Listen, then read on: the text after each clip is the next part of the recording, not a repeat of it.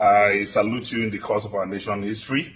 I am here today to emphasize that Bola Ahmed Tinubu cannot be our president. And I also want to call on the judiciary that the judiciary cannot create a president for the Federal Republic of Nigeria. A president will only be created by democratic due process through electioneering processes. And anyone voted for popular votes in this country will be the president of this country. Never will we allow the judiciary to create a president for the Federal Republic of Nigeria. And a drug baron, a certified drug baron, cannot be the president of the Federal Republic of Nigeria. And I'm using this opportunity to call on President Muhammadu Buhari, who in 1985 sentenced his government, actually, sentenced 3 people to death, and they were indeed executed. They were indeed murdered. 3 drug barons arrested during his regime in 1985 were summarily executed. They were killed by that government. So a man who executed drug barons and drug traffickers under his watch in 1985 will now, on May 29, hand over the Federal Republic of Nigeria to a drug baron. It is time for Buhari to think, it is time for the Nigerian judiciary to think that a certified drug baron who has been indicted and money was deducted from his account to the tune of over $400,000. You can calculate that in Naira today. Will want to say he wants to be the president of the Federal Republic of Nigeria. No! An Escobar Pablo cannot be the president of the Federal Republic of Nigeria. We say no to it, and we'll continue to agitate, we'll continue to ask questions, we'll continue to protest, we'll continue to agitate within legal means to prove a point that, a drug baron cannot be the president of the Federal Republic of Nigeria. And the battle to salvage this country from economic cankerworms and financial scavengers, this battle to make sure that Nigeria is not declared as the drug capital of the world. Already we are the poverty capital of the world. The battle to get that done is a battle of no retreat, no surrender. We will survive. All right. Thank you very much, my people. That is Dino Melaye right there. Yes. Thank you for your time with us. I appreciate every one of you. Okay, I would like us to quickly move on now. You know, we have this man was driving and he saw the protesters and came out of his car and started saying this. Let's quickly watch this. Yeah. Let's go. Yeah. Tinubu cannot be Let's go. Yeah. Tinubu cannot be Tinubu, I said, take my picture. Yes, sir. Tinubu cannot be a president in this country. Yeah.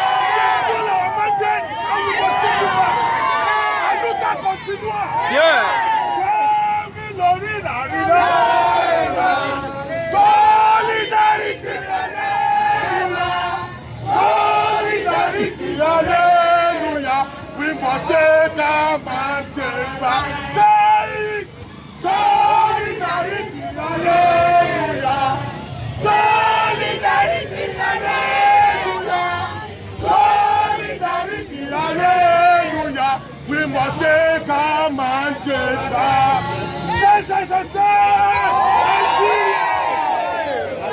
Move on, carry on. Let's do the bastard. All right, that's a very funny one.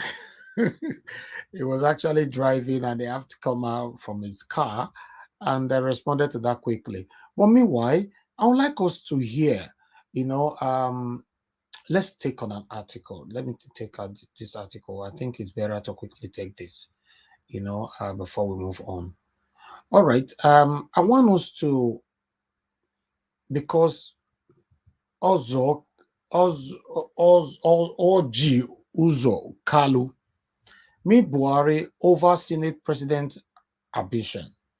Information is also going in the different platform as well. The same also, his name is, I don't know how to pronounce his name.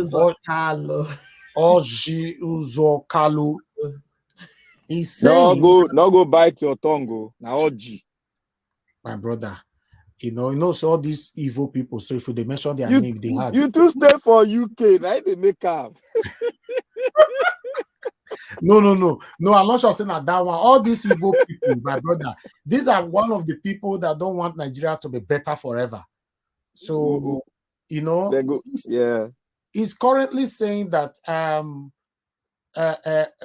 Ndigbo should hold Peter Obi responsible if he did not emerge as the next Senate president of the Federal Republic of Nigeria. So he urged Peter Obi to withdraw his court case now for him to have the chance to be the Senate president. You see? So these are the people. And remember, the same Ozo Uji Kalu, Ozo Oji, don't worry, when I not talk again, I go get this right. Oji Uzo Kalu, Ozo Uji Kalu. Just call him Kalu, I beg, no bite your tongue. Okay, Kalu. Okay, I will just say Kalu. Okay, fine. Okay, let's start from how it started before. Remember this: no Igbo man can win presidency in 2023. Kalu writes off Peter Obi completely. I don't want to read that one. I'm just bringing the headlines. Now waiting right that time. Then he came back by saying this: Igbo shouldn't waste votes on Peter Obi. He has no structure to win 2023 presidency. Kalu, now I talk that one. This one is September 2022. Why the first one? Why I break the okay, the date. I don't think the date. I did not screenshot the date there. The same time, 2022 as well. So now he's saying here that you know, Igbo must hold Peter Obi responsible if he loses a bid to become the next Senate president. For year, Kalu informed Buhari of intention to run for Senate president. Okay, let's read on this one. Let me quickly go here. 1 minute, my people. Okay, amidst the internal lobbying for the next leadership of the upper and lower chambers of the 10th National Assembly, Senator Oji Kalu on Tuesday informed the President, Major General Muhammadu Buhari, retired, of his intention to run for Senate presidency. Kalu disclosed this to the State House correspondent shortly after meeting with Buhari in his office at the Aso Rock Villa. He said he was open to vying for the Senate presidency if the All Progressive Congress would zone the office to the southeast. Kalu, who is the current Senate Chief Whip representing Abia North District, argued that zoning the office to the southeast would ensure the stability of the incoming administration. He went on, according to him, although the APC did not garner considerable vote from the region, zoning the Senate presidency to the region would bring peace to the country. The lawmaker argued that the Southeast contributed much more to Nigeria than just vote for APC. Kalu added that he presented his certificate of return to the president while appreciating him for his support towards the people of Abia North. He said, I was received this afternoon by President Muhammadu Buhari, GCFRO, in the State House. It was an honor to present my certificate of return to Mr. President and to thank him for the attention he gave Abia North Senatorial District in the last 3 years. Unquote. I continue. I also intimated my president of my intention, Mr. President, of my intention to run for the office of the Senate President in the 10th National Assembly. Kalu had last week, Tuesday, told the All Progressive Congress and the President-elect Asiwaju Bola Tinubu to zone the Senate presidency to his village in Igbere, in Abia North Senatorial District, Abia State, to prevent any other lawmaker from contesting against him. Exactly a week ago, Kalu openly declared his intention to contest for the Senate presidency in the 10th National Assembly if the party zoned the position to Southeast. He said, if they want to zone, they should zone it to my village so nobody would contest it against me. I don't even want them to zone it to the South. The party should zone it to Igbere in my ward because I'm the only senator from there. You can manufacture another senator from another local government from another place, Abia. I would like the party to zone it to me. It is my turn now. Okay, that's what the article is saying right there. Why we have another article here from Sahara Reporter, who is saying different thing as well. So in all, I would like us to stick with the headline, what we have there. What draw my attention to this to even talk about it is because he's saying that the Igbo should hold Peter Obi responsible if he did not succeed as the Senate president, because he wants Peter Obi to withdraw right now. Meanwhile, let us quickly move on now to Tinubu. Yes, Bola Ahmed Tinubu, as we speak. Okay, I think I'll bring this. Let me bring this to the screen. Let me see if they have so much of that here. Okay, it's not too much. Let me just bring this on screen so that we can read together. Please bear with me so that we can do this together. 1 minute, guys. Please continue to share and like, my people. Do your part by liking. Our visibility today is extremely low for a reason I don't know. Yeah, it happens like that sometimes, but just help us to like and share so that we can hit more visibility. All right. I'm bringing this here. Trust me, I'm multitasking now. There's a lot here. Okay. 1 minute, my people. I'm trying to take off all this rubbish here. I don't really like them. Okay. All right. You can see Tinubu cancels 71 birthdays, 71st birthday celebration. Okay. We're going to see the reason, we could read the reason together.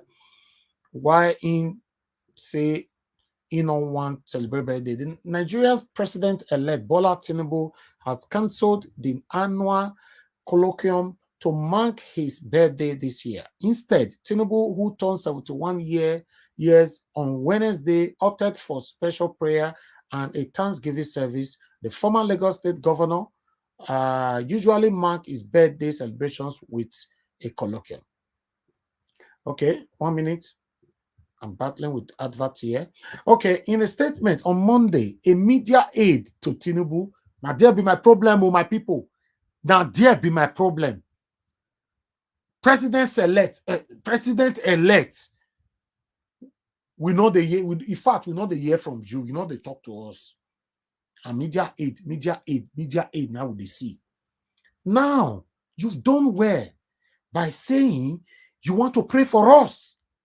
That's fine. Thank you. We appreciate this. You want to pray for us. But at the moment, who is praying for us? You are not going to celebrate your birthday because you prefer to use your birthday to pray for Nigeria for peace to reign, right? Now, make una listen to where the prayer is coming from. They say that for Tinubu, we not see Tinubu. As we speak so much, where is Bola Ahmed Tinubu? APC people, now they watch me now. Where una candidates? Where una president? Make una tell us. Yes, we are not praying for anybody to die here. We are not praying for anybody to be sick. We want him. We want to see him. He must be there for this whole case. Make it see as it take go. We not see him. He's already, because of my mouth now go, all this, But make they move on, they go. Yes. May somebody can tell me for where I stopped just now. Okay, in a statement on Monday, a media aide to Tinubu, Tunde Rahman, noted that prayers would be held in Lagos and other parts of the country. The special prayers would be held at the central mosque in each of the 5 divisions in the state. Unquote. Also to receive prayers among others are President Muhammadu Buhari and First Lady Aisha Buhari, President-elect Tinubu and his wife, Senator Oluomo Tinubu, Vice President-elect Senator Kashim Shettima and Aja Nana Shettima, Governor Babajide Sanwo-Olu and other state governors, as well as members of the national and state houses of assembly, the state read in part. Okay. Now say you're rich. Now so they talk and rich. In case you don't understand, this thing one they read for here. Bola Ahmed Tinubu cancel my quota for now. He cancel birthday. He say you want to pray for us. Then we come to this paragraph. Where the matter start from? Now be he aid. See him, make a alert him. He aid. Now they talk to us. So say yes. He go cancel and make it pray for Nigerians. Now, come see people who go there inside where they go pray. My mention that. My go find the come. See people. Hey God, this country don't finish. See people who want to decide where they want to pray. My mention their name again. Buhari. Tinubu, Aisha Tinubu, Kashim Chetima, and Kashim Chetima wife, Babajide Sawolu, and the other APC people. That's why I talk about done. At the moment now, we don't know where Tinubu dey. Maybe not be our right to ask. We know say all these APC supporters, many of them, they are very, very, I don't know what I want to call them. If you ask now, they'll say it not concern you.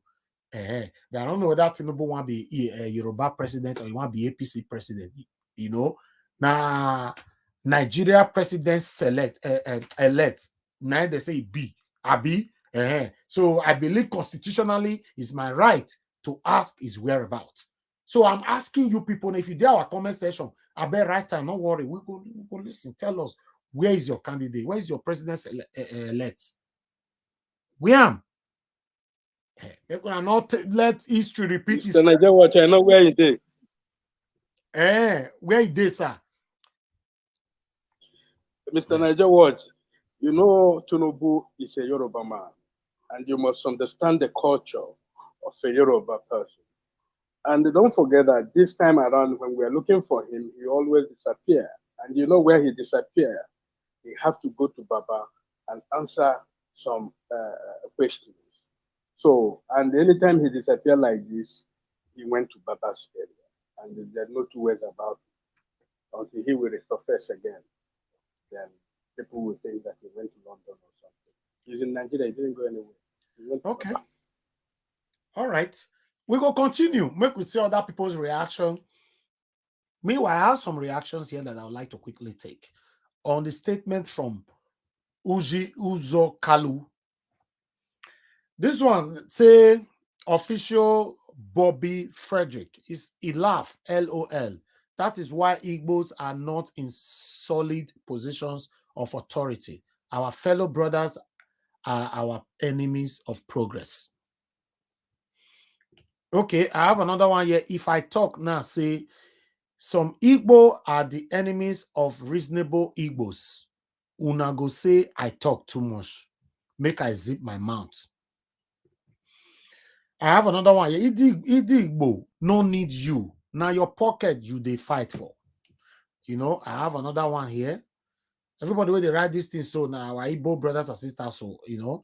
This one say you are all complaining of this man's selfish interest, but don't we all know this kind of thing is peculiar to Igbo generally? Selfishness is in your DNA. You all will sell your mothers for pot of porridge. This is just one example. Okay. We have another one here. Oji, you are a, they say na man, you know, I live on there. No doubt, I have never seen a man so selfish and heartless just because of your own personal interest. You don't even give an F. Please mute yourself. My brother, Yes, sir. Niger Watch, I beg. I don't take word from your mouth, but you know there are certain comments that don't need to be, repeated here. I'm not Igbo, but the thing is, the truth is this. Why not? The last person who said something about that, it will generate into a tribal thing. So let's just, Why not? let's stick to But kind of in like our let's rise stick and to channels, a positive sir, in comment, our rise please. and channels, they read They even read it. worse Why comment not? than this. I know, but my brother, like I said, Why we are can't we say it how we it are is? asking we are asking for peace But So that what person, happened when I'm reading the comments? People commenting my brother. that. Okay, Hold on, let sir. me You let me hold on, take hold on, let me hold take on, let sir. me take this. Hold Let me take. on, you hold on, hold on, hold Nigel, on, sir. can I say Hold something? on now, hold on. I want to ask you a question. What happened when I'm reading a comment, a terrible comment people commented about my own person from my state, Oshomole, and Obaseki? I'm not talking about. Somebody commented here just a couple of days ago that my own governor is allegedly a gay. And it was read. Niger Watch. What I'm saying is, let us not read comments that are general. Right on. The last, Don't listen to this kind the stuff. last No, two it ones that doesn't you matter. read, Sir. you don't generalize that some people are selfish. Doesn't mean that everybody Don't in tell him what to Igbo are do. selfish. No, but sir, we cannot be bypassing the truth. Let's say Yes, it how it you have to is. say it as it is. If I have to copy it to be beautiful for you, then we might not have anything to talk That is about. fake life. Okay. Would you like to see where they wrote, "Oh, all Nigerians are drug barons"? Would you Let like Why it to see not? be. that? Why not? Let it be. Listen, Why not? I listen, rest my 3 case. I Nigerians rest were my case. executed. listen, My brother, you are listen. I rest talking my as case. if Nigeria is at peace. Which peace should they find? When people are there to cause war every time. I Every don't 4 years, understand. you come out, they fight you, Fake, they break your head, they carry fake you go life. and throw it to the lagoon. How many times you go sleep, Excuse me. you don't go wake up, talk? What are you See, talking? Fake life. You Now you taking want. people's right out of their hands? listen. What they want to say? Okay, let If me you, hear from. Talking if, about any Let me peace, hear. if, any if, garden if, peace. Hold on, What peace do please. you want? Hold on. Let me excuse me, hear from excuse me. CM. See, CM, go ahead. let me say one thing. The fact that you read a comment, it is for you. There are certain comments you believe, it will say a lot about your level of development. Things like this, when you read it, you should know. You can't come and tell me that the entire any ethnic group has one character. You self saying it, I will look upon you as a fool. So leave it. It is in order for him to read out all those things. It is for us, you reading it, to make sense of Yes. it. You know that this person is really stupid because you know it. Even if you criticize, you write something bad about Oshimole and you use it to tie his entire ethnic group. Me, if I read them, I go know the person where do and self, where write the thing. Na real mumu. If So it anybody wants doesn't to mean correct me, that is the thing. here, please, whenever we read comment about anybody from my state, also correct me, then we take it from there. Because we are neutral here. We say it how it is here. Exactly. I don't Elvis, care where you're from. Elvis, you are authentic. You are authentic. Let you be like that. Don't listen to no story. Do your we job. just That's it. we just say it how it is. We don't need All fake right, let life me here. move on, please. Thank you, my people. Thank you. All right. Let me quickly continue with this one. Oji, you are okay. He put man for there. No doubt, I have never seen a man so selfish and heartless just because of your own person interest. You don't even give an F about your own people or even Nigeria at large. You be better color this blah blah blah blah blah. Okay, let's move on. Let me move on to the other one. We have another one here from Chooks. He said, we the Igbos don't even want you to assist Senate President if there's anything like that. We have another one here from It's Kizzy. He said, for your own personal interest, you want to drag a whole Ndigbo to it. Amadioha. Okay, you dear. Okay. All right. I have another one right here saying, imagine this thief, this ex-convict. How would you expect Nigeria to grow with this bunch of crooks in power, for Christ's sake? So pathetic. Why we have this one from Legendary. He said, tell Oluomo-Lagos, that first name we call her there, and I go jump down on that, since he said Igbo needs to build bridges and not seeking for Peter Obi's presidency. He needs to continue building bridges and forget about Senate president, as it is not time yet for him to become the Senate president. Then that last word, I'm not going to use them as well. Then here, he said, let me save my thunder until I'm sure you utter this. Okay. Now, see, I'm the moment I read down, or can I they jump some words, you know? All right. This one, okay, I not feel pronounce the name. Okay, it's a criminal. You have been in power for more than 20 years. Allow another person to rule. God forbid. Okay, that is the reactions from Nigerians right there. But meanwhile, I would like us to extensively go on by listening to what Arise have to say about this. Thank you. Good morning to you, viewers. Let's begin what's trending. Nigeria's president-elect, Bola Ahmed Tinubu, has called off the colloquium to mark his 71st birthday, which was set to hold tomorrow, March 29th, and has instead opted for special prayers and a Thanksgiving service. Tinubu's media aide, Tunde Rahman, who made the announcement, said the president-elect decided to cancel the annual event, which falls within the holy month of Ramadan, to seek for God's guidance for himself and the country as he prepares the reins of leadership. It will not be the first time Tinubu has cancelled his colloquium. In 2022, celebrations were cancelled following an attack on the Kaduna-Abuja train. I know you remember that attack, yes. And we praised Tinubu when he cancelled the celebrations. I mean, it actually started, I believe we have videos of that celebration, and he cancelled it at that time. But, today people are reacting because of stories that have been circulating that Tinubu is not in the country. And, some people have said whether he's gone on sick leave or not. I will take a tweet from Bankole, who wrote, "The hidden truth here might be the fact that Tinubu wouldn't be available for the colloquium as he's probably away on sick leave. It's not even smart to try to deceive Nigerians into believing that he's not celebrating his birthday because he wants Nigeria to be prayed for." Rufai. So to a large extent, yeah, there's a role for prayer in every society. And by the way, happy birthday to the president-elect. Tomorrow. He says he's going to be 71. The truth is, there's a role for prayers in every society. And I don't have problems with prayers, all right? So if the president-elect says he wants his birthday to be used to pray for the country, yes, that's his decision. Also, since he's president-elect now, Nigerians also have a right to know what's going on with him. Because the stories have been making the rounds that he's out of the country. Is he on sick leave or is he just going to rest? All right? Nigerians also have a right to know what's going on with him. Because when you look at it, we must be able to hold our leaders accountable.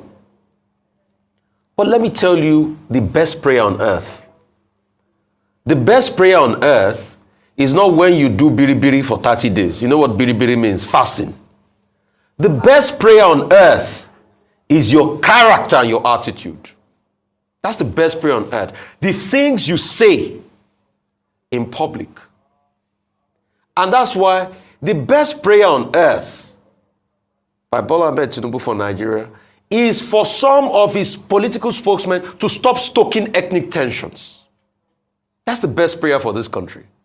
The best prayer for this country is also calling on supporters of other political parties that might feel disgruntled to stop stoking political and ethnic tensions. Yorubas have a saying. You look at it before it comes to you. The truth is, for the people stoking ethnic tensions, if this country goes over, we'll all face the consequences. And this is the time for us to cool down. We must be respectful of one another.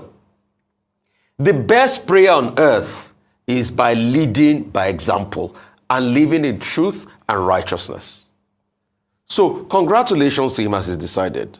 No matter how much you pray, if people's character doesn't change, nothing will happen. It will just be an exercise in futility. And let me tell you something. It is not because Nigeria is short of prayers. We pray so much in this country. In fact, we pray too much. But the problem with Nigeria today is because people are not just willing to change their character because it favors them. And let's be careful. So happy birthday once again. Accountability is the order of the day. There is a need for prayer in the country. But the best prayer on earth is change of character. The Yorubas have a saying, Iwa lesin. You know what it means? Character is religion. All right, Dr. Vati, before I come to you, on Monday, a group within the All Progressives Congress called the Concerned Patriots in Defense of Democracy trooped out in their numbers as they marked the beginning of what they described as a countdown to May 29th, when President-elect Bola Ahmed Tinubu will be sworn into office. The APC supporters gathered in Abuja, stating that they will continue to gather for 63 days in the lead-up to Tinubu's swearing-in ceremony. In the same vein, a group known as the Natives took to the streets of Abuja to protest against the calls for the cancellation of Tinubu's inauguration, noting that no mandate was stolen. This is as the Inspector General of Police, Usman Alkali Baba, on Monday announced that the force will not tolerate any post-election incitement that will threaten nation security. I am here to tell Nigeria that we need peace in our country. We win fair and fair election. I don't know why they are making noise. We win fair and fair election. Look at this person that is coming to speak.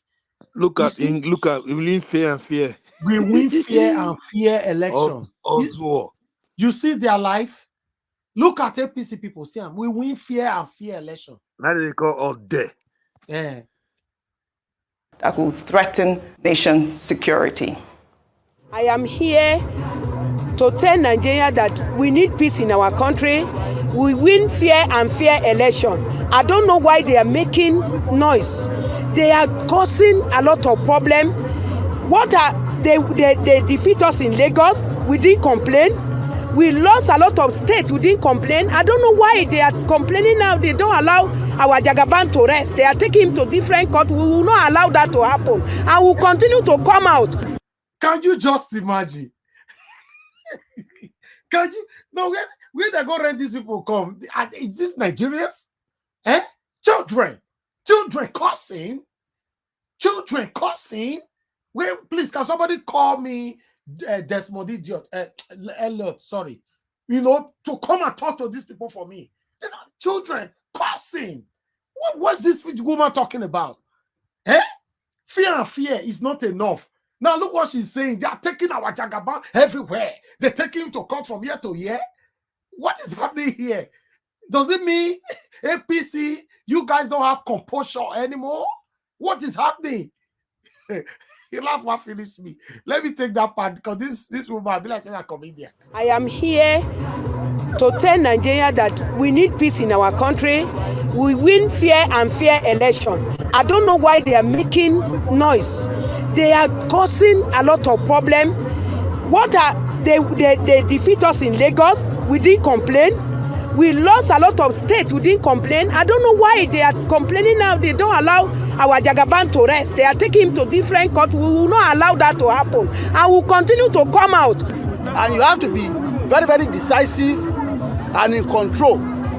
I beg my people, make una no verse. I beg. I want to hear where this guy, what it be his name? Desmond, I want to call her, where he say children cursing. I beg make Desmond Idiot. I beg make we What I can say is, hoped this. They are the social influence. I'm a product of godfatherism. Mr. Speaker, we need to address certain things. The Nigerian youth, the social media, the social influencers. When I went through the comments, I could not believe it, Mr. Speaker. The curses, the abuses from children. And I ask myself, is this Nigeria? What is going on? Children cursing. You know, say be like say get one medicine where they give them if you don't become politician. So they'll call the okay. All right, let's move on. Let's move back to that children, because I'm beginning to ask myself if she's really from Nigeria. So let's listen. Thank God. Let's say today goes sweet too. That we need peace in our country. We win fair and fair election. I don't know why they are making noise. They are causing a lot of problem. They defeat us in Lagos. We didn't complain. We lost a lot of states who didn't complain. I don't know why they are complaining now. They don't allow our Jagaban to rest. They are taking him to different court. We will not allow that to happen. And will continue to come out. And you have to be very, very decisive and in control of your destiny in Nigeria. People like Dino Melaye, people like Ahmed Dati, Peter Obi, where were they when we were fighting for democracy in Nigeria? They ran away, or they were making money from Bangladesh government. So now, it cannot be a repeat of June 12. But this one now is gone beyond June 12. We won the election. Obasanjo should be very, very careful. I don't know what Obasanjo should be careful. No. Wait. Why is our rice people laughing now? Because we are serious here. We don't laugh for here. You know, if you see our comment section, nobody's laughing. Because they are all jokers, Elvis. And why they call they laugh? Yeah, because it's jokers, those people. I hope you guys can hear me today. Yeah, we can hear you, mother. Yes, thank God, finally. No. Mr. Elvis, is this enough funny to you? Me, I'm laughing here. Like the whole thing sounds so. No. Like I don't understand. Everybody's laughing. Even our rice people is laughing. It's funny now. How do you expect full-grown human beings to be behaving like this? This is a comedy now. It's funny. They are taking our Jagaba from one court to that. We will not allow that. That one, the hungry side chick. No mind now. No, the hungry side chick. Leave her. Good. Let's listen. Obasanjo should be very, very careful. I don't know what Obasanjo should be careful of. But this group says they will gather in Abuja for 63 days. Well, you know, as we talked about yesterday when the police banned protests in Nasarawa, we hope that it will be peaceful because the Inspector General of Police has said that they will not tolerate any type of incitement. Dr. Abati. Every one of you, please help us to share this broadcast, like the broadcast, let others know that we are right here. Like I stated before, our visibility today is low. It happens like this sometimes. We currently have 792 people watching us across. Is minimum, but that's fine. Let's continue to do our part by pressing on the like button. Currently, we have 200 likes. It's still not good enough. Can we have more likes? 206 likes. Can you press more on it? Please, 210 is right there now. 212. Thank you very much. Continue to press your like button. Press it. Let's take it to 300. 213. Let's take it to 300. Press the like, the thumbs up. Press it. Thank you very much, my people. God bless you all. Okay, while we are waiting to hit more, let us quickly hear from more people here. Okay, the first person with us today is CM. This one never happened before. What did they happen? CM is the first person with us today. Miracle. That means we go win this court for court. We go now. Peter Obi go win them. The people are back. Amen. I claim it. Back. Amen. So, I claim it. Amen. Yes, so good evening to you, sir. You know, thanks for joining us. Good evening, everybody. Welcome to talk to us. Welcome to the usual roundtable, the arena. All the lineup are good, so we are good to go. Actually, what I need to say, you see, this.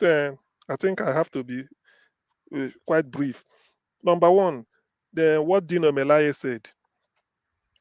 What he said is he sort of re-echoing or sort of amplifying what is the language of on the street.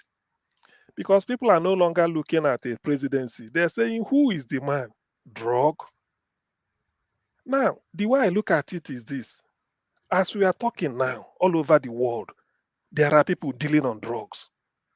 Nobody can dispute that. From Colombia to Brazil, the whole of South America, even in US, UK, Europe, Southeast Asia, Pakistan, India, Bangladesh, Australia, name it, Japan, Taiwan, China. People are dealing on drugs and they read barons. Some have even aircraft that they use to convey it from one distance to the other. For up to Cape of Good Hope from Brazil, you move it to Cape Town through ship, anything. These are barons. They are multi-billionaire. In fact, it's $1 trillion industry. We know. You can read the books. Time Magazine wrote a piece on it called South American Bloody Business. But the thing I want people to sort of, to contradict me on, have you ever had any of those barons raising their hand up that they want to be president of their country? Never. So why should Nigeria, why Why must our Nigerian equivalent of Pablo Escobar wanting to be president? Pablo Escobar never wanted to be president of Colombia. All he Escobar had tried it too. Escobar tried it, but they put it down. okay, well, okay, probably okay. Well, he knew he wasn't really known the result. Forget about that. They are doing a lot of things. So in this case, why a lot of people are doing drugs all over the world, but all of them they have to enjoy their billions. You know, posh lifestyle, yacht everywhere, travel the world. But presidency of their country, prime minister, no way. So why is our own different? Eh? Our Badoma should quietly enjoy his this thing. Even he's celebrating 71 years. People have forgotten that he did a 69th birthday either in 2012. Now he's doing a 71 years in 2023. You know, all these things is something like when you hear this type of thing, you start to marvel. So That man the was 69 guy, for like 5 years. For 5 years, Tinubu was huh? 69. Tinubu was 69 When, for 5 years. so, so every so year when he did 69 years. 70 last year, somebody was like, finally, he has done 70. So this year, you know, even right from the name 69 for fraud, 5 years. 69 for 5 years. right from the name fraud, the school you attended fraud, primary school fraud, secondary fraud, you everything all your life, even the drug safe, you are still involved in it. You consume it more than you export. So what are we talking about? I don't know why they are pushing the man around. So it can't work. What Dino Melai is saying, I agree with him. Pablo Escobar can never be our president. They know it. There's nowhere in the world they say law is based on precedent. So if a judge is to tell him, he say, look, we can't cite any case where a drug baron later become a president of a country. So we can't start it with Nigeria. It's as simple as that. Let him just quietly go home. It's even a shame that when they mention the presidential candidate of a country or whatever, they are mentioning drug. I was on one platform, I don't know. Somebody said maybe those of you living in Germany, he said the leading newspaper in Germany, almost number one, published it that Nigerians elected a drug baron to be their president. Can you imagine that? In far away Germany. And you can imagine news analysis. So it's a national shame. We shouldn't contemplate that. Then on the issue of Oluomo-Lagos Kalu and his ambition, you know, sometimes. Anyway, Niger Watch, you know, they say in journalism or this thing, you have to present balanced opinion, the good, the bad, the ugly as it comes. So if you are selective, they say, otherwise, this man, OUK, in short, in brief, Oluomo-Lagos Kalu, he's a nobody. These are twat of the Igbo race. These are twat. These are nobody. I've mentioned it. All these things they are doing, all this rubbish. These are just they are okay. Look at where Ekweremadu is. Eh? All these are the people that are bringing bad name to the Igbo civilization.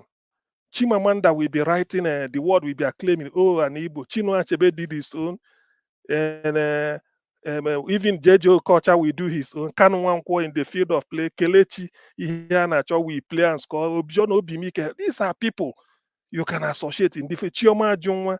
Now you mention Orji Kalu. I say, they all the same ethnic group. These are the outcasts. Oh, he knows what he's saying. Just what they are trying to avoid is to go to jail. He has been buying his way since 2007. He left Abia State Government House. Stole then the 1 billion was billion, about 7 point something. I mean, this about 7 billion in 8 years or something like that. You see, before the FCC, he just keep doing all this, and all this is just doing it a waste of time. Or Jose Carlo to become Senate president, I beg, give me a break. So all this is just a waste of time. In fact, all this, you know, the thing is that when they want to tell lies, they say, hey, the Igbo. It's only his nuclear family, his wife and children, that where he commands respect. I've been honest with you. For the everybody want to talk, he said, which Igbo? The Igbo to which I belong. We are called Ojikalo a respect. Who is he? Ever since Peter Obi appeared on the scene, that is what is giving people hope everywhere, not just in Igbo land, all over Nigeria. So who is Oluomo-Lagos Kalu to maybe mentioned in the same bracket with Peter Obi? So what he's doing is just a waste of time. Maybe he's just playing to the gallery just to maybe for the how many months now he has now appeared on the headline. So he want to say this so that people to see whether people will discuss him. I pity those that will always associate characters like this with Igbo civilization. It's like what Tinubu is doing. I know among the Yoruba, real or Moluabi, they don't recognize Tinubu. It's as I can say that because I studied with Yorubas. I attended the same schools with them, so I know how they are, how they value education. Not to talk of somebody. How can Tinubu be a leader in Yoruba land when Awolowo gave them free education since 1952 and Tinubu is assembling Agberu in 2023? How can the two compare? They cannot. So that Orji Kalu is the equivalent of Tinubu in Igbo land. So we don't recognize this. All he's trying to do is just to force himself on the public narrative. It won't work, and he knows it. Even the Senate president, in fact, Obi coming in, the idea that Obi is coming in is to retire people like this because they will just get into irrelevance. Nobody recognizes them. Okay, tomorrow, no, Okorocha will say, this Senate presidency, if I had got, you will see him, he will be on the news. Then journalists will go and with their microphone chasing him. What can you say? What can you say about this? They make them feel big. They are big, they are nothing. Nobody recognizes them, as far as I know. Even in Okorocha is just hiding because they all stole money. Okorocha stole Imo State blind. The same thing with Ojo Zokala and Diabia. Can you then imagine when a Labour Party man, Alex Oti, was announced as the winner? Look at Abia State. It's like they're already looking at that Alex Oti as the P2B of Abia State. And the guy said that he will copy P2B's model, the way P2B handled Anambra finances and the resources. So where is all this Ojo Zokalo? Is the mess they created since in Abia. That is what is there. So please, let's not lose sleep over such people. It's just that we have to mention them because, just like as you Shakespeare said in As You Like It, I can't remember the character. He said, "God has made her, so let's take her for a woman." So God has made Ojo Zokalo and Igbo. So well, let's just pass him as one of the Igbo people. But ordinarily, he's nothing. So people should not be discussing him unless you want to cite him as an example of how not to be, what Igbo man shouldn't be. Now, where is Tinubu's the questions? Where is Tinubu president-elect? You know, this man, he didn't want to attend the debate whereby Peter Obi, Atiku, Tinubu, and maybe Showore and the rest will be on the podium answering questions. They hid him from the public view. All he does is to go to Chatham House and distribute questions, attend the open debate with all the journalists in Nigeria. He refused. Now immediately they announced him in the midnight. You know, this midnight business. You know, people that do this prince and princesses of darknesses. Be careful how you relate with them. The moment they announced him very late in the midnight, 4 a.m. president-elect. Since then, he's no longer in public view. You don't see him. People will just be talking. Before the election proper, there were presidential spokesperson everywhere shouting. Now they've gotten their wish, according to them. Is president? Why not? Can't he now come out? See him on the street talking to people the way Peter B is doing.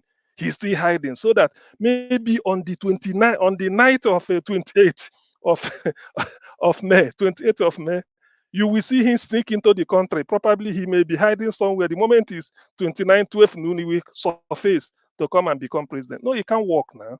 It can't work.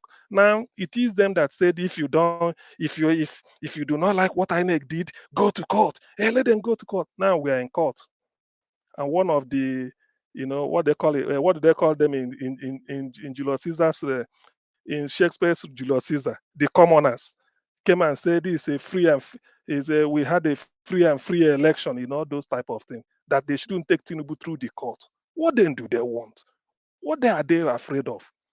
You told us to go to court. Peter Obi said nobody should, calm the country down. Nobody should do anything. We are going through the court where we prove it in court. And now they're afraid. Just because he served them the summons, people read through the charges and found out that there's no case. Tinubu, there's no way. Under a free and fair judiciary, there's no way. Olisa Abakoba, former president of Nigerian Bar Association, said it. He said, if not the fact that the judiciary has gone bananas, by that he meant that somebody who did not pick a form to contest a Senate seat, but picked a form to contest presidential slot, lost in the presidential slot, only to come back and Senate confirmed him as a a winner of a senatorial election. Olisa Abokoba was shocked. He said, in those days, you see judges, you fear before you even hear what they said. But now look at them. So he said, because of that, he's having his doubt. Otherwise, he said, the case is very, very clear, even before the world. So we know it, and that is what is panic. They're making APC camp to panic. All these things they are doing, it won't work. We will meet them in court. The case will be settled, and then arrest will be made, because all these things, they won't go scot-free. And mind you, I watched a short video clip, though it's in Igbo language, when Peter B visited in Austin.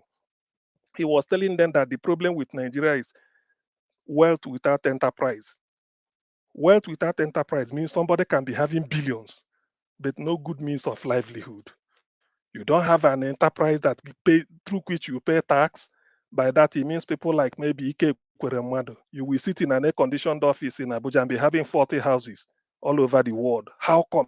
Even as expensive as Dubai is, Kweremadu has 9 houses. Has 9 houses there. What is he doing? Nothing. But you see somebody who set up a small pure water business somewhere in one rural area. From year to year, he's struggling to maintain one car or one pickup he uses to distribute the pure water, employing about 15 people. Yet he can never call himself a millionaire because there's no money. Innocent cannot afford to buy 5 houses in Dubai. No way. Even one self, it may be difficult because every 4 weeks he's crashing his head. I have to pay salary to thousands of people. I have to buy spare parts. I have to maintain this. And these are people that are really contributing to the economy through their taxes and the employment they create. Yet, those politicians that are sitting in air-conditioned office at their own expense will become billionaires and be flying first class and the business class all over the world. P2B said that is what is going to change. That henceforth there must be there must be wealth there must be enterprise that will give you wealth. So this is exactly the situation we are now. Now, let me end with what Bode George said. Bode George himself, because I learn from the man whenever he's talking, because although he still is old, but his brain is very sharp. Imagine quoting some principles in physics. That is Newton's laws of motion number 3. To every action, there is equal and opposite reaction, and then still at that age. So what we are trying to say is that such people, they are disappointed. You can see disappointment all over the man's face. They know everything is rigged. In fact, he's not happy. But why did we get to this level? Bringing Bola, Tinubu, nothing. You can't go through his past. Nothing is ever true. The only thing that that you can associate with him that is real is if at 8 o'clock in the morning you see Bola Tinubu saying good morning, then you can say, oh yeah, Nigerian time is 8 o'clock, so he's free. Otherwise, his name, his background, nothing. And he's running away. So how can such a man, even his health status, everything is hidden. So that is the frustration that Bode George is facing. They do not like it. And moreover, he's claiming a Lagosian, like he said. They have Omo Eko Pataki, that is the real indigenous or something like that. People that will decide where are we really heading, because everything is in Bola Tinubu's hand.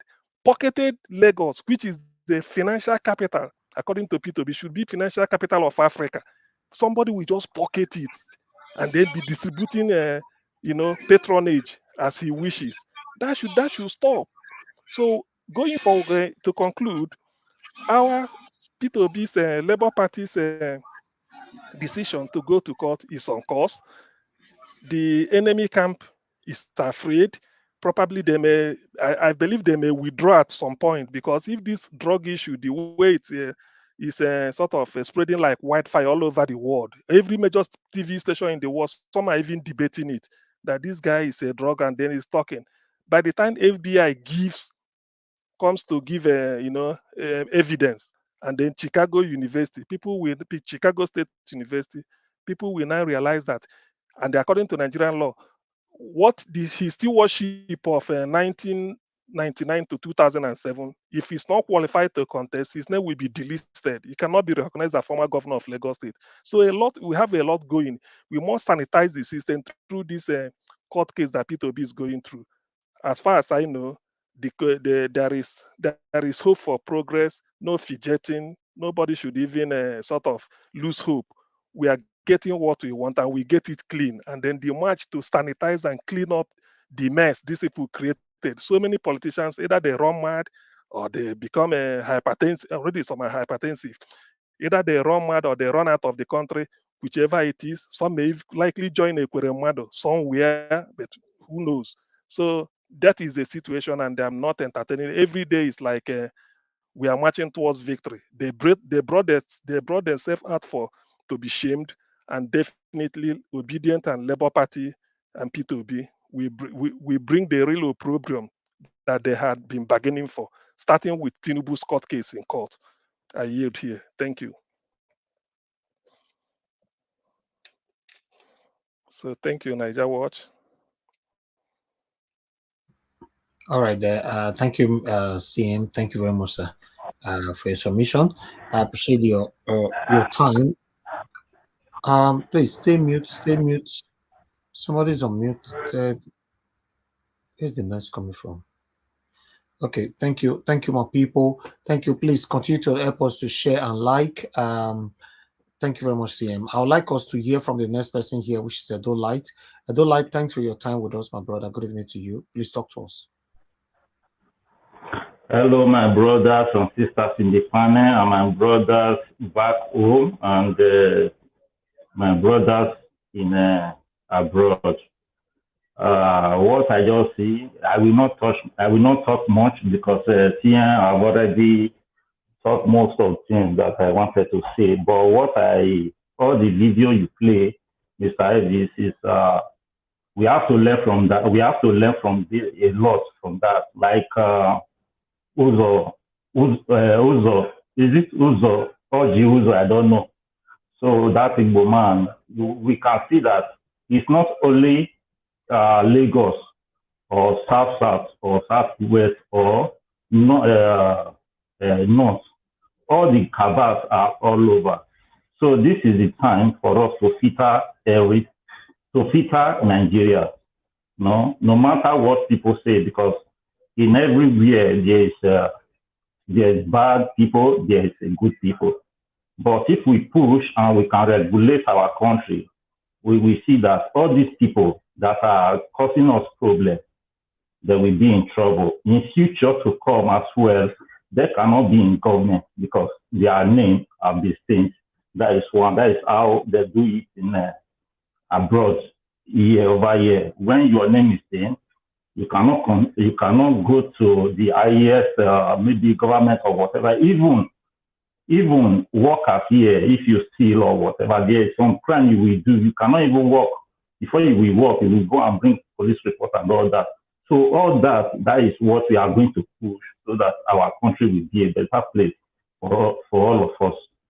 Having said that, that is aside. So everybody that is doing good right from now, those people that are in Labour Party, that are Senate, governor, or whatever, this is the time. You people should be doing what you're supposed to do to give what the citizen really wants for them, because what we are saying now is going to go a long way. So for the Ahmed Tinubu, for Ahmed, because he's not my president, so he's just a citizen like me, I have to say that. For praying for Nigeria, I don't think good Nigerians can accept that prayer, because even God himself. But do you even know where the prayer is coming from? Where is the prayer coming from? That is what I'm saying. Yeah, that is what I'm saying. Even though if it's coming from him or his sent, you understand, they are group, so we know that they are the same. They are in the same house. Whatever coming out from APC, whether it's Tinubu that said it or not Tinubu, it's Tinubu, because they are in the same house, the same umbrella. So we gather all of them as one. You understand? That is where I'm coming from. But having said that, the prayer that Tinubu pray, God hear all prayer, but God does not answer all prayer. You understand? So if Nigeria accept that prayer, that means we are in doom. Why? Because we didn't elect Tinubu. Is a citizen, I still say it. Despite that maybe he have money, he does not have money.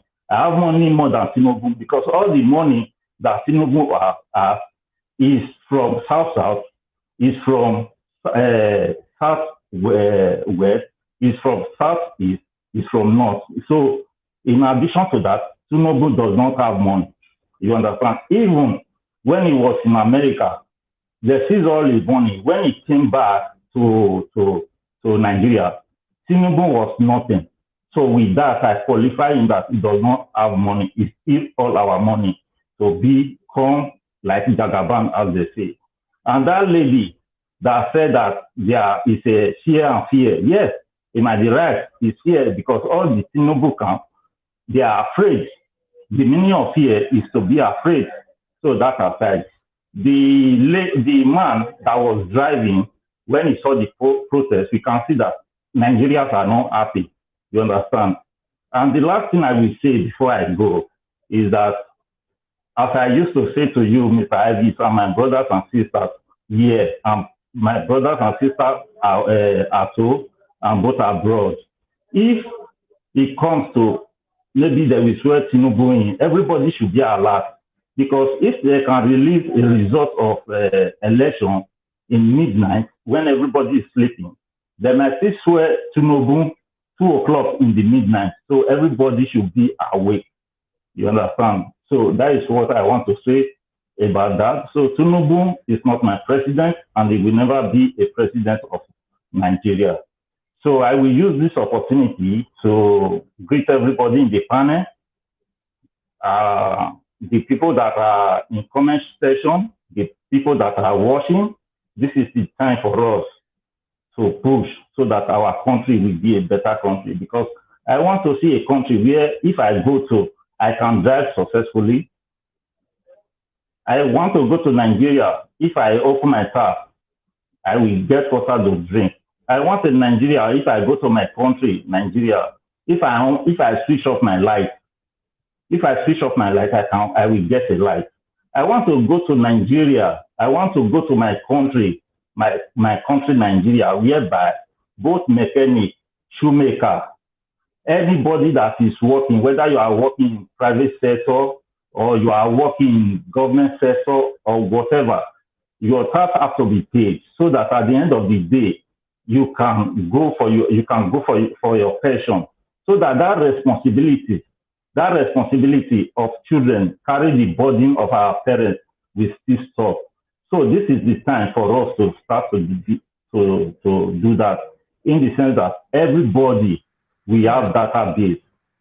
You understand? And any child that is giving birth to today, we have is what is it called? A serial number at the end of the day. Because if to say we have all those kind of things, Tinubu cannot say that it was 2011. He is 69 years old. Now we are in 2023. Now he's 23 years old, of which we can see where that is coming from. If we have all those things in place, I don't know. I don't think corruption. But all these things can only start from one place.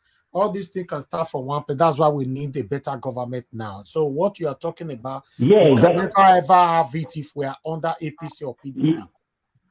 Yes, my brother, I understand you. So we can only request for that. We can only request for that once you have a proper government. At the moment, we shouldn't bother ourselves talking about that. You can never forever have it under the satanic APC and PDP. Yes, my brother, I'm sorry to cut you short or whatever. What I'm saying this for future. There are Nigerians, there are good Nigerians out there that can fight us and can fight this system, so that at the end of the day, you understand. At the end of the day, we can get all those things. You understand? So that is what I want to say. And with this, I have to greet you, Mr. Ivis. You are really trying. And I pray that God should give you more understanding, wisdom, and knowledge. You understand? And my brother, Mr. CM, I know what you are passing through, but don't worry. Don't worry because of your death of your brother. You understand? God is, at the end of the day, you will see your bro. We will see our loved ones. That's another one. Our brothers and sisters, I have to go. My brother, Elvis, I have to go so that next person can come in, okay? God bless you, my brother. I appreciate you. Thank you. Thank you so much. Okay. Oh yeah, all right. Thank you, my people. I appreciate you all right there. Can we hit on the like button, please? Hit on the like button and share. And yes, I see a couple of you try to come in. We have only one spot left now. It's all about who can grab it first. But meanwhile, let's quickly move on to the next person, which is Prince Akwanshi. I'm not sure if I pronounced your last name properly, sir. Good evening to you. Well, you tried. It's so surprising that we come from almost the same place, but you cannot even pronounce my own name. Akwashi. Is it yes. Akwashi? It's Akwachi. It's derived from two words. Okay, it's derived from the word Akwaji in Northern Cross River, and then Chi is, Delta Igbo, which is God. So if you bring the two together, it means the clothing or God's clothing, whichever way you take it. Now, good morning, everyone. I'm still, it's still our morning here in California. This is your first time joining this panel, sir, right? I've tried to join you guys several times. I never get in, So pretty much my own thing is this. When I was objecting to reading of certain things, I'm not saying we cannot read every, stuff. But what I meant is that when something is generalized, sometimes some other people take it, out of context and all that stuff. That was why. And it's kind of like, when there's a fire and you see the fire going and all of a sudden you add gasoline into it, it's, it inflames a lot. That was just what I was just saying. I got it. We can't read all that. So my own thing is this. First and foremost, let me start from Oluomo-Lagos. Oluomo-Lagos, I have read much about him. I have followed him right from when he was in Abia State. And he's a colossal disgrace. He's a colossal disgrace in the sense that I don't even know which Igbo man is in his support. If you watch the way he walks in, the way they walk into this Senate thing, or the way he moves, or whatever, you not see a lot of Igbo man with him. Because why? When he was a governor, all he did was to steal. He stole from those people. This is somebody whose mother was just a market, woman or whatever it is, which is fine. Most of us come from that background. That's fine. But all of a sudden, overnight, he went into politics, and next thing, he became a billionaire.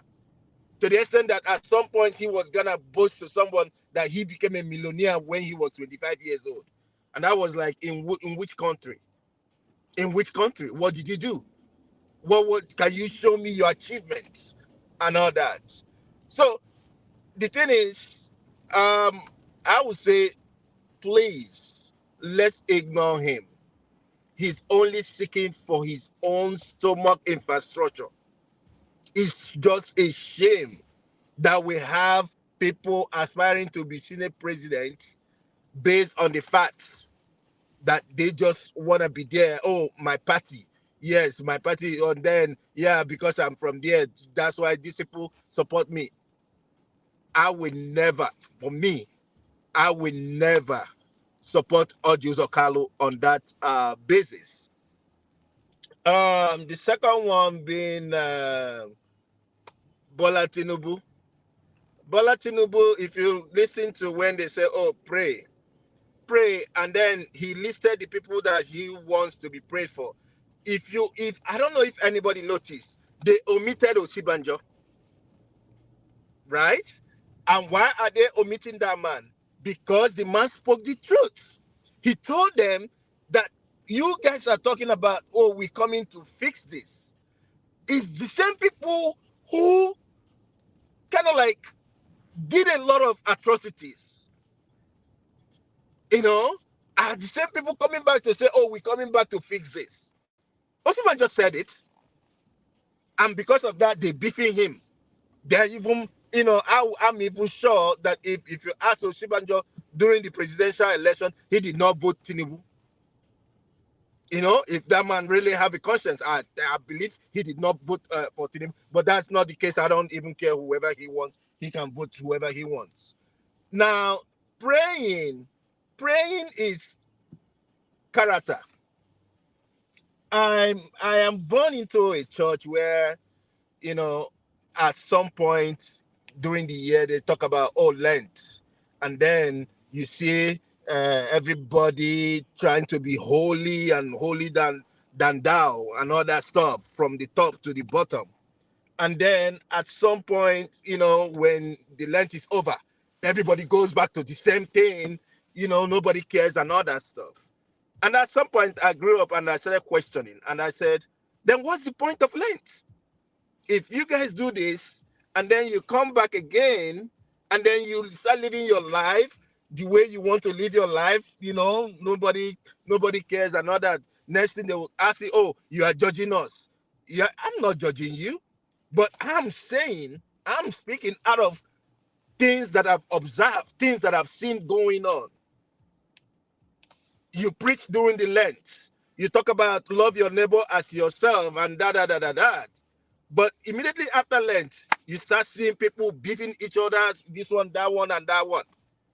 That is religion for you. Prayer is character.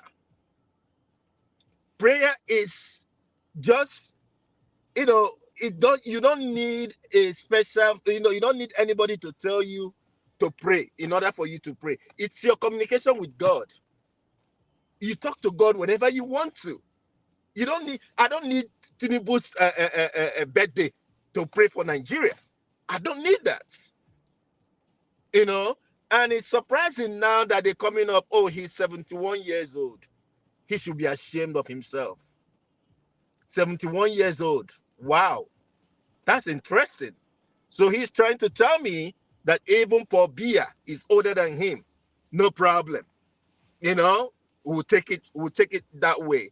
But it's just so that we all know life is all about give and take. Giving in the sense that when you give the best you have, as in your character, then in response or in return, you receive good characters and all that stuff. The woman talking about, I don't think she said free and fair. What I heard was fear and fear. That's what I heard. I don't know why anybody would think she said free and fair. She did not say that. She just said fear and fear, and then the man talking about trying to castigate Obasanjo is just a shame that just highest they pay them probably 5,000. It's hunger. They're hungry. They are hungry, but then they don't even know that even the middlemen have already taken what they were even supposed, probably the top man projected 100,000 for them. The middlemen and all that stuff, probably they must have brought it to 5,000. And they will take it and still live in denial and in lies. This morning I was so upset watching because I watch Arise and then I watch channels and all that stuff. And who they have? They had this Obafemi Hamzat, the deputy governor of Lagos State, came on live TV, blatantly lied. And I was just looking at channels. It looks like they're becoming complacent or something. I don't know what to say. Is it because they are afraid of being shot or kind of like being closed down, or it's just that's the way it is in Nigeria? Because this is a man telling them right there, at some point, he was even going to attribute the problem in Lagos to this other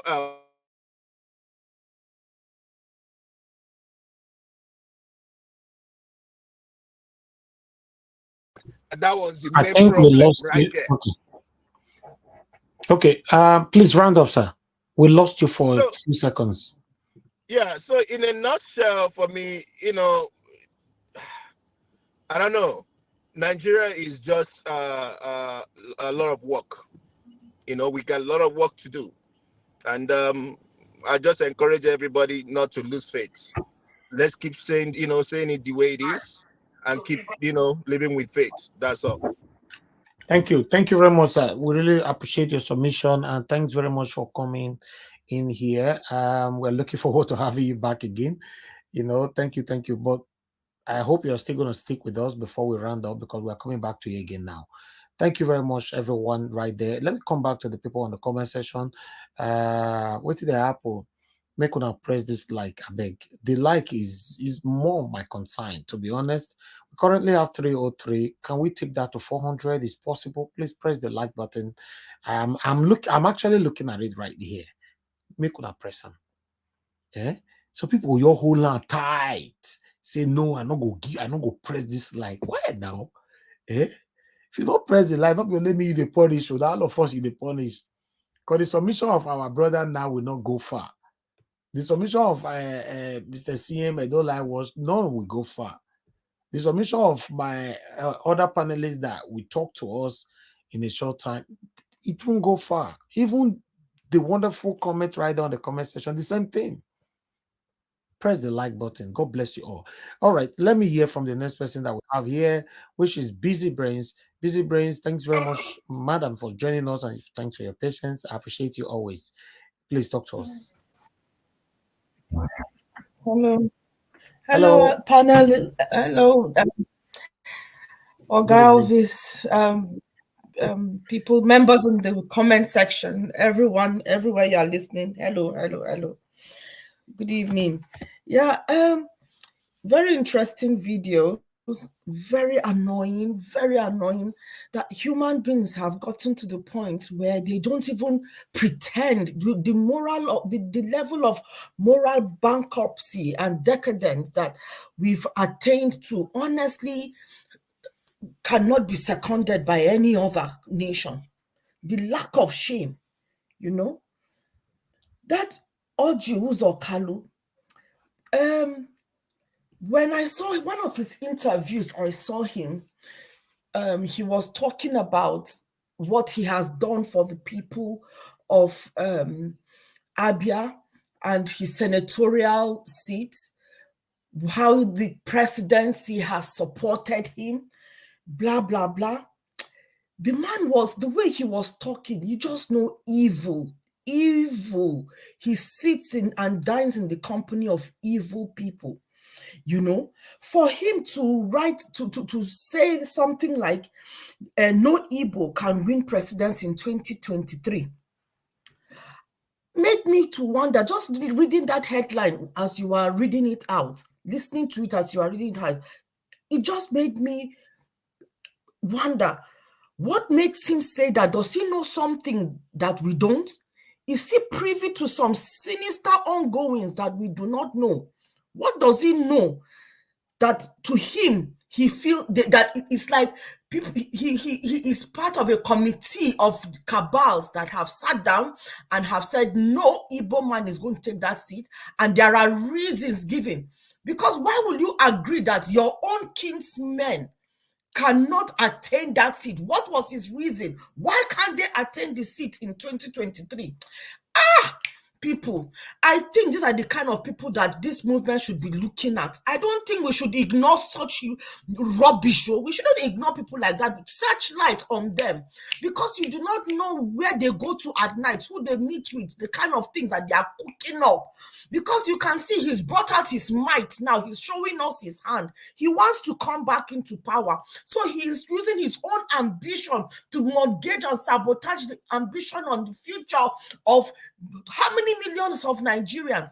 You know what? It is his own children his children's children, his generation, his own family, that he's mortgaging their future.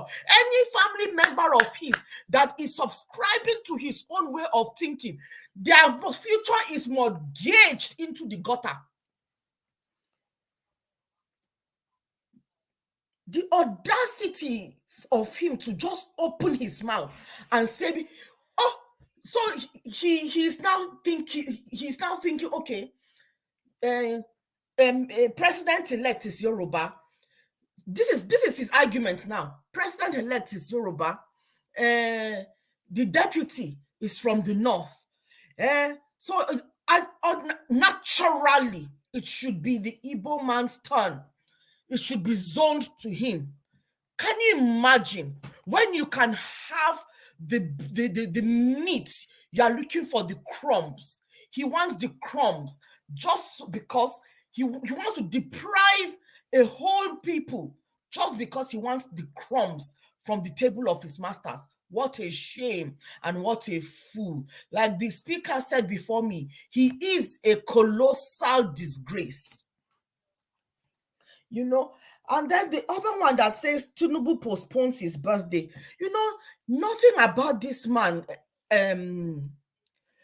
nothing he does, I take it with a pinch of salt.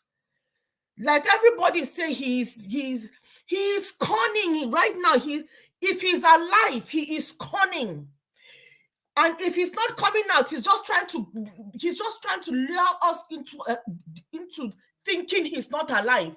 Or if he's dead, they are trying to lure us into thinking he's there, thinking of the nation, praying for peace. No, this man has gone into coven to go and tie the nation more under his belt. He has gone to go and do special Babalawo stuff to go and sacrifice a whole nation because of him. He's coming to tell us to go and pray. Yes, we are praying. And I will take my own opportunity to pray for his birthday. Father, Lord, that this is going to be his last birthday to cause Nigerians mayhem. I decree and I declare, Father, Lord, that the prayer that he wants, Father, he wants to come and rule the nation will never happen in the name of Jesus. The prayer, Father, for Nigeria to prevail against every work of darkness that has been perpetrated by Tinubu, APC, and his likes, in whichever party, anybody that is working against the freedom and emancipation of Nigerians, of the ordinary man, Father, Lord God Almighty, we cause them permanent death in the name of Jesus. Happy birthday to him wherever he is. And that is if he's even 71 years. I doubt that greatly because I read somewhere that is it 89 or something like that? You know? You spoke about that. There was the comments you were reading out. You know, when there was an impromptu debate about bringing out those comments, I greatly think it is only right that we reflect those comments, whatever color the comments come in. It is good to show them, to reflect them, whether they are for us or against us. It is a way of gauging the thoughts of people, the pulse of the people, to understand where people are at in their thinking and their reasoning. That way, it is good for us to know, to improve our own discourse and our own conversation. You know, we've highlighted it here on this platform, and we all agree that, yes, while it is good that he has said his own opinion, we've been given an opportunity to debunk that kind of opinion. And CN did a very good job of debunking, you know, the myopic generalization that the writer did write regarding Igbos, you know. And the other video regarding the Arise video about the protesters, you know, I won't take anything that these people say with a pinch of salt. Everything they say, I take it seriously and analyze it, because I'm dealing with people who well, I subscribe to the Christian faith, and the Bible tells me that I am not fighting against spirits or principalities, but against wickedness in highest places, you know. So when this woman comes and she's fighting for Tinubu, that fair election, that they want fair election, yes, it was a fair. They came to put fear in people, but they did not do it. Busy Brace, please, just give me 2 seconds, please. Let's see that video. Make we quickly see him again. Sharply, because to tell Nigeria that we need peace in our country, we win fair election. I don't know why they are making noise. They are causing a lot of problem. They defeat us in Lagos. We didn't complain. We lost a lot of states. We didn't complain. I don't know why they are complaining now. They don't allow our Jagaban to rest. They are taking him to different court. We will not allow that to happen. And will continue to come out. So before you go on, Busy Brains, you know, do they have the power to stop people from taking their Jagaban to court? Exactly. And that is what they are trying to do. They are trying to intimidate people. They are trying to intimidate labor, the obedience, the right-thinking Nigerians. Nigerians are for Nigeria. They are trying to intimidate people to shut up. They are trying to put fear. But you see, they are grasping at straws. You can see that they are coming like toothless bulldogs. Right now, their back does not even scare anybody. Their bite doesn't hurt, to be honest. Nigerians have become more emboldened. The more they talk, the more we push on. So right now, they've gone back. They are looking for another one to come back and hit us with. That is what is going on right now. They have been really held in the jugular. That the thing that Mr. Obi, what do you call it? Oh, a call just came in and distracted my thoughts. The appeal. No, what do you call that thing when Obi put in court? How do you petition? The petition that was filed in court. They did not see the angle that Mr. Obi was coming from. That has really crippled them, and that is why you can see they are punching, and the punch is not having any weight. There's no bite to their bite. They are doing everything that they can, but nothing is hitting. So right now, everything that is going on in the politics, you can feel that the pressure is against them. They can feel, you can even feel it, the mandate, the certificate that he is holding, that fake certificate that Heineck, the Heineck man gave to him. That certificate he's losing his grasp of it. You can see. That's why they are coming out, shouting, chanting. Look at the kind of caliber of people that they've brought to the forefront to come and fight for their Jagaban, come and telling us fair election. And one tout, look at them, toutish looking, touts of the highest order.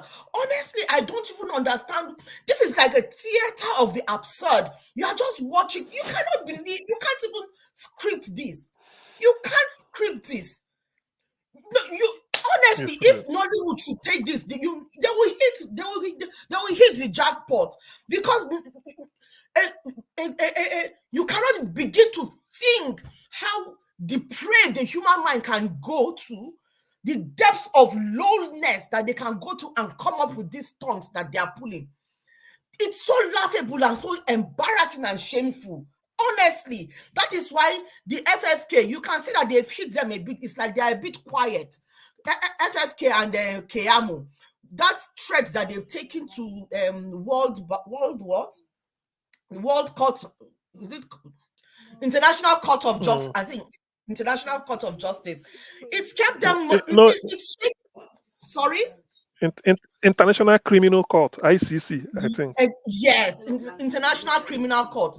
You can see that there's a bit of silence going on from that camp, because they do not know where the wind is going to blow. So they are sending these low lives, these toothless bulldogs, to come and bite. And the bite is going nowhere. Where are they? Let them come out and talk. Stupid cows. God, sorry, Mr. No, it's not allowed at all. It's not Elvis. allowed. We don't insult That you is at why all.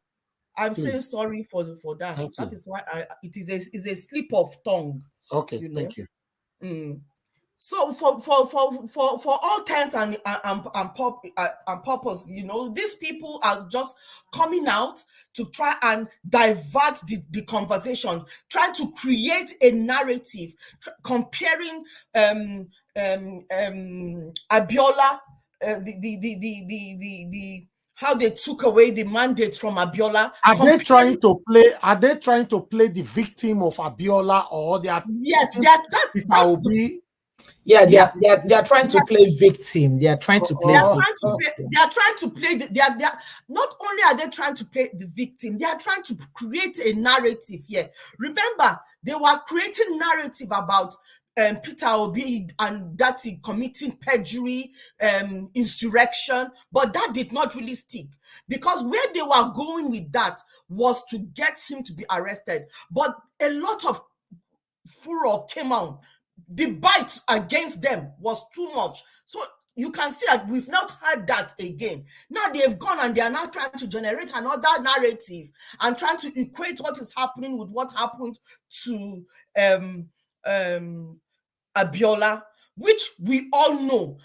Abiola had a Muslim ticket and he won landslide.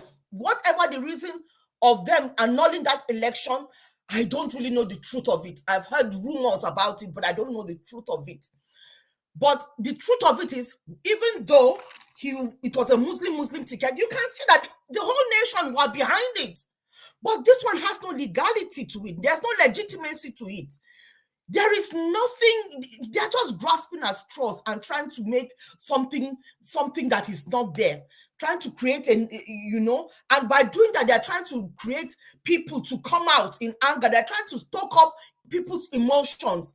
They're trying to do this to us like they did to Abiola. Can you imagine? So all they are doing is trying to stoke up the emotions of the people, and hopefully it will never catch fire. It will not catch fire.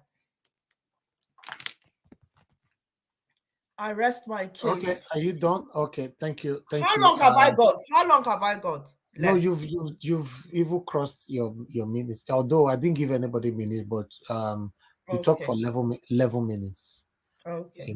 Yeah. So yeah, I just want people to freestyle, but I can stop you when I know that you are going to. Sorry, let me just add. That was your they minute. paid them. They paid them. Did you know that these protesters were paid? Of course. It's obvious. Yes, Arise said it. They said it in Arise. Yes, they are paid. Yes, they were asking for their money. They were asking for their money. There was a furor. They were asking for their money. So how many days will they pay them? And they are saying they are going to be there for 60-something days.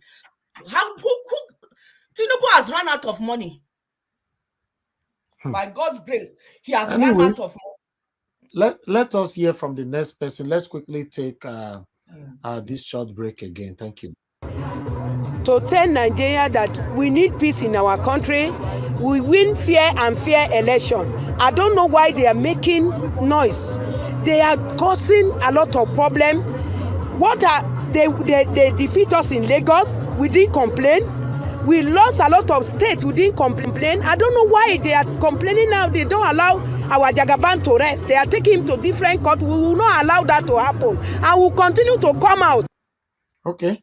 All right. Let's hear from the next person that we have here, which is Chibuzo Adi. Chibuzo Adi, good evening to you, sir. Thanks for joining us. Please talk to us. No, we can't hear you. We cannot hear you, sir. Hello? Okay, you are better now. Go ahead. Talk to us, sir. Yeah. Thank you, everybody. Good day, everybody listening. Let me start with Dino Melaye. Dino Melaye is correct in what he was saying about Buhari's administration in 1984-85. When he took over as a military general, he managed to execute some drug dealers. And he had a decree for that. And those decrees was successful for his regime. And after that, he was overthrown by Babangida because of the same decree, because Babangida was also involved somehow. But anyway, that's it by the way. But what happened was, he was not a fan of drug dealing in that during that military regime. So, but I believe his policy remained the same. He doesn't support drugs, and I don't see the reason why he will give that support to any drug dealing person to become a president of Nigeria. Though I don't, Buhari I call him he behaved like a junkie, because his words are not properly implemented the way he said it. You know, so right now, look at him in a civilian form. Then he came back as a Nigerian president. Now, behind somebody who has a case of drug dealing, so, and you want to hand over to such a person. That is to sell off Nigeria. We don't have any value at all. And Buhari must know this, that he executed people because of the same policy. And they need to even investigate him properly. And they know his mind, why he must hand over to a drug dealer. Or maybe he's involved or somehow. I don't understand. And all those executions that he had during his military regime, he have to answer for it, because those guys were doing just a business. I don't see any reason why he would just go there and execute them. A lot of people are buying guns, buying all kinds of killer machines, and using it to execute people in Nigeria, and none of them are found guilty. So, and he need to be investigated in that. Anyway, that is by the way. Let me go to Kanu. Kanu of Abia State, former governor of Abia. Kanu was when you look at Kanu, he doesn't care about anybody. What he cares is about himself. He cannot play the kind of card that Tinubu play against inside APC playground, because I don't think he have the money to bribe everybody in the APC to vote for him so that he can become a Senate president. It can never happen. And Buhari can never allow that kind of a thing to happen. He's just going there to mock himself. And with a kind of interest and what he have in mind, Buhari will only look at him the way he looked at Rogers when Rogers was declaring for presidency. And at the end of the day, none of them nobody look at their ballot box in the primary. So they will understand, he will understand that that place he's going is no way for him. He couldn't even deliver Tinubu in Abia State. He didn't do anything. There's none of any of his participation that have any effect in APC in Abia State. So he's not gonna have that chance. So he will just go there and waste his time. And that is it. So, and like I just mentioned earlier, people are just looking about Tinubu, thinking about where is Tinubu, where is he? Tinubu is a typical African man, and if you watch all his movement, you must understand that he have to go to the traditional way, and that traditional way is to go and cook himself. As we are talking, Tinubu is in Baba hand, Baba Lowu, somewhere there. He didn't go to London, didn't go to any France. He's somewhere cooking himself. All those messages that you are getting are messages that, we think that Nigeria is going to in a better hand. It's just to have a sympathy. No, but nothing. The man is in. I wonder how many sacrifices he's been doing now for him to succeed office, so that he can remain a president of Nigeria. So people mustn't worry about him. He will resurface the way he resurfaced last time. We think that he was somewhere. So people mustn't get worried. So anyway, there's not much I can say on this. I think that is all I can say for now. Thank you for everybody listening. All right, thank you, sir. Thank you. That was very brief. Thank you for that. Okay, let me hear from Nena. Thank you very much, madam. Good evening to you once again. Please talk to us. Yeah, good evening, good afternoon. Good morning, everybody. Depending on your time zone. Yeah, okay. I'm not going to stay too long on the panel today because I have somewhere to go, but I just have to say something. First of all, I want to start from the issue of what's his name? Tinubu not celebrating his birthday, giving one excuse or the other. I mean, it's expected. It's expected. Whether he's like for people who are holding the opinion that he might be trying to fortify himself somewhere, it's not far fetched because sometimes I look at people like Festus Keyamo them and look at people like Femi Fani-Kayode them and the likes of Dela Aleke them and the likes of Bayan Logan and many people like that. There are so many of them. And you ask yourself, how is this man able to manipulate these people that are supposed to be intelligent people? How is he able to hold them where he held them? Yesterday, was it yesterday? Just this one, I was watching one of the old videos of Femi Fani-Kayode, you know. Femi Fani-Kayode, like I've been getting series of them this period. There's one I watched where he was saying, I think he was one that said, I rather die than to be a member of AP, something. And he was saying, he was this show that was interviewing, I think that was 2015 or thereabout. And this is, when you look at such people, what they said a few years ago and now, and the question I will always ask is, what has changed in this person and in these people? It wouldn't be far-fetched if this man is maybe going diabolical. I would not doubt that. But obviously, for this message about him not celebrating his birthday, giving one excuse or the other to come out, you know, I mean, it doesn't, it's not something that we can trust anything that comes out of these people. There's nothing truth about whatever they are saying. And then talking about praying, I mean, giving the list of people who are praying for Nigeria is so laughable. It's very, very laughable. Then I come to Oluomo-Lagos Kalu. You know, when I look at people like Oluomo-Lagos Kalu, you know, first of all, as an Igbo person, it bothers me. And again, being as a Nigerian, it bothers me that these are the kind of people, the kind of characters. This man is an ex-convict. I hope everybody knows that. There was a time I remember there was one certain time that he was to Buhari, the one they wanted to get him, and this man, this Oluomo-Lagos Kalu that's acting like he's somebody, was kneeling down like a little baby, begging, like he knelt down. Like when I mean, I don't know how many of us that saw the video when the whole thing surfaced.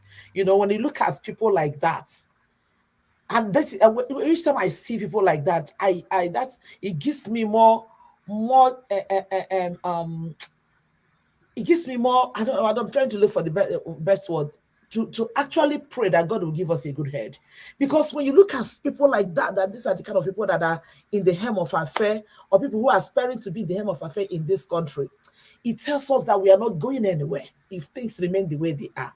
And again, there's something that really bothers me. Like, I wish, I want to believe, and I wish that people like Oluomo-Lagos Kalu, whoever that knows that man, is listening to what we are saying here. This is the same man, apart from all the nonsense that he talked about P2B. This was the same man. I watched his interview when they were asking him, why is it that the Igbos are not rallying around P2B, and now that they can say, okay, the Igbo presidency is coming to the east? What this man opened his mouth to say is that there is nothing like Igbo presidency. There is nothing like Igbo presidency, that Igbo man should forget about being a president. And now ask myself, Oluomo-Lagos Kalu, what makes you think that you as an Igbo man deserves to be the Senate president? And this man is saying that him being an Igbo's whatever, I don't even know the way he framed it. And I ask myself again, what good would his being Senate president do for us? Okay, let's not even go to the entire Nigeria, because for him to forget what people are fighting for when it comes to P2B, we are fighting for the good of Nigeria. And then this man, I'm trying not so hard not to insult him. This man is coming to tell us that if he is not made the Senate president, that Igbo should blame P2B. And I ask myself, what has this man got to offer Ibere where he comes from as a Senate president?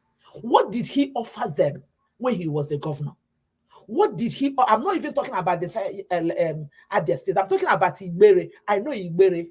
I know this man's home. I know this man's compound. What did he offer Ibere people when he was a governor? So now, what is he trying to say? What would his being a Senate president do for Ibere? not to talk of Abia, and not talk of Abia State, not to talk of Nigeria. What has that got to do with us? I just pray that somebody said, if there is anything like third person in the Senate, that man should not even smell it. It's so unfortunate that these are the kind of characters that we have in our this thing. Oluomo Kalu is a disgrace of a human being. He is a disgrace, a failure. I grew up in Aba. Growing up in Aba, I know how Aba used to be. I know what Aba used to be. I was in Aba when the likes of what would say that was a military rule. Someone like what is he called? Ikwechedem was the governors. I was young when Bakwe was governor of. I'm trying to remember some of the governors that Abia State had. But from the time Oluomo Kalu became the governor of Abia State, Aba became a shadow of itself. And this man has the guts to open his mouth to tell us, oh my God, it's very laughable. It's just laughable, honestly. It's funny. I wish you would hear what I'm saying. Oluomo Kalu, don't even think of it, because you are a disgrace to the Igbo race. You are a disgrace as a Nigerian. These are people who cannot even go outside this country and stand and people listen to them. These are the kind of people that we want to listen to in Nigeria. Look at Oluomo Kalu. Just take a good look at Oluomo Kalu. His brother came out to be a governor, a contestant for the governor of Imo. I don't know how many of us that know that. His brother came out to contest for the governor of Abia State in this past election. Not even his brother contested in another, not even PDP, not one of these small parties. His brother came out. And I asked myself, if you were that popular, why couldn't your brother run under your ticket? And why couldn't your brother be? This man is a shame, he's a disgrace. And he needs to shut up, because we boss, you don't give a damn about him, because he has nothing. He did not offer Igbo nothing. So what would his being a Senate president offer the Igbos? And he's talking about, he should not even bring P2B. He's trying to, I don't even know, everybody's trying to ride on the P2B's name. Everybody's trying to be popular with P2B's name. I think that's what he's trying to do with himself, trying to make himself popular with P2B's name. He needs to shut up, because he's a disgrace. Shameless man like that, who, I saw when he was kneeling down, begging like a small baby, begging Buhari them, before they took him and put him in. I don't even know why they released him. It's just funny. And again, I come back again to the people that were protesting. Yes, if we had listened to that this thing, the presentation on advice, yes, those people were actually paid, because most of them they're talking about being there for 69 days. For one day, they've not even gotten their pay. Talk less of 69 days, they're not getting nothing. By tomorrow or night, if you don't get their money, all of them will go lie down for their house, because the first day already they've not even gotten their money. So hunger go kill all of them. They're just dancing on the street. They don't promise them 1,000, 2,000, they wish they've not even gotten. And the one that say fear and fear, can you imagine now? People that just come out and say things without being logical. That is weird. It's so shameful that these are the kind of people that we see that come out to talk on national TV. Fear and fear. That doesn't even, she just hear people say fear and fear. She did not even sit down to understand what that means. And she came on air to be saying we want fear and fear election. People that don't have nothing logical to show. Maybe there's one of the politicians that she's a side chick to, and she's coming out on national TV to talking about fear and fear, dragging our Jagaban from one court to another. She doesn't even have a clue what is happening in Nigeria. Which court did they even drag Jagaban? They've not even started the drag Jagaban. No, he's already hiding, not celebrating his birth. So they never started the drag him. Wherever he is, he has to come back. He will be dragged. If he likes, let him go and cook himself and come back from anywhere he's coming from. Let him come. Nigerians go drag him. As for dragon, he has not even seen dragon yet. That is ridiculous. They say they're going to stay for 69 days. Let's wait and see them now. Today, her clothes is white. By tomorrow, we'll see the color of that stick that she used to cover her head. She's coming to tell us about fear and fear election. It's so disgusting. And honestly speaking, irrespective of the way we see it, I want to believe that there's something going on with Tinubu, because apart from this issue of prayer, I don't know how many of us I saw a few days ago, the daughter also came out and was saying that Nigerians should pray for her father. This one that they are calling for prayer left, right, and center. We don't know what is going on. But my own say, make you know that yet, though. And let him not die yet, because he has to come and face Nigerians. Let him not die yet. Nothing should happen. Let him come out. Wherever he is, let him finish whatever he's doing. Let him come out. Let him come out. But the only thing I want to say, I just want to close with this. I want us to keep our voices very, very loud. I want us to keeping our voices as loud as it can be, so that as many who are in this obedient movement, that people's the tempo will not go down. And I keep telling everybody that listens to me, I said, look, nobody should think that it's all over. Nobody should just say, okay, I mean, it's like everywhere is let's no. We need to keep this fire burning, because as for this thing, we must get to the end of it. Just like Body George said, it is not over yet, though. It is not over yet. This is just the beginning. It's not over yet. We just have to keep the fire burning. Let them be coming out and be disgracing themselves left, right, and center. Femi Fanakaya, he don't carry himself. We'll go enter Wahala for what is it? What they call British people? Telling British people they will deal with him. They think that being in government is all about being enclosed in Nigeria. They don't know. They know, of course, they should know that there's something that's called international relations. You have to have allies with other nations, and now they are burning the bridges gradually. They are burning the bridges gradually. He's going to hit on them. He's busy talking. They never deal with them. He will see. It's so unfortunate. Anyway, I'll just rest my case for now. Thank you. All right. Thank you very much, madam. Thanks for your submission. Yeah, I'm very, very hopeful. If more of them, apart from the only one I'm hearing right now is Fani Kayode. I want more of them. There are lots of them that need to be banned. If the British is really, the Britain is really working for us. It's not only Fani Kayode. I think the reason why he was specifically mentioned because he directly spoke to the British authority, where he said, we don't need a civil servant to tell us what to do. I mean, he directly spoke to the, I think that's why his name seems to be the one that we hear now, because he directly. Anyway, yeah, that's fine. The governor of the deputy governor of Lagos State was asked today, how come MC Oluomo is not arrested? His response will surprise you all. So that will be the second segment of this. So we take it from there. Meanwhile, let's move on, my people. Let me quickly hear from the next person that we have here, Patricia. Patricia, thank you very much for your patience. Please talk to us, madam. Good evening to you. Are you there right now? Unmute yourself. Okay. All right. Patricia, it looks like you're not available. I'm moving on to the next person. Lord Victor, please talk to us. Good evening to you. Thanks for joining us. Yes, good evening. The house is full and the house is red hot. I greet all the panelists. I greet Naija Wash. Thank you. Thank you. Oba Tokpe. Say. CM. Oga CM, Dr. CM, I greet you. Whenever you're on the panel, my hope, my energy is stirred up. You are one in a million. And I greet Prince Owachi, Sister Busy Brain, and the other sister that just spoke now.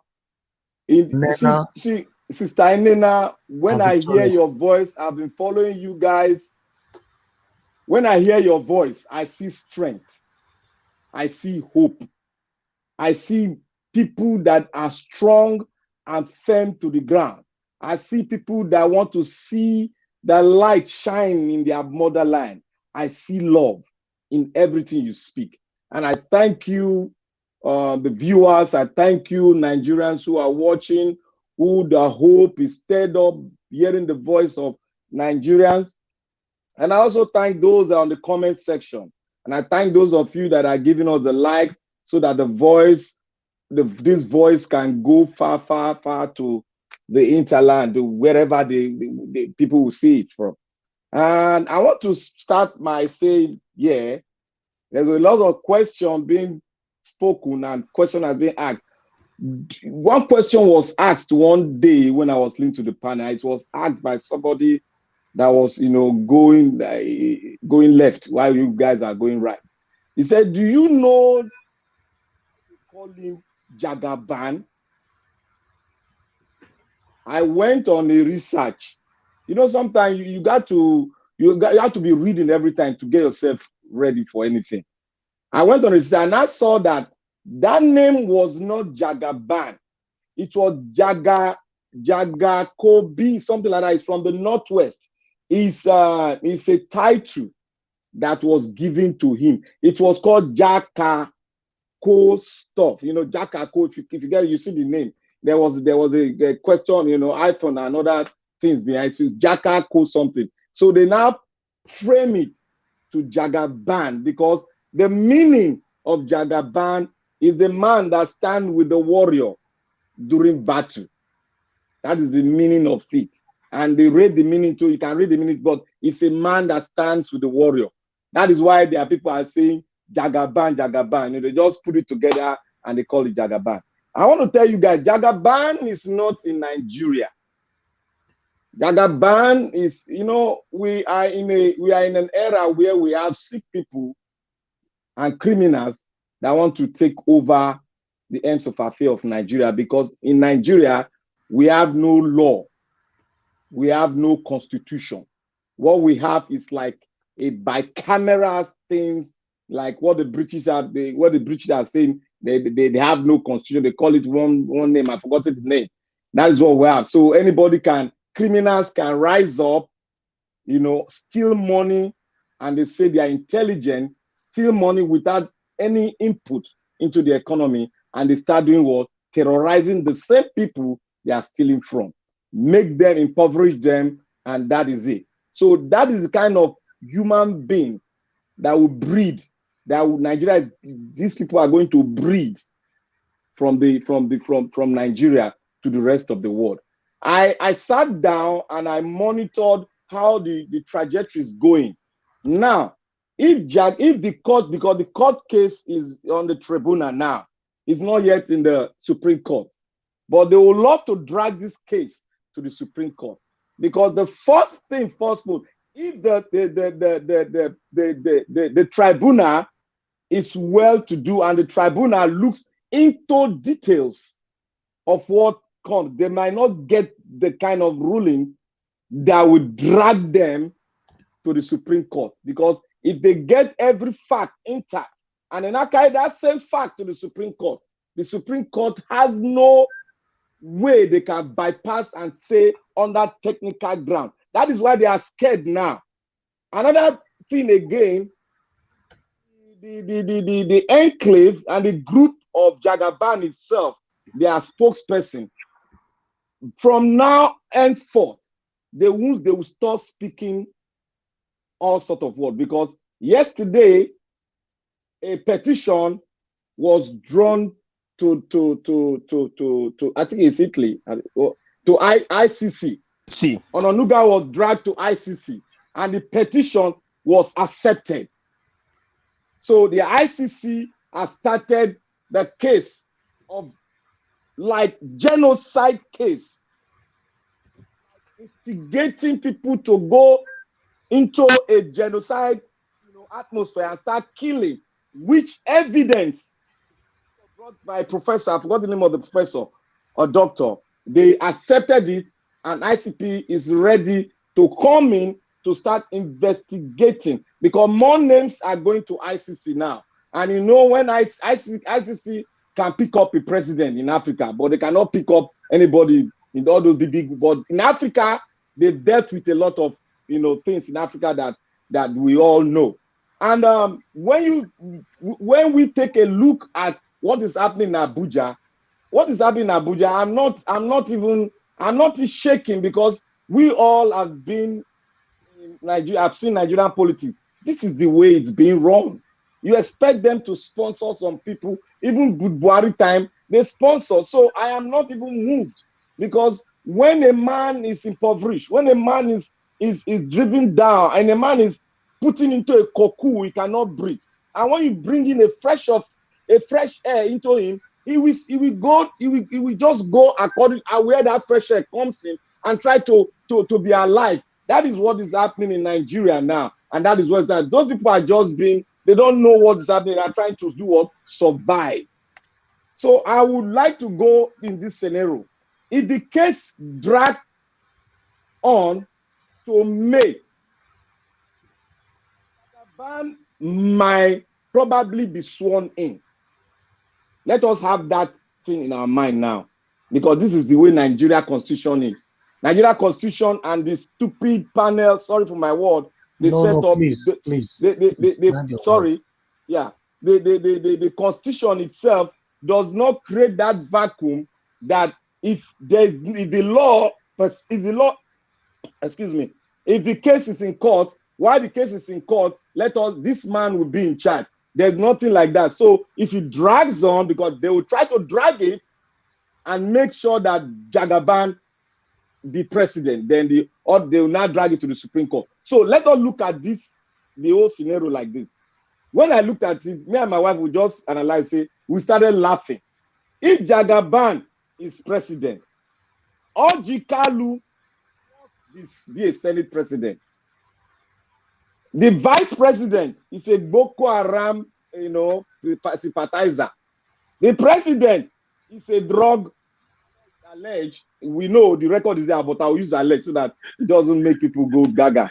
So just look at the drug. They will bury the country. They will bury the country. Drug.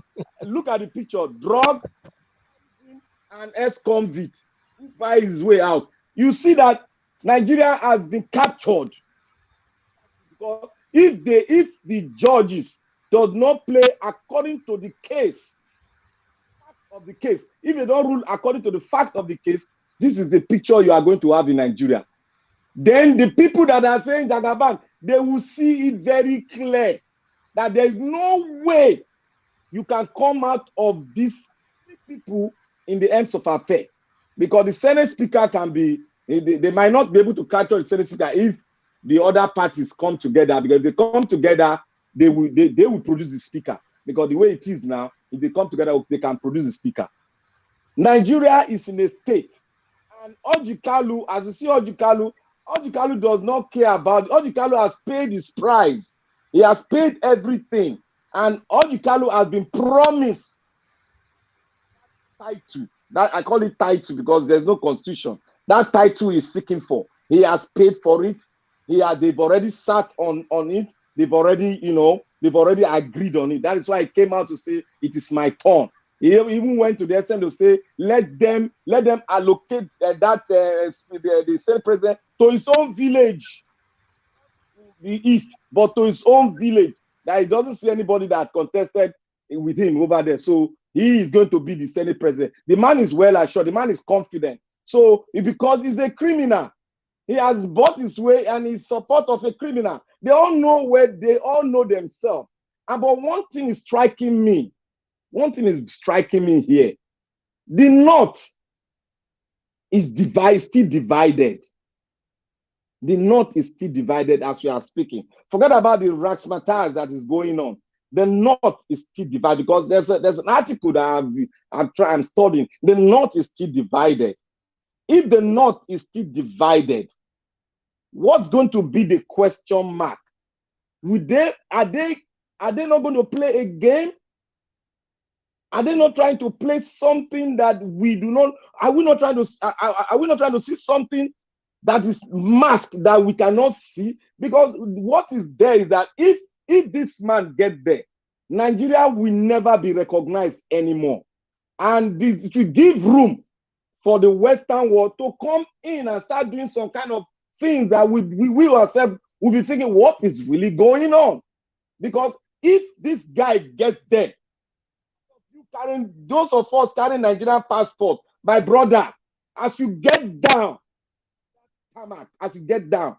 you'll be taken in for a drug search. That one is plain. Nobody can question them. So Nigerians are not seeing this thing. They are just seeing something that when a drug man that has been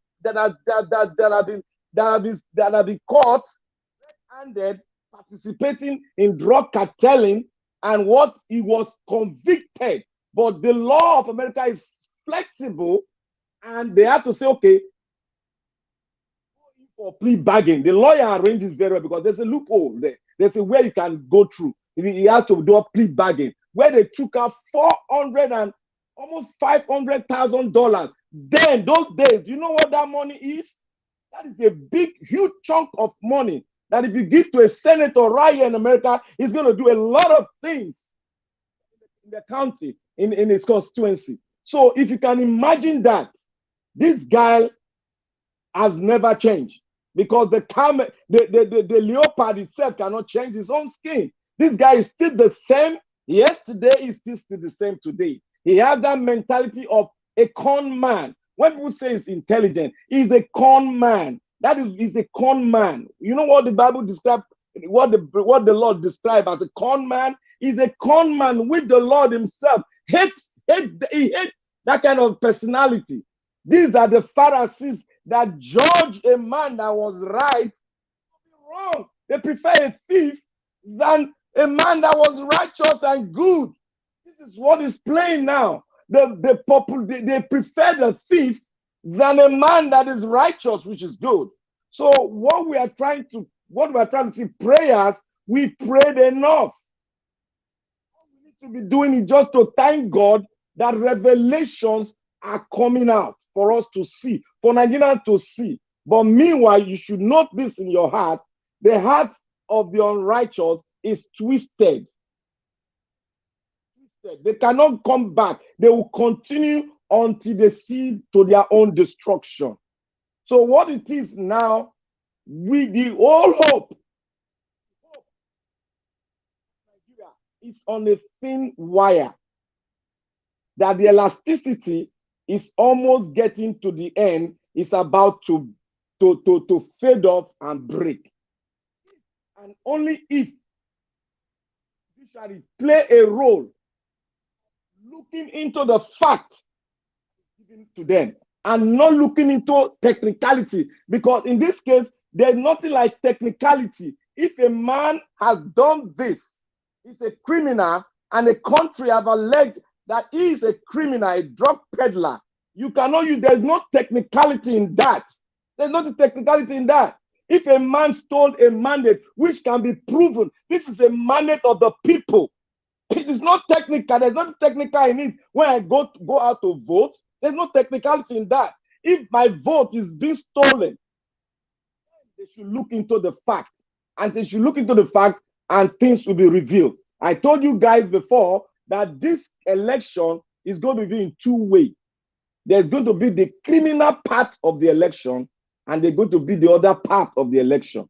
So after they finish their dining and whining with the war and all the things they are doing, we are going to see the criminal part, because definitely there's going to be a criminal part of this whole racketing, because the spokesperson, they are all going to be involved, because they are lawyers. They call themselves SAN.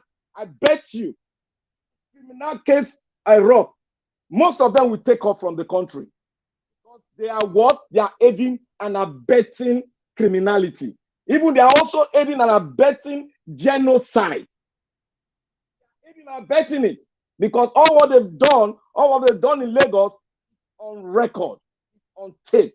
I don't see how Ononuga will escape it. And this is the same Ononuga that went to one of the African countries where they have a museum, I won't say the name, where they have a museum where genocide was committed. He was there. The press, he spoke in the press, and he was downcast when he saw all that happen. And you are still bringing the same picture, participating physically in that same charade, that same roadmap.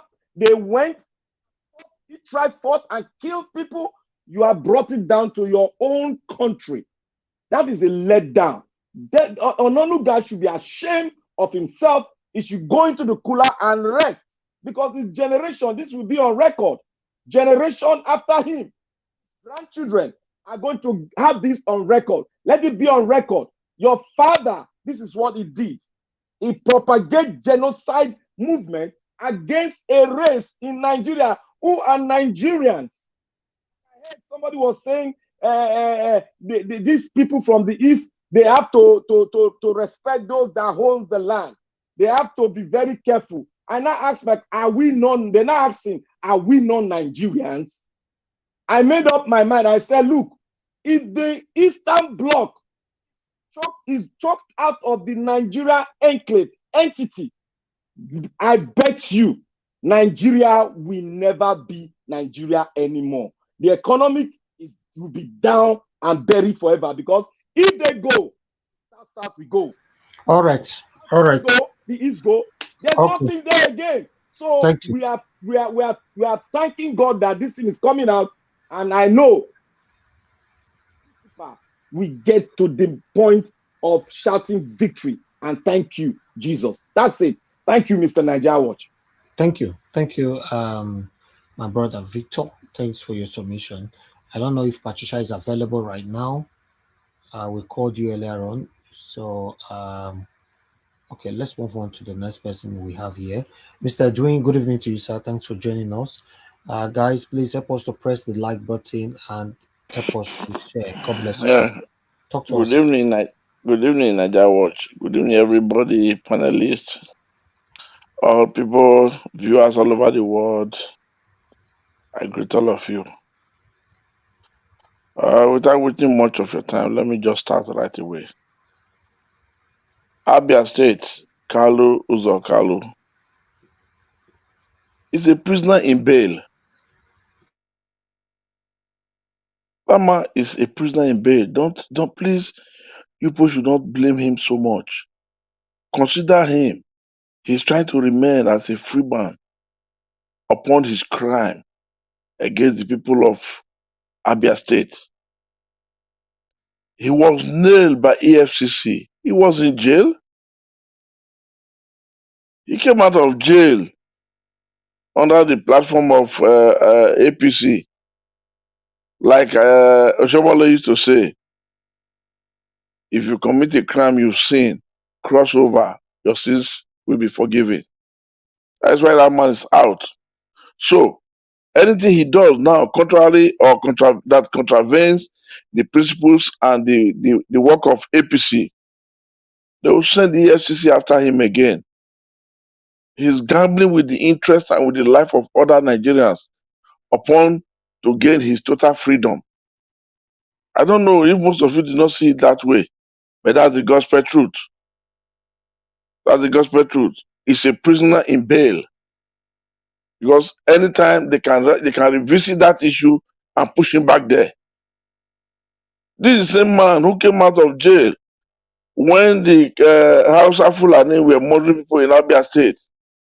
When they killed their cow, he brought that money. He said he was going to settle them with about 100 million. Isn't it 300 years ago? It's not about a year or 2 years ago. Why was he doing all these things? It's just to indirectly secure his freedom. It's just to secure his freedom. So let's leave him. That voice is -1. A voice that speaks with gentleness.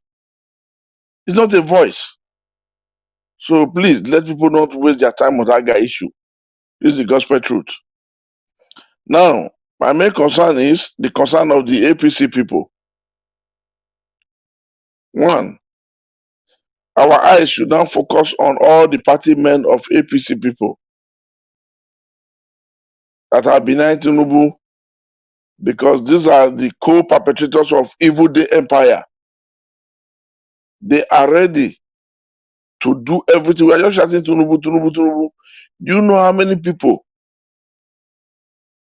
who are like the cabals, the mafia organizations that want him to be there because it's going to share for them? They call it national cake. Have people forgotten? So we should see this thing and let that one be one of our concern. Not just this man, as a head there. Then the godfathers, the chieftains of APC, those ones are other problem.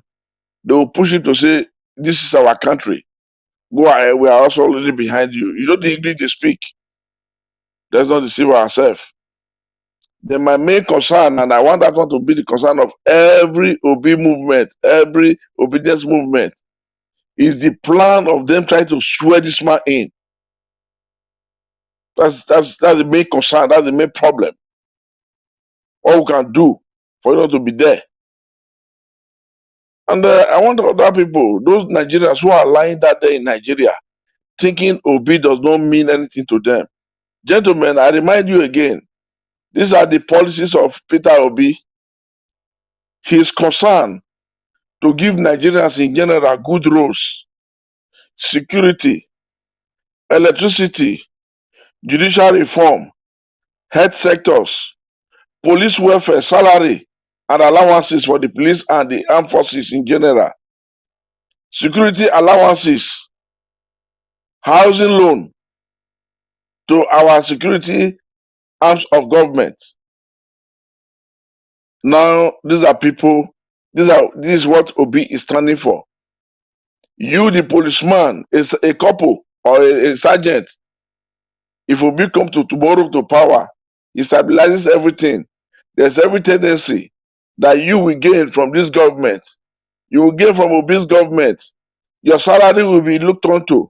Your security, your good uniform will be provided. This your lakakaka crew that you are carrying about will be taken away from you. A modern AK-47 will be given. These are being carried for security.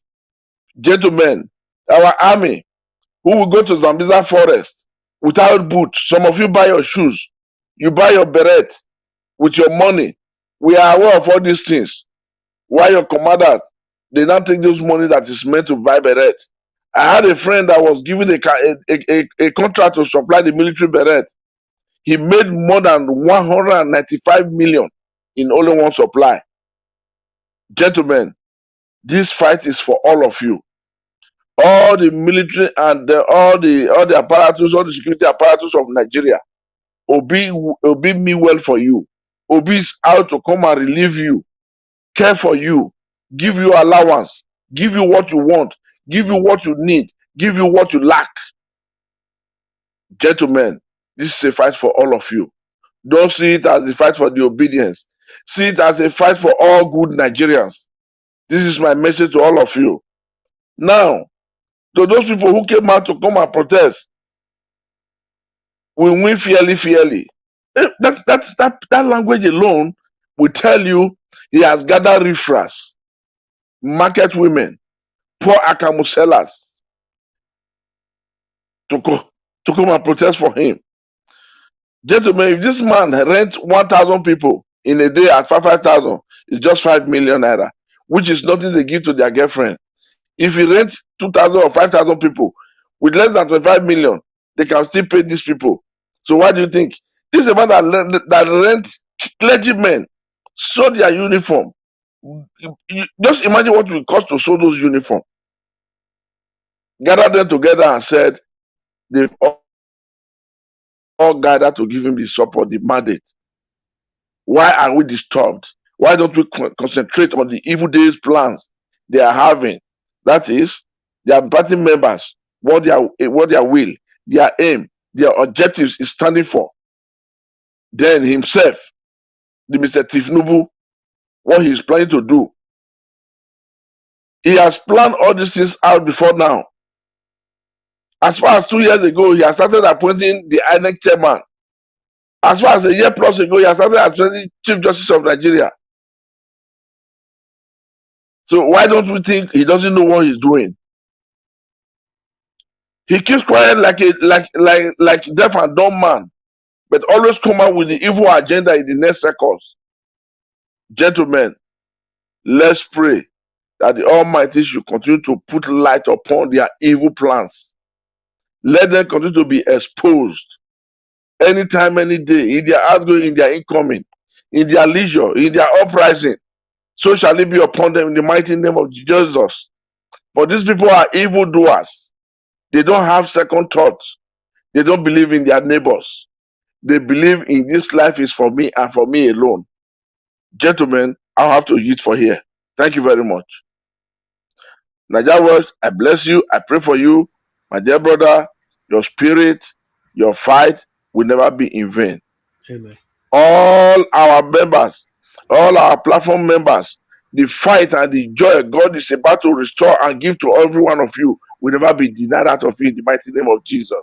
Thank you very much. God bless you, sir. Amen to your prayers, and I wish you the same. God bless you. Thank you. Thank you. Okay. Let's hear from Mother Victoria. Mother Victoria, thank you very much for joining us. Good evening to you, madam. Please talk to us. Hello, everyone. How are you all this day doing? Yeah, we are good. We are very good. How are you? Yeah, fine, thank you. Thank you. So I joined a little late, and I had to actually replay the clips you played, so I know the subject matter. I'm gonna say a few things. Number one, I'm gonna talk about the fair and fair election. Fear and fear. Yeah. I would like to say thank you for reminding us that, or reminding Nigerians that they lost everywhere. She said it. She said, we lost in Lagos. We lost everywhere. My question is, why are they holding the mandate then? This is a question we should be asking her and the people from the Tifnumbu that are contesting. If you guys lost everywhere, why are you the one holding the mandate? So that's on that. Like I always say, when we have in sales, we have A, product B, product C. Everybody, you talk about your product. I'm not going to concentrate my time on condemning the other person's product. I'm going to bring out my own product and say why my product is better. So I'm not going to just be fighting and condemning other people's product. So in this situation, my question to her is, why is the person that lost everywhere holding the mandate? That's how I will approach her.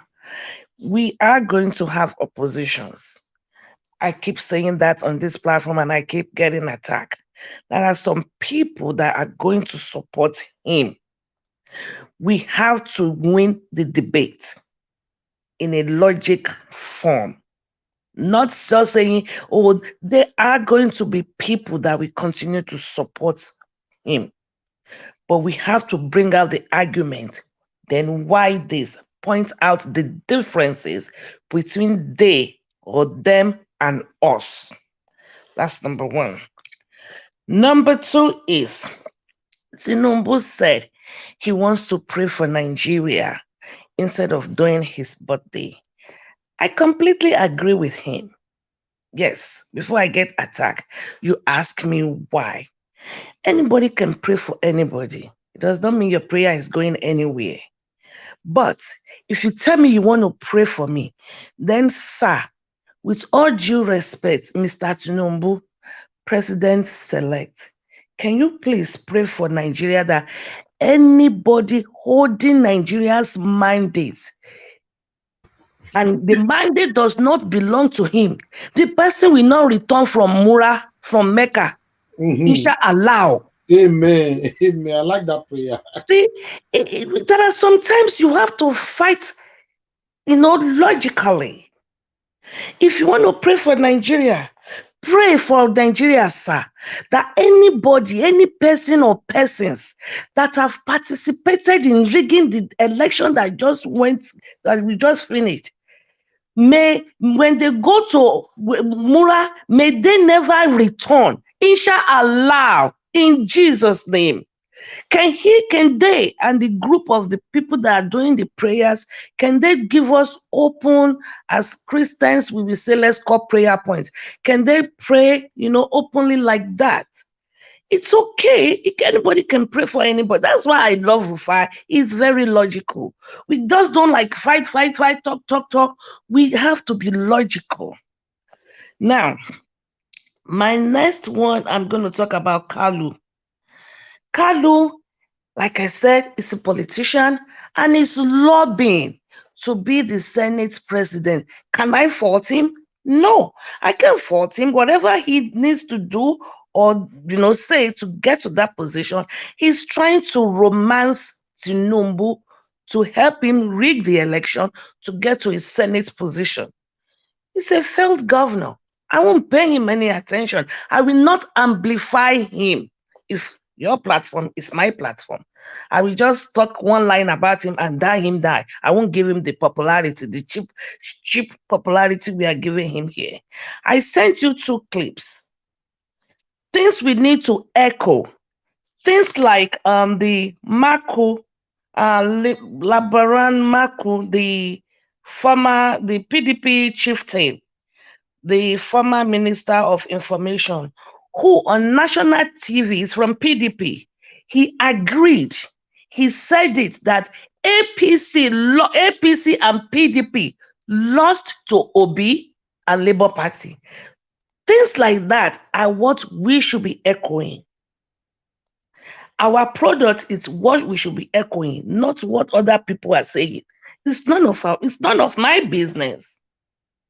People are still they brought women now because everybody's been complaining that guy, the other guy that does for APC campaign, APC protest, he's paid. Now they are, paying people to come and campaign, and it's going to continue. They said they'll be there for 63 days. But we need to ask questions. And you can see the set of people that from their camp that are campaigning, that are protesting. The Agbero. I sent you another clip, a funny one, with 2 clips, which I think you should play to promote our candidates. I even sent you one to give you a taste of Tinubu's government. I sent it to you. So that is that. There's also this guy, the governor of Lagos State, I believe, Obafemi, who was defending MC Oluomo. When they asked him on channel, will you be calling for the arrest of MC Oluomo? Those are the things I believe we should be echoing. I believe. And it's okay, I can stand alone. I'm very confident I can stand alone.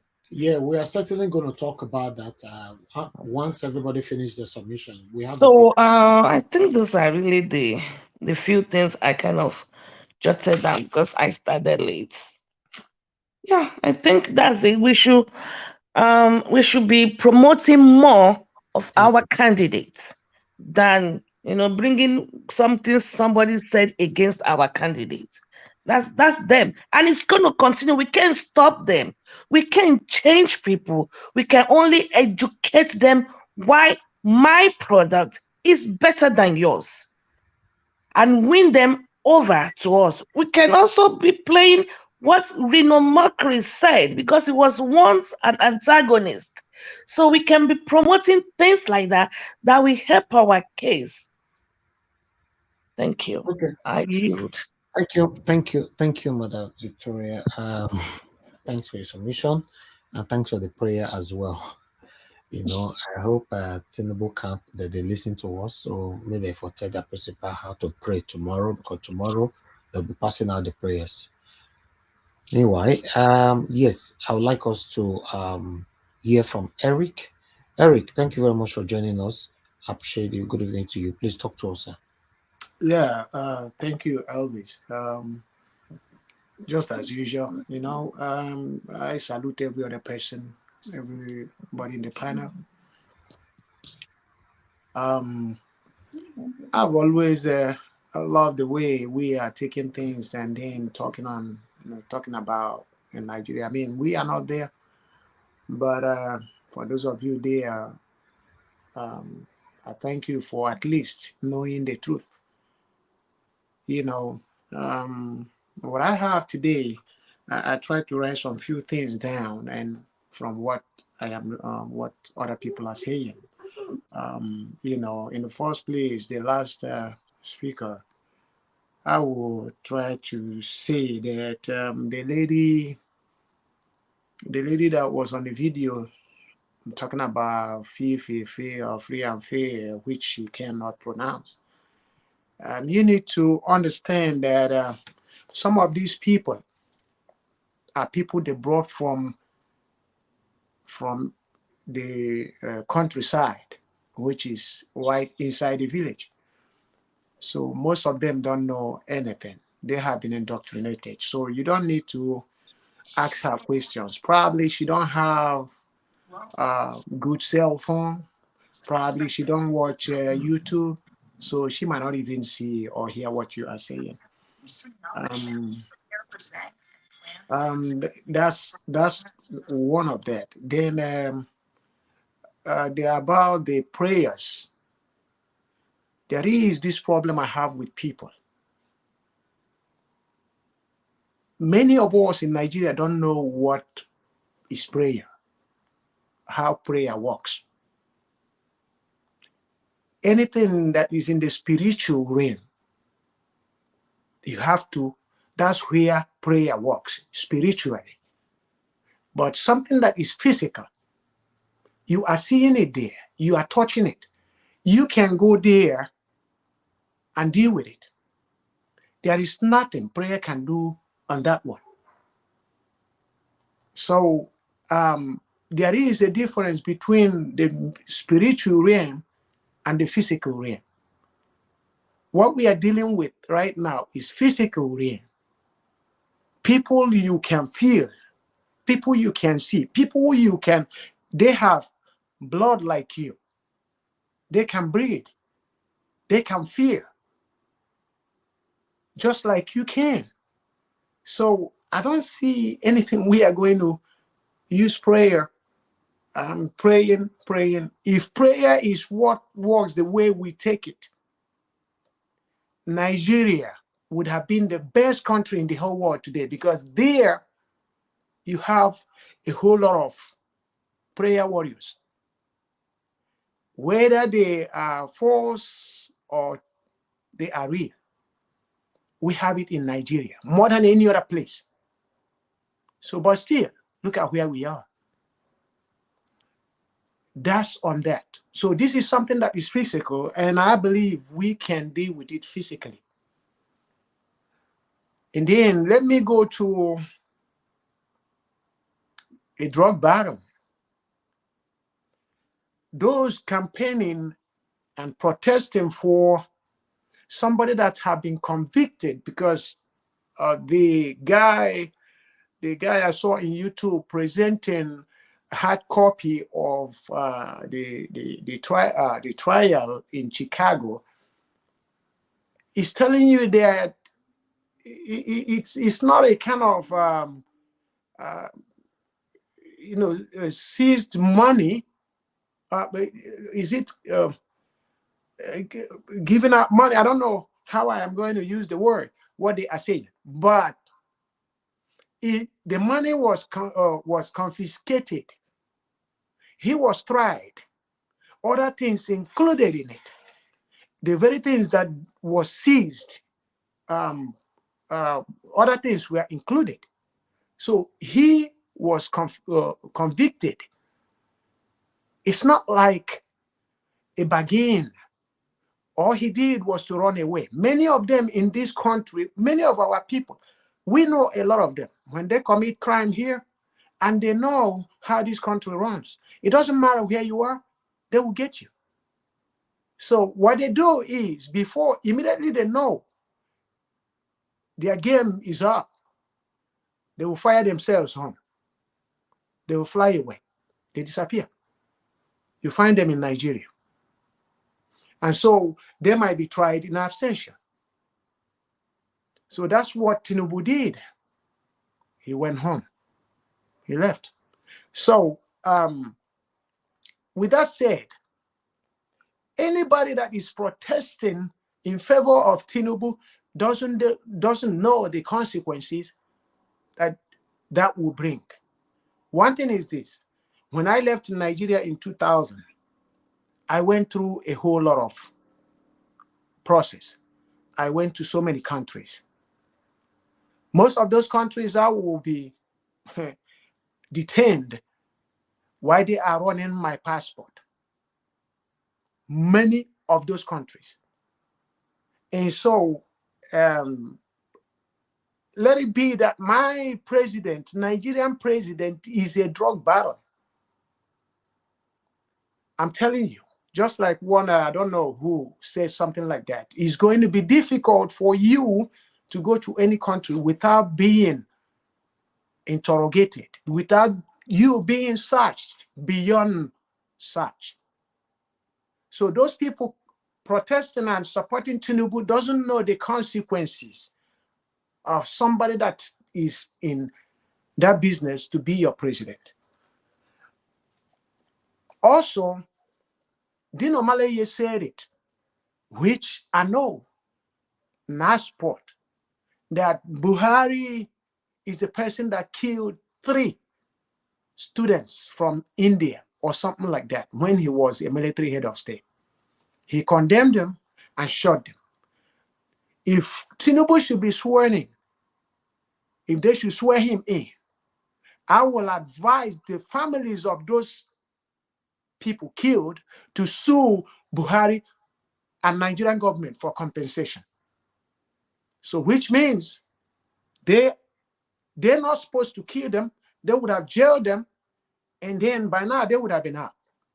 So if you will support somebody who have been convicted of peddling and drugs, and then you killed your own in your country, the families of those people need to sue federal government and Buhari personally for compensation. Then let me go back to the judiciary. Already, for those who are going to protest or protesting at Abuja, let them be ready to go and protest and camp, not protesting. Just go and take over the Supreme Court if that case goes to Supreme Court. Sorry for my word. Because what happened? The same way Tinubu bought the police, the army, the INEC, they have bought the judiciary. It's just as simple as that. I said this yesterday. The body language of the CJN tells you that on the interview they had on him.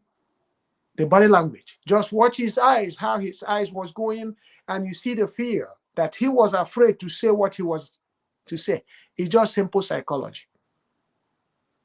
And so it is going to be, immediately goes to the Supreme Court, it's going to be like that. Therefore, the earlier they start campaigning that the CJ, and even many of those people that are a little bit higher in the Supreme Court, who they will use as in the panels, they need to step aside.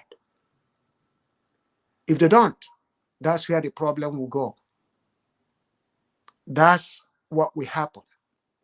The truth will not be told.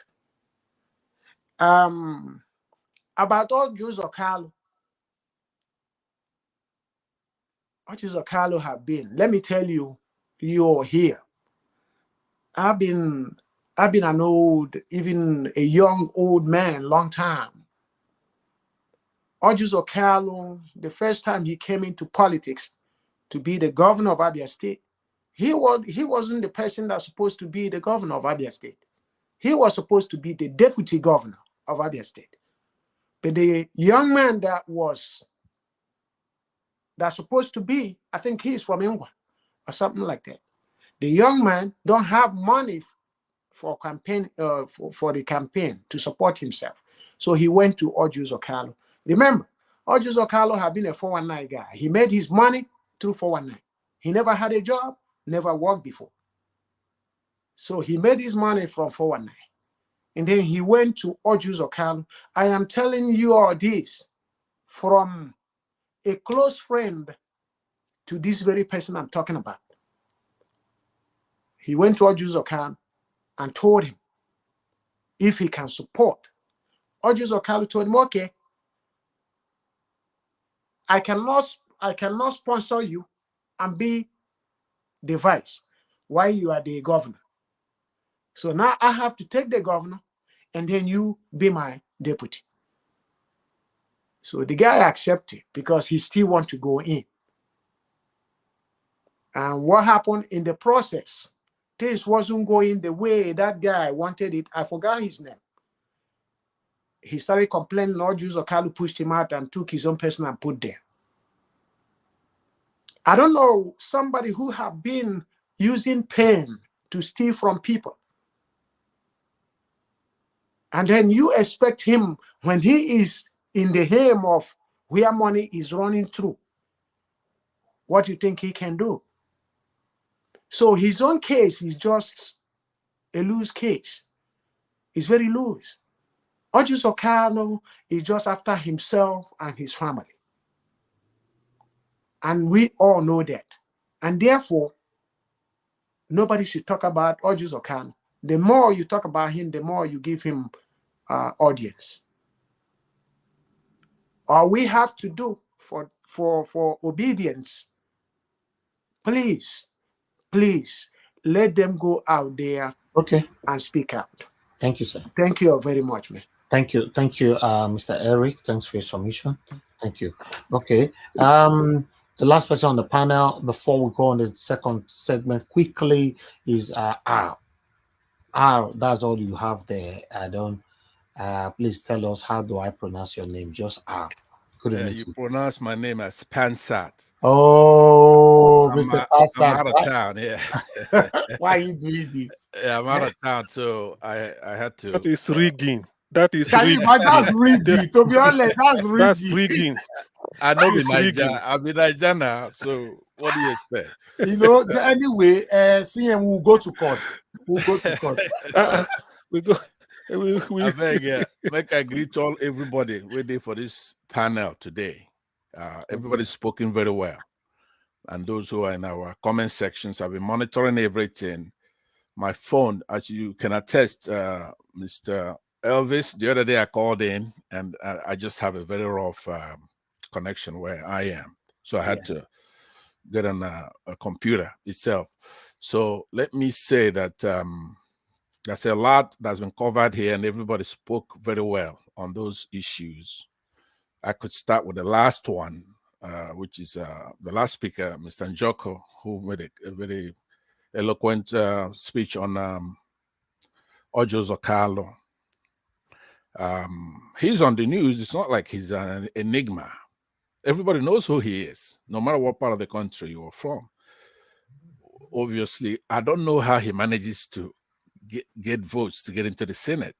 That is one of the reasons that elections are rigged in Nigeria. This man has no respect from any decent person, nobody from the Southeast, but somehow he appears in the roster of senators and things like that. You have to know that he's not stupid. He fought OBJ when OBJ was OBJ, the president of the country. This man was against Obasanjo, and he fought him to a standstill. So he does have evil powers from all kinds of people. His power doesn't come from the Southeast, it comes from the North. It's just analogous to this Tinubu. Everybody's saying, oh, Tinubu is smart. Tinubu is this. No, Tinubu is a pawn. The person who is smart is Mahmoud Yakubu. That's who is smart. But he's only smart because Nigerians fell asleep when Buhari came in and put in jihadists in high places in all our parastatals, INEC, EFCC, Customs, Chief of Army Staff. And if you extend it, now, I'm just telling you the truth. If I'm saying it, the truth is biased. Don't say, oh, you're biased. You're talking about Muslims. Well, it's the truth. So you cannot spin the principles of causality on its head.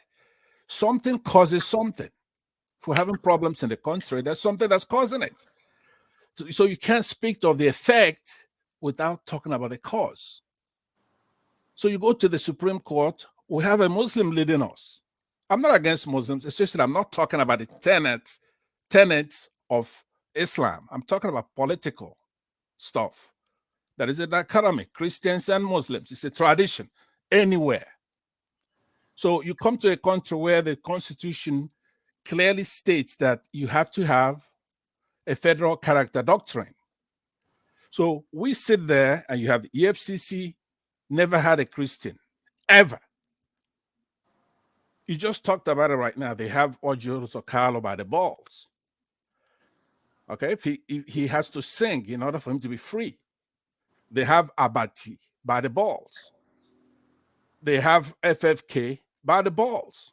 We know FFK. Usually, when he fights, he really goes for the gusto, but he's got criminal cases coming off his ears. Who's in charge of the EFCC? They have to squeeze these people.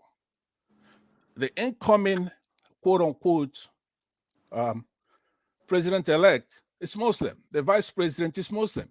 So if you take it to the next logical conclusion, think about this. We're going to have president Muslim, vice president Muslim, speaker Muslim, Senate president Muslim, chief justice Muslim, chief of army staff. So what can you do? Now, I know this is not a topic today. I'm saying that to say people such as FFK or Joseph Okado, all of them have to do what they have to do. They can't fight with two of their hands tied behind their backs. So that brings me to my own suggestion. This fight, because you have to know one thing, Tinubu cannot be our president. He didn't win. So no matter what happens, even if everybody here says, oh, I give up, well, that's your business. He's not going to be our president because he didn't win. So how do we stop him from winning? Showing the true results. We need help. It's not something a man should say, hey, why do you need outside help? We need outside help because we sat there and they took over all the parastatals in the society. It's an unfair fight. You cannot fight them constitutionally because they don't even behold the Constitution. The moment Yakubu is telling us in front of us that he's not going to transmit that result from the polling unit live, as stipulated in that handbook, that procedure and guideline, well, that is unacceptable. That's unconstitutional. But it may not be justiciable. We cannot allow it. We need help. And the best hope we have in this, and I hope somebody's listening to me from outside, the United States, I like the body movement so far. We've had the American ambassador, Mary Beth Leonard, removed, British High Commissioner removed, and Elvis, I wanted you to show, if you can, FFK's last tweet from Twitter. If you could show it, because you have to see the. When was that? Today. About 11 hours ago, he tweeted against the second in command at the British consulate. They're having a fight. You can read that. I could stay quiet. You show it on the screen and see what he says to that ambassador. So as you're looking for it, let me say to you, that's where the fight is at. We have no chance. So far, we're surviving because these former diplomats would have quickly started embracing, having tea with this Tinubu by now. I will be done. Nothing we can do. They did it to Jonathan. They did it when Buhari came in 2019. But there's something on our side. We have to fight like the Iraqis did in 2001 from outside because they have taken over evilly our country. If somebody says, oh, you want to Islamize Nigeria, it's already being Islamized. It's not Tinubu. Tinubu cannot do it. He doesn't even know his ass from his mouth. It's the 5 governors, Erufai, who threatened the international community in the last election, 2019. He says he's going to send them home in body bags. What happened? Britain says, okay, we're going to look into it. We're going to do this. They're not going to look into anything. The British High Commission office is it's an extension of the APC. So if President Biden wants to do the right thing, not half-assed, like say you're going to take somebody's visa. What do they want? We have better climate in Nigeria. You have nothing these bastards want from you to come visit your country, just students and those of us who are in exile. That's the only reason why we're here. It's because you have the nice buildings and street lights. Home is better than anywhere else. We love our home. So if you want to help us, stop talking nonsense about taking people's visa, because that doesn't mean anything. The moment you say that, you're part of it. We are not going to let them steal our mandate, because look, I'm looking. I was weeping. I see people protesting. It's not enough protesters, but these people are only yawning. They know that the country has been dumbed down. They just need one good diplomat, one good American, one good person from the Biden administration to step up. That's why they're marching around with no guns, with their flags and singing for 8 days now. Now, if you see something like that, you don't weep. And we went through this last 8 years, and you still want to perpetuate a president who we can't see. It's like a ghost. He can't even come out. We don't know where the hell he is, even as a quote-unquote president-elect. He's sick. How wicked can you be? 8 years. Our money is $1 to 800, 700 naira. We don't have food. We don't students. We have youths all over the place. They cannot do anything. Why?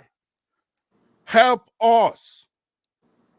Help us, because there's nothing we can do. They've got the guns. We're law-abiding people, especially Christians in the South. We don't carry guns. We don't carry dagger. We don't kill anybody. So we're quiet, but they took advantage of that and put in all the parastatals and all the security apparatus. So you're going to go to court, they're there. You cannot have one arm of government like the House and the Senate bring people in and question them, because they're there too. They're making a mockery of democracy. So let me conclude by saying I'm addressing President Biden and the American diplomats. I'm here in the United States. I'm telling you, what you're doing is not right. The Christians in Nigeria and progressive Muslims, progressive people who believe in democracy, is who these people are fighting. They're making a mockery of democracy. They make a mockery of elections. And the Brits are complicit in this, because they're a goddamn bloody monarchy. Since our independence, they won't give us a break.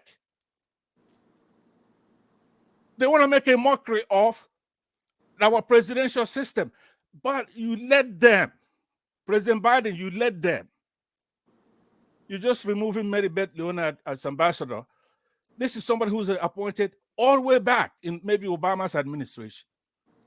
You disagree with Trump on everything. Trump disagrees with you on everything. But one thing you have in common is that you have the same ambassador in the largest African country. And we're dying. I'm talking about massacres, poverty, no health, no jobs. And the dichotomy is just that we are a country bequeathed with 50% Christian and Muslim, and they keep trying to kill us. Instead, you take their side. We shouldn't even have a fight. We in the South, we don't have any problem.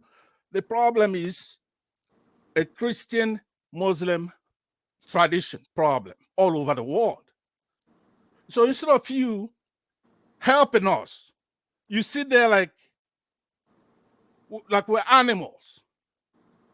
Who's going to have somebody like Tinubu, somebody who is persona non grata in your country with drug, heroin, convictions, forfeitures?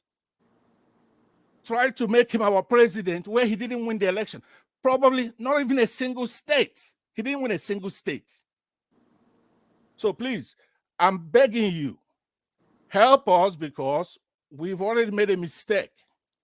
Instead of us going violence for violence to stop them from taking over all the parastatals, we let them do it. They could never stand having EFCC chairman of customs just divided between the two traditions. They can't handle that. Yeah, please. Can I interject for, say, 20 minutes to ask Pansat a question? Yes, sir. Because of what he said. Pansat, not that, let's say peradventure, not that I wish it, Tinubu is sworn in. Can Tinubu be received in the White House as a as the No, president representing a country as protocol demands. Do you think no, America will do that? no. So which means I'll it's let dead on Mr. the. Njoko answer that. Go ahead, Mr. Njoko. No. So which means since if our president cannot, one moment, if our president cannot be received like every other president that when you're elected you go to White House and pay homage or sort of, if a president cannot be accorded the recognition being given to say a usual president in the White House on account of not because Nigeria is in bad diplomatic relation with US, but because of the person, the character of the president or what is this. So there's no need now. They think they should think this way also. The judges should also think this if they are taking bribe to do whatever they want to do. That's what. Exactly, and it's even more ominous than that, right? Obviously, Nigeria has the Swint Brent crude oil, right? So they've been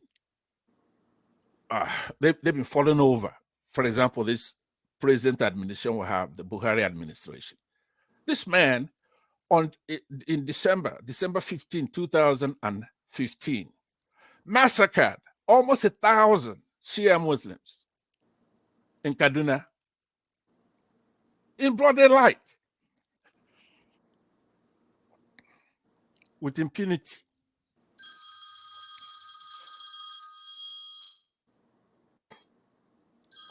With impunity. So all right. what I would, All right, please. Yeah. Where's the call coming from? It's me. I just turned it off. Okay. Thank you. What I'm saying now, this is let's be serious here. We cannot allow the international community, especially the United States, to abandon us here. It's unbecoming for a man like me to say, I'm begging you to come and help us. But I have to this time. I am begging you to intercede. If Tinubu won the election, fine. Like Mr. CM's concern is genuine, it's cogent. He doesn't have to go to America. Unfortunately, due to these mistakes America has been doing lately, it's no longer a unipolar world. They have China there to run to, they have Russia, and they have other bad actors they can run to. That is what I wanted to say when CM said that. Tinubu can choose not to go to America for the next 8 years. Exactly, just like Buhari is doing now. Buhari is, after Trump came in, he came here and he was told off by Trump. Since then, he's made a few trips to the United Nations, but he doesn't have to come here. These people have our monies, our oil, all the access. We, the citizens, don't have a damn thing to stop them. There's nothing we can do. Look at Oluomo-Lagos Kalu. Look at Erufai. Look at these characters. So the only way we could stop them is by violence. But we are not violent people. So I am begging again, just in case I get cut off because I've been going on and on. We need the help of the United States, President Biden himself, not the Nigerian embassy, not the British embassy. All these people are corrupt already. All of them are corrupt. Everybody in Nigeria, in and out, they're corrupt to the T. They cannot even deny it because, let me give you an example if I have the time. We had a young man, Showere, come home. He's a publisher of Sahara Reporters. All right? Showere is a good guy. He loves his country. He's fighting for his country. And this Buhari administration grabbed him, put him in prison, shut at him. They've done everything to him while these embassies are watching. They know who he is. They spend their whole time gossiping, collecting every data in the world. They know everybody. But they let him every day for years. All they have to do now, you have to know, this is not, you cannot contest this. If they pick up the phone and say to Buhari himself, stop, they will not even try it. Did they? No, they didn't. Now, if you can let Sowore be shot at and be put in prison for years, right? You could do anything. You hate us. I don't think Showore should be the president. No. But should he have all the liberty a good person should have in our country? Be respected? Yes. So you gave away your soul when you let him be trapped, abused, persecuted like that. You cannot come out and say you're a good actor. You are not. So that my only solace so far in this election is that these two diplomats from here, the United States, and from Britain, they have been removed for whatever reason prior to a handover in May. If they were good actors, their countries would have waited until that handover is done. So let's say, it's a guess, I have no evidence that something is afoot. And I see FFK, I asked Elvis to read that article, abusing the second in command now, the deputy, who has pointed him out as somebody who should be prosecuted. And FFK is not stupid going and insulting the British Deputy High Commissioner doesn't bode well. So he must have inside information. So Nigerians, I'm sorry to say, we cannot do this. It's good to protest, but we need help from the United States. That it's a help that has to be forceful help with this legal part of this thing. They have to make sure that our laws are done. Thank you, CM. Go ahead. Okay, sorry. Can I say something? You know, when you're saying, okay, when you're saying all this, you know, you opening a lot of vistas, and it's interesting because the analysis you're giving. Now, is it not, as somebody who is in the US, is it not in the interest of America to make sure, apart from the fact that you said we have to beg them to help us because we are in a fix, so is it not in the interest of US to make sure that the person who should be in charge of Nigeria, the president, is not somebody who they will not freely welcome into the White House? Don't you think?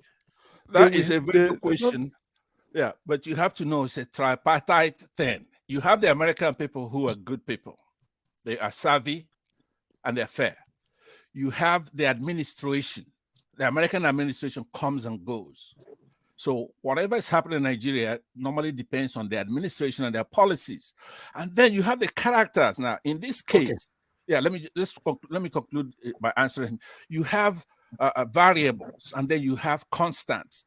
In this case, the constant has been this Mary Beth, the American ambassador, the British High Commissioner. Those are constants. They've been there in the previous elections. And then you have this variable, which is the Biden administration that just come in, replacing the Trump administration. So what goes on is purely on the interest of the state, the United States in this case as a state, which is which calculates its interest based on relative gain. But you also do have the characters themselves, the Secretary of State, for example, and his deputy. Every one of these administrative positions in the United States is huge. For example, the Secretary of State, that is bigger than Putin, for example, right? I want you to understand that the ambassador from Nigeria is like a god, in this case, a goddess, all right? These people, whatever happens in our country, have to have their sanction. They have to approve it. If they don't, it wouldn't happen. That's the only way to catch them. Whatever happens there, if there's a massacre there and there's nobody paid for it, nobody was arrested and tried, they approve it. Whatever this Buhari is doing, they approve it. So I believe that President Biden is different, but he's been overwhelmed because he hasn't had time to look at what's happening in our country. And it's a shame because even Russia is not more important than Nigeria. All right? So Ukraine, if I had time, I was going to go into an anecdote, but let me respect Elvis. I know that he has to work with him. Thank you very much for good questions, CM. Thank you. All right, then. Thank you very much, Mr. Pansat. I was going to say something. Okay. Yeah, quickly, please. I mean, it's just going to be brief. I don't know. I know I have said it several times that we need an external bodies to help us. And regarding Tinubu, if Tinubu is sworn in, like I think Mr. CM asked, I think there is a law in the United States It's called the Foreign Narcotics Kingpin Designation Act. Okay. When I Googled it, it says that the Foreign Narcotics Kingpin Designation Act, better known as the Kingpin Act, is a landmark federation legislation in the United States intended to address international narcotic trafficking by imposing United States sanction on foreign persons and entities involved in drug trading. If Tinubu is sworn in, he will not be able to come here. And I believe when his case of drug trafficking came out initially, Tinubu did not step his foot in the United States for 7 years until the statute of limitation expired. That's my contribution. And anybody can look it up. It's called the Foreign Narcotic Kingpin Designation Act. Okay. Kingpin Designation Act. Okay. Thank Now, you. if I have to come in with everything that you guys have submitted here, one, Nigerians in America. Till now, I don't know what you guys are doing about this whole thing. For the first time hearing Mr. Pansat's submission, very, very passionate one for that. I was touched listening to you, Mr. Pansat, because it looks like there's something you are seeing right now that many of us are not seeing. For you to speak like this, it shows already that, you know, you are seeing something that we are not seeing. Now, the question to Nigerians in America, what are we doing? Even the White House, like Mr. Pansat stated, maybe Biden is so busy right now, he's not aware of what is going on, but you can draw his attention to what we are facing. You can draw his attention to the plight of the people right now by gathering together, if possible, even in the White House. It doesn't have to be exactly outside White House. Any road lead to White House. Let everybody gather there. Nigerians in America, what are you doing? Because I understand some of you call me here to correct me. Nigeria was, no, we must protest. Nigeria was not be so for Tetoka. Nigeria was not so for Tetoka. I understand, but I want to also see your own effort. What are you doing? I've been asking this now for a while. Some people said they are calling people on WhatsApp. They are not responding. They are calling the other one in the backyard. They are not responding. They are calling that one in the Ojuku Junction. They are not responding. I don't understand what is happening. Niger Watch. Which one is backyard again? What do you want me to say? Because but there's a publication that says on April 2nd they're going to Washington. You know, I don't know if you've seen that. That is for the people in the US. April 2nd. That's next week Tuesday, I think so. Okay. Yeah, that would be nice. I've not seen it. Next week Tuesday, I heard they're going to the Washington. Yeah, so I should be the first that should send it to, so that I can be publishing it here every day to give awareness to other of our brothers and sisters that lives in America to turn up on that very day. It's very, very important. Yes, those of you in Virginia, if we shake the streets or if we shake any part of America, Biden, his attention will be drawn to these satanic leaders that is forcing themselves on us. We can't be here. You call it to the phone. Hello, Nigeria, what you are doing well. I'm not doing well. That's not what I want to hear now. Nigeria, what you are doing well, please. You are doing well. No, you're doing exceedingly well to the best of your ability. Please take that back. You are doing well. I'm challenging you now. First time I'm challenging you. You are doing well. Okay. I take them back. Fine. I'm doing well. But listen, madam, whatever we are doing in life, without the total collective effort of the people, in most cases, the chances of winning that race is very, very slim. It's slim. Check it now. How many, if not other satanic platforms, I supported their satanic candidate or satanic APC, tell me how many platforms you are seeing that comes out every blessed day talking about how Nigeria can be better today. Many of them that comes out, some of them are very, very straightforward. They are for Tinubu. Those people, I even respect them. What about the people that are sitting on the fence? Say, no, this platform, everybody just talk about be. Mona, you they talk. No problem. On our platform, we are parties. No! No! As long as you are a Nigerian, it's not about you building your platform now. No, maybe more people. Somebody actually called me outside broadcast.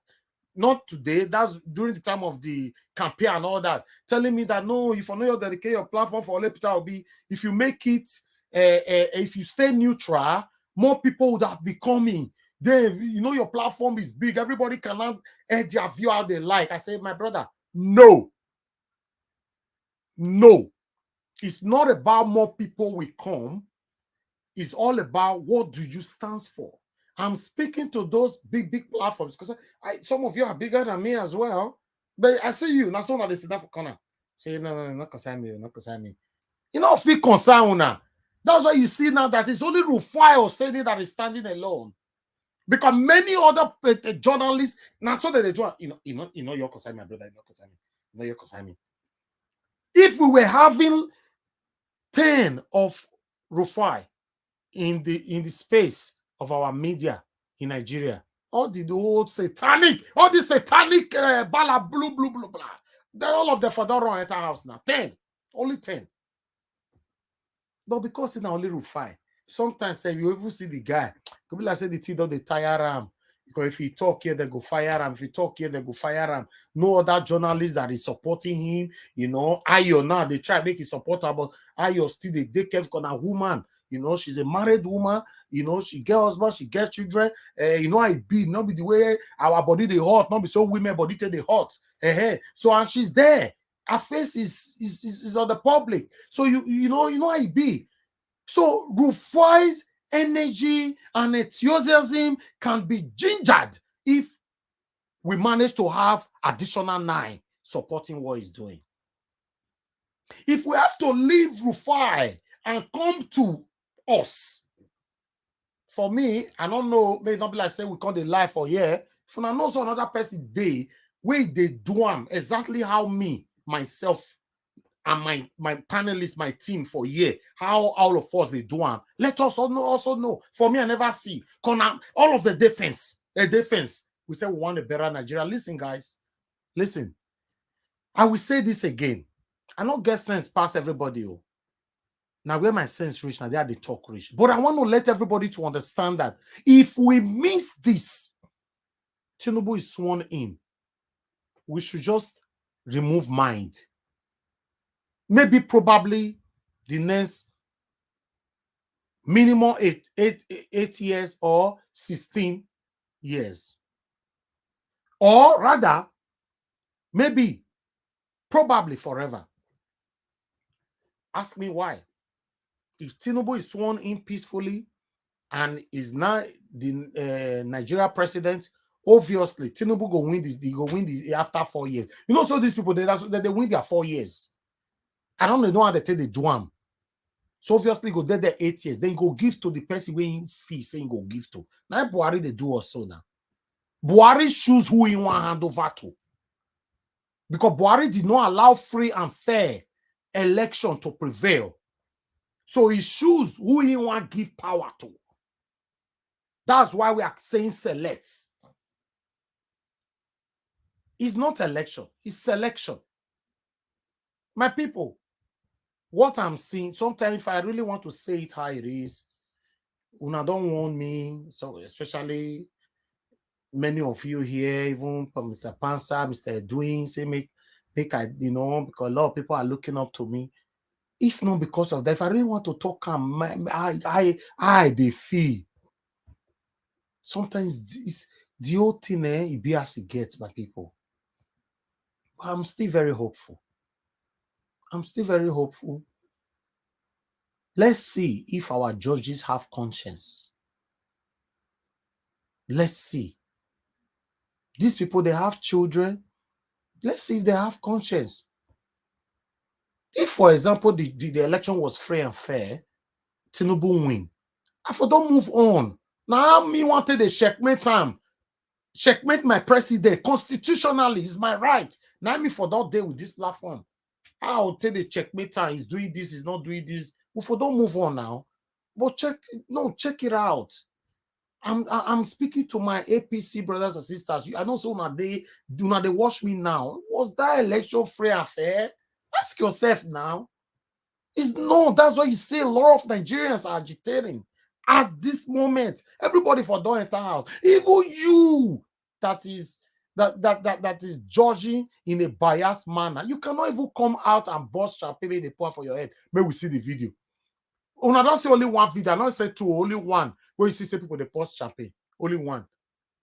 When we have, I know say they say tele now they talk and say Nigeria 200 million, 200 million, 200 million.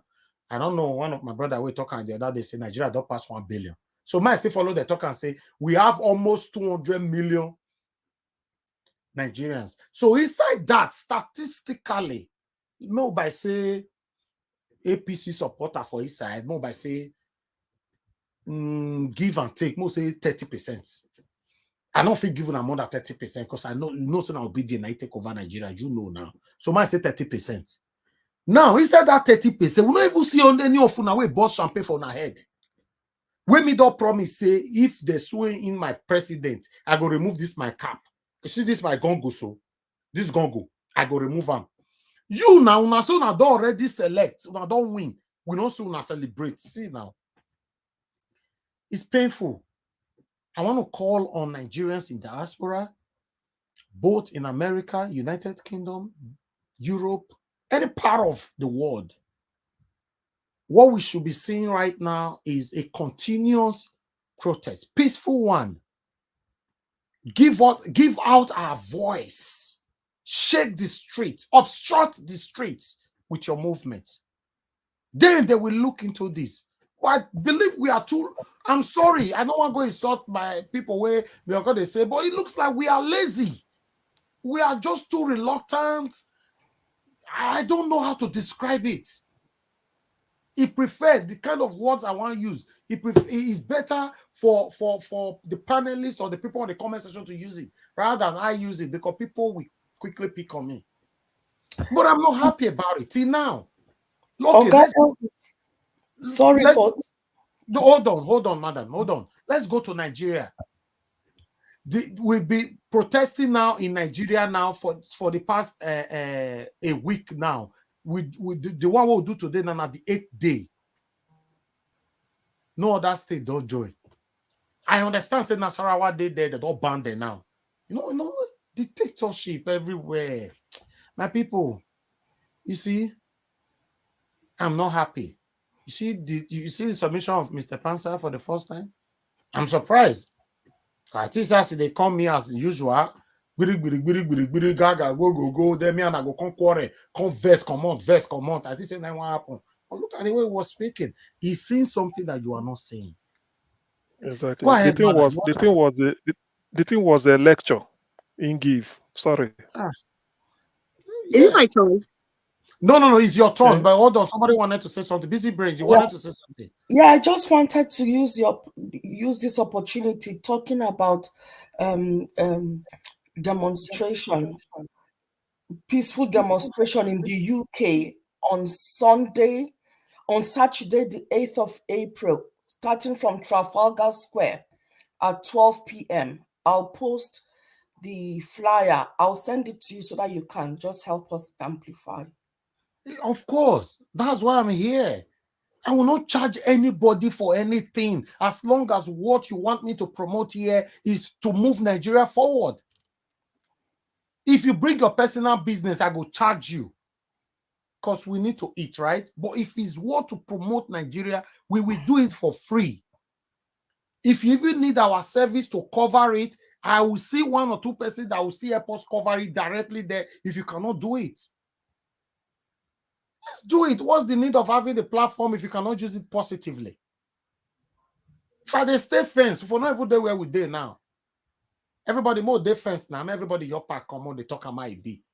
it shouldn't be like that. The suffering is too much now. We should say it how it is. You way they pretend the suffering is affecting you. Boredom want to kill almost everybody in abroad. A lot of you have made the money. You can't go back home. But you forgot your promise from the beginning when you were traveling abroad. God, if you bless me with so time like this, duration, I'll move back home. Go back the home. Now you cannot. Boredom, cold, stress. Because there's no home. Please, before I come to you, Madam Rita, I'd like to play this video so that we can take everything together. It's 4 minutes video of the response of the Deputy Governor of Lagos State when he was asked about MC Oluomo. I'd like us to listen to this quickly. Thank you very much, my people. Let's listen to this. As Deputy Governor, how did that, the emergence of that and the imagery that came out of that worry you?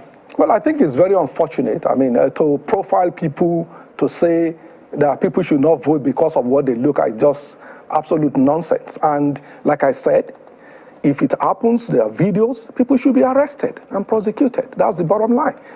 So my point, though, is that as a people generally, look, we are Africans.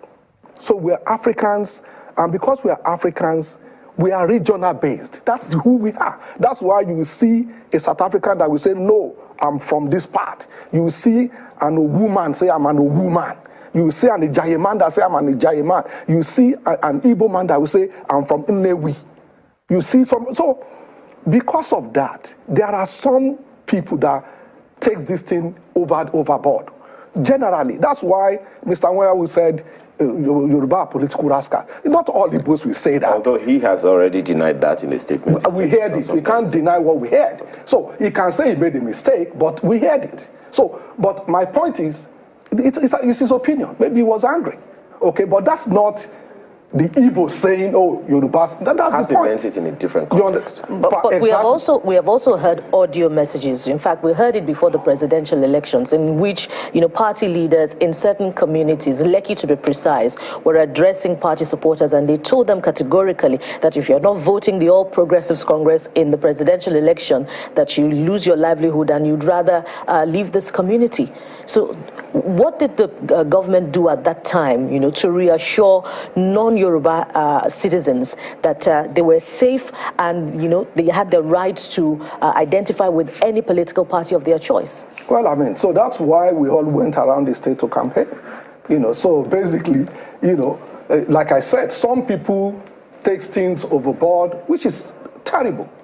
Again, like I said to you, I have friends. I have friends in Alaba Market. I was at Alaba Market and it was fun. It was fun. And I know people, remember, there were Igbo APC members.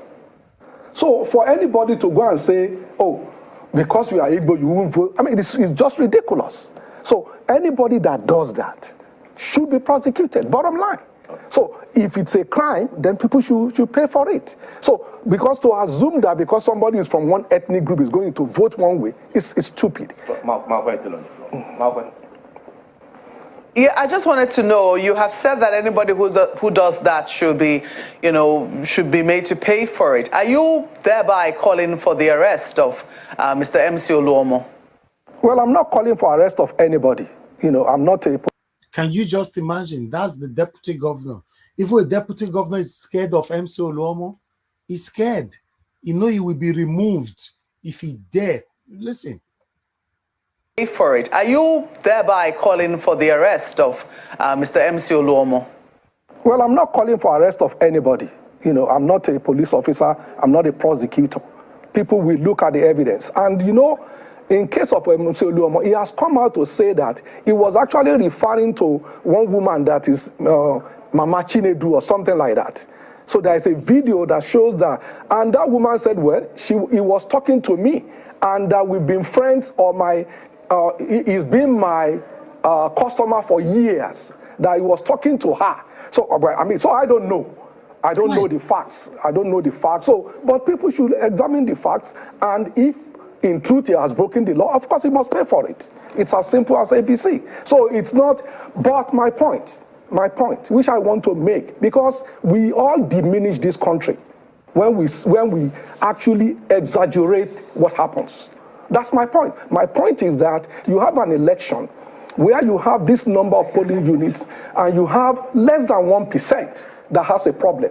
And we now make it look as if that 1% is more important than 99%. I think that's just outrageous. Okay, well. And we should not diminish our country and say the election is bad. No, no. This is a great election. Yeah. God, oh. This country is so painful, Sha.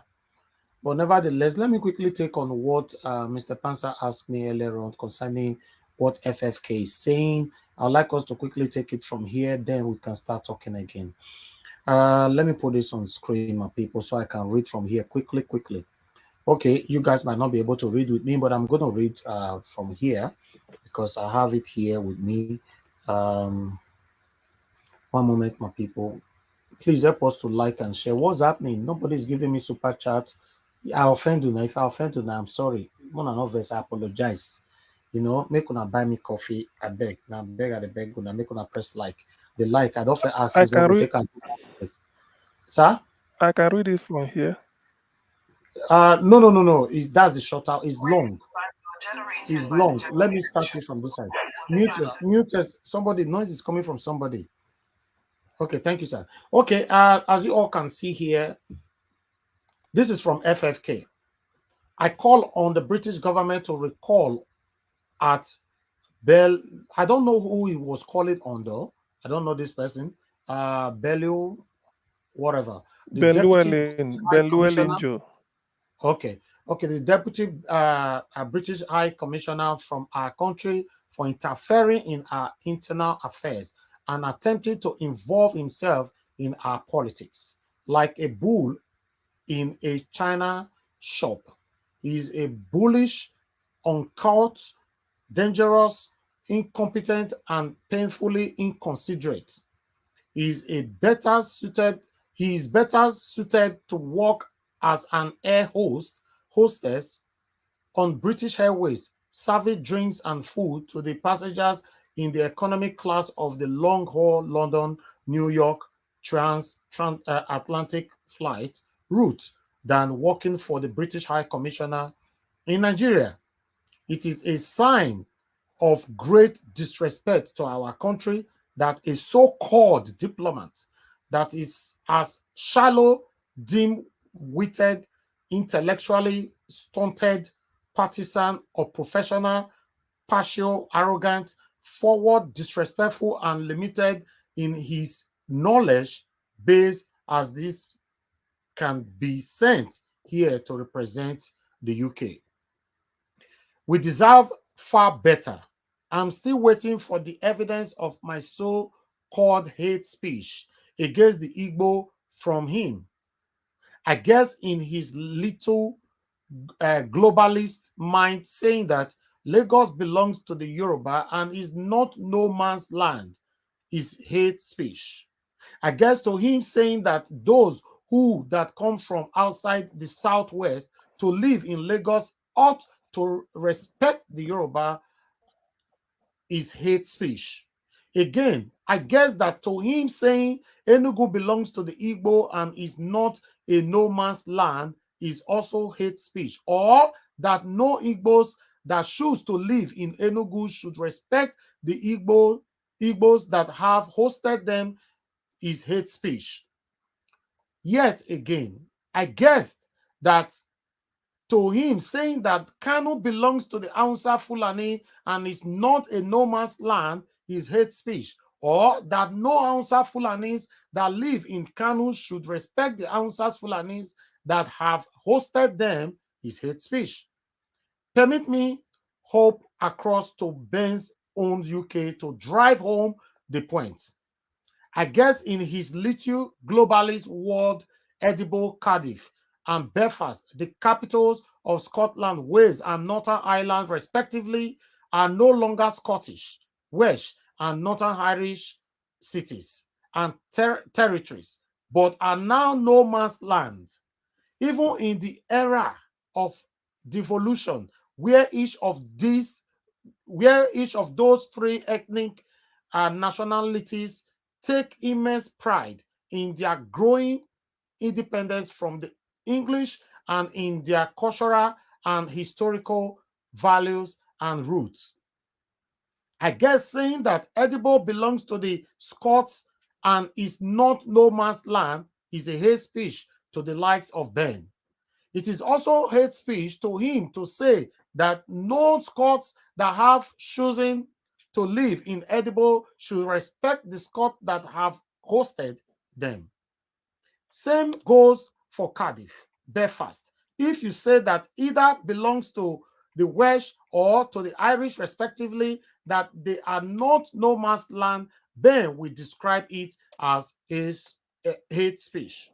And if you say that the people of each must be respected by those from the outside that have chosen to stay there, he will again call it hate speech. What type of man is this little Englander who sees hate in everyone and everything? Oh, wow. What an intelligent and priceless fool he is. Now, as I right now, and so I take the read down, rooming myself as I read down, I feel goose pimples all over me. Okay. Forgive me for describing him as being one step removed from the village idiots. I say it right now, they make I talk like that. YouTube, they could not come for me. Oh, now the right now I start to read that for you. Okay, someone please tell him that there is absolutely nothing wrong with being an ethnic nationalist and seeking to preserve your identity, land, culture, values, and ways as a people, while at the same time opening your doors to others from your nation and welcoming them with open arms. There is a great difference between peaceful coexistence based on love and natural respect for your fellow compatriots and a total and complete capitulation and rejection of who we are and where we are coming from as people. We espouse the former and reject the latter.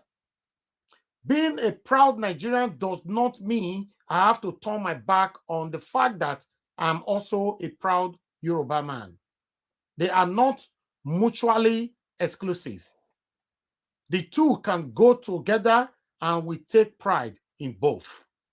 The same goes for my fellow Nigerians who happen to be Hausa, Fulani, Igbo, Ijo, Ishekiri, Bini, Efik, Kanuri, Shuwa, Arab, or anything else to be continued.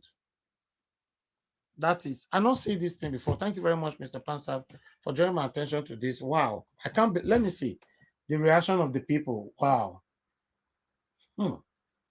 I can't believe this. Anyway, I want you people to talk on this. The next person to talk to us, because for me, I don't know which I want to talk for this. This is just too much. It means that Fani Kayode is fighting, drawing the battle between him and the UK. That's what it means. He's literally telling the UK, go to hell with your visa. You see what they talk just now when they talk say no, Biden cannot, Tinubu cannot go to America, if he's a president. These people, they don't care. If you say me they're not going A, they'll go B. That's it. Let's move on. Let me hear from Mother Rita. Mother Rita, thanks for your patience. I'd like you to talk to us. Yeah, good afternoon or good evening. I'm sorry that I came late and I've missed a lot. I just got in now and I heard Sir Pansat's voice, so I said, okay, I have to join the space. So, Sir Pansat, I joined because of you today. Thank you for joining. We want to hear from you. I was laughing. I was listening to what you were saying. You know, you're asking the US to come and help. You're like, okay, what kind of help exactly? I mean, to be precise, what kind of help are you asking the US to do for Nigeria? Really? What kind of help? Are you asking the US to come and protest? Are you asking them to have a media expose and, talk to the political class? The US is not going to do nothing. Let us open our eyes and, or rather our nose and smell the coffee. No foreigner no foreign country is going to help us to fight this battle. The point at which a country would help us would depend on the outcome of the case, the appeal case. So at this point, please, I mean, let's be real. No country is going to fight this battle now. If they have to intervene, it will be forward, not now. What we have to do, and I think what we're doing, like what Nigeria Watch is doing, it's fine. And then our brothers and sisters in Nigeria who are also protesting in Abuja on a daily basis, and then those of us in diaspora, whatever it is that we can do to shout out to the embassies, to write to the representative in, whether in the House of Parliament or Commons or the Senate, depending on the country you are in. Do what you need to do, right? Gather your friends and just protest so that this is in the news, at least it's there. When somebody mentioned sanctions, let me respond when you no, land. sir. When No, you sir, land, Pastor, you can't respond to me. no, what I'm saying, when you land, Pastor, you cannot respond to me. This is my time. no, what I'm saying, when you land, then you let me respond to what you're saying, because this is the whole thing. The whole debate is what you just said right there. I'm not responding to you. I am just you reiterating what you mentioned my said. name, and I didn't ask you to respond to me. No, you said that America, first of all, that is just like preposterous to ask America to help. So I want to clarify that, because I didn't say it's preposterous. I'm just saying that. What exactly do you want them to do now? Okay, can I answer that? Is that rhetoric, or should I answer that? It's a very important just answer question. it. Okay, answer it now. First of all, they are already doing. Okay, without America, we're done. You don't understand the position we're in. The only thing actually holding this people back, for example, to arrest the contestants, the political parties, the only thing holding them back is, for example, the United States. But let me tell you, right now, it's known, for example, in Iraq, that Saddam Hussein got 97% and he won the election over there, right? It has to be illegitimate. We have to go by the laws of our country. Without the United States, we're done. Okay. We don't have any. We have no defenses. I'm sorry, but I can also tell you how they're going to help us when you're ready. I'll tell you how they're already helping us. Can she just give her delivery because of time? Yeah, please. I'm just being realistic here. The US has no rights to put their business in Nigerians' political game. They don't have any right. We're in our own politics right now. So we don't expect the US to help. Like I said, if we are needing help from the US, it's for them to, is by way of us, number one, writing, the Nigerians in diaspora writing to the representative. These people like Baya Ononuga, what's his name, Ogunleye or Ogumbi, what's his name, MC Oluomo, coming to, if he has a property there, or if he has a green card or something, those are the things they can, I could say, help us now. Until the case is finished and we see the outcome of the case, that's when I would say maybe the US can even chip in something by saying a word, by warning the Nigerian government, by sanctions, or saying we will not allow, or we will close down our embassies, or something, some sort of sanctions. But for now, there's no foreign country that will do anything. If you're making your appeal, it's fine, but making your appeal for the future of whatever the outcome is of the appeal case. And you're talking about sanctions now. See, anything the US is doing is US first. And what does that mean? US interest. What do you have for me? US doesn't intervene if you don't cut a deal for them. And I think you know that too. So, whatever it is they're going to do, I just believe is after the appeal case, then Biden's administration will decide if they want to support or whatever it is that they want to say. We don't know. I don't know. And I don't think you know. And I think most of your postulations are just based on assumptions. Let me respond, please. It's important. This is the whole thing that we're doing, right? Yeah, for me, let me speak for myself, right? What you just said there is 100% wrong. Number one, let me tell you, we've achieved a lot already without even protesting yet. The United States, Biden has not called Tinubu to say, I recognize you. Thank you. Because they're watching the game. Hold on, please. That is big. That is huge. On top of that, there's been summary withdrawal of diplomats, ambassadors from Nigeria, who themselves, and you could see, without even going to court, that they are culpable in the problems we have in the country. For example, the British High Commissioner, do you know what country she came from before she came to Nigeria? And go and look at their currency. It's like $1 million to $1 million to their currency. So what you have to understand is that American administrations are different and varied. They have different characteristics. Trump is not Biden. Biden is not Obama. The American Constitution is good. The American people are good, but the administration, what has just changed since this election, since February 25th, is the summary withdrawal of ambassadors. We should have protested to achieve that. We didn't protest, but we achieved that. We can't achieve anything by prosecuting MC Oluomo. If MC Oluomo touches my brother, I will peel a metal in his head. That is a small thing. Defend yourself. We have that kind of constitutional right. That's not what we need America for. What we need the United States for is that there is a case where Tinubu is convicted in the United States. We need the FBI to testify in the courts.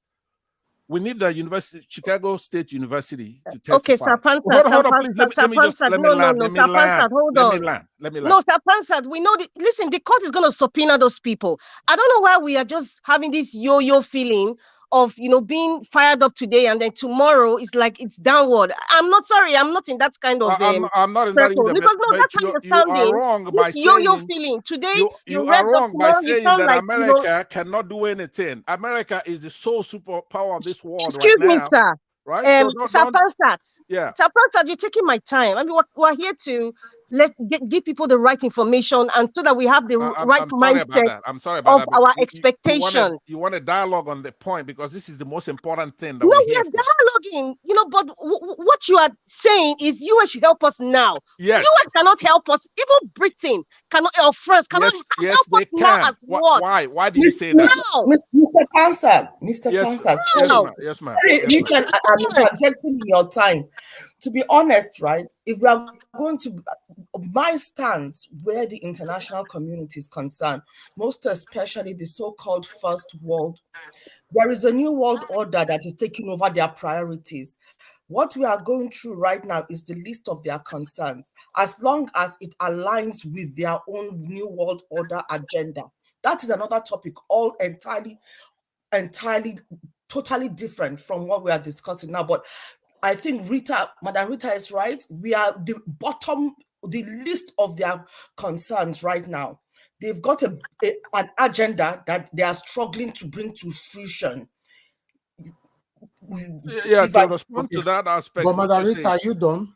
I'm not done, no. Sir Pansat took like 1 hour for my time. You could take it back to her. Let me just respond to Ms. Bozzy Brain. Right? Sir Pansat, we're having a dialogue. I'm not taking your time. Now. You have spoiled it now. I was happy before. You're not making me sad. Hold on. He's not giving you your whole time.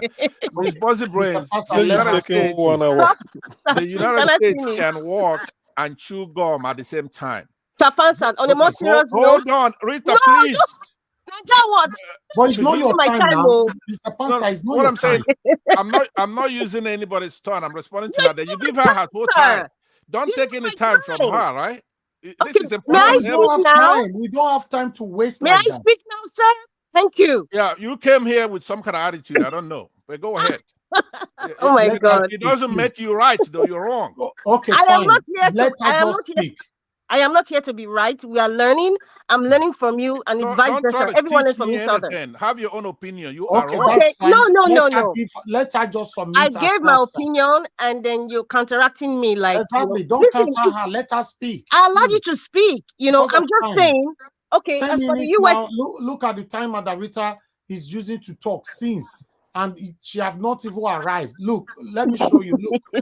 Look, already 10 minutes. For argument. But Nigeria was Sir Pansat interrupted me. Honestly, I would have been done. I just want to say that. Go ahead now. Okay, please. I just want to say that whatever it is that we're expecting the other foreign countries who have interest in Nigeria to do now, they are not, I repeat, they are not going to do anything now. If anybody has to do anything like the US or France or Britain or whoever, if they have to do anything by way of sanctions or by way of coming out to make a statement, it will be after the result of the appeal. That is what I'm saying. That is what I'm saying, sir. I'm not trying to put you aside, Sir Pansat, but okay, that's fine. Now, but that's not the issue. Margarita, you move on now. Is it all about Pansat? We have a lot of topics we showcase today. Okay.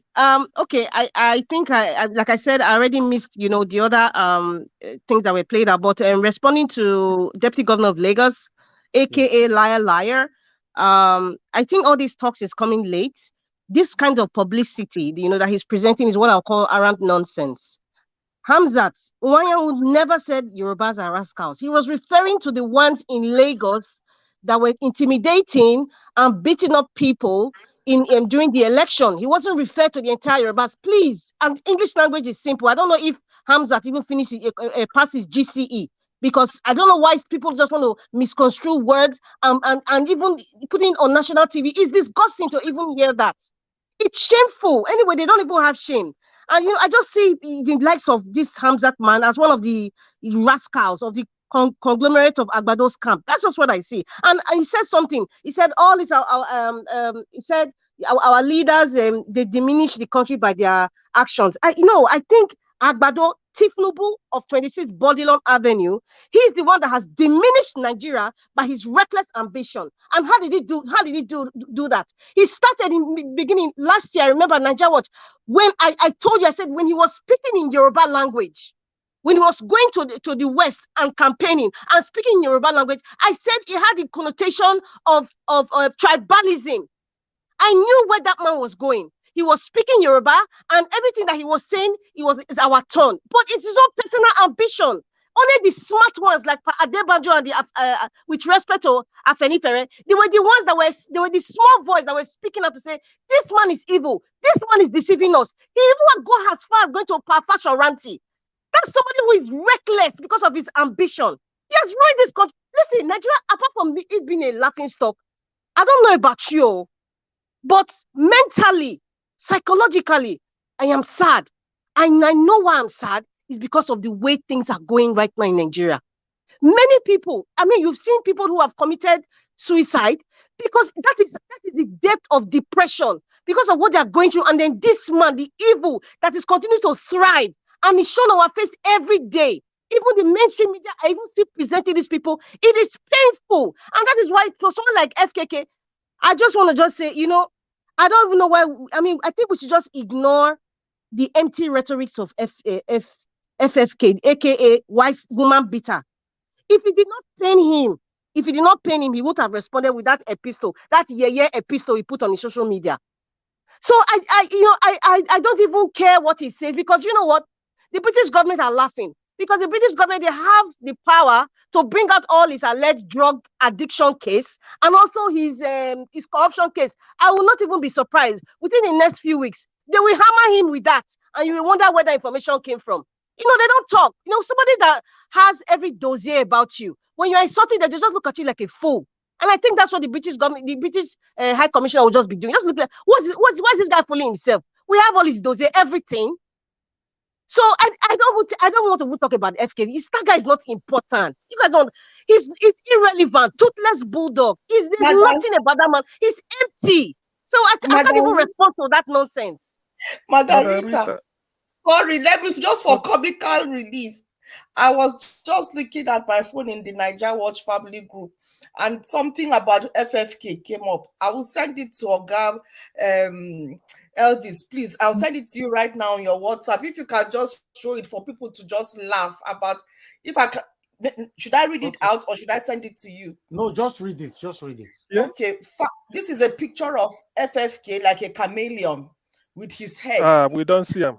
Fenimos Fanikuku Kayodede. We don't see him. Found in the western forest of Nigeria, this species of chameleon changes color and shape every 4 years. The Feminus Fanikuku Kayodede species is a very resilient species, highly amorous. It seeks out conjugal rights across the north and can sing for food can sing for you if given food. All right. Let me forward. I am done. Forward to you. Finally, your submission from beginning to the end was interjected. Sorry. You see? Yeah. Thank you, Yeah, Patrick, but for can admitting we it. respond to her though? That's I mean, No, not yet, sir. We have people here. We need to pass it around the game. It's not your turn yet, sir. Please. CM, please. Yes, I'm coming to you now. 5 minutes, Yeah. please. Okay. Yeah. What I want to say about this Fane Kayode's, let me start with the tweet. Is this? They said in my language, in my culture, they said Let everybody a know we are toad. giving our final submission after 5 minutes or through. Then we're done. Okay. Go ahead, sir. Okay. Yeah. So in my culture, they said a toad does not run in the afternoon for nothing. It is either something is chasing the toad or toad is running after something.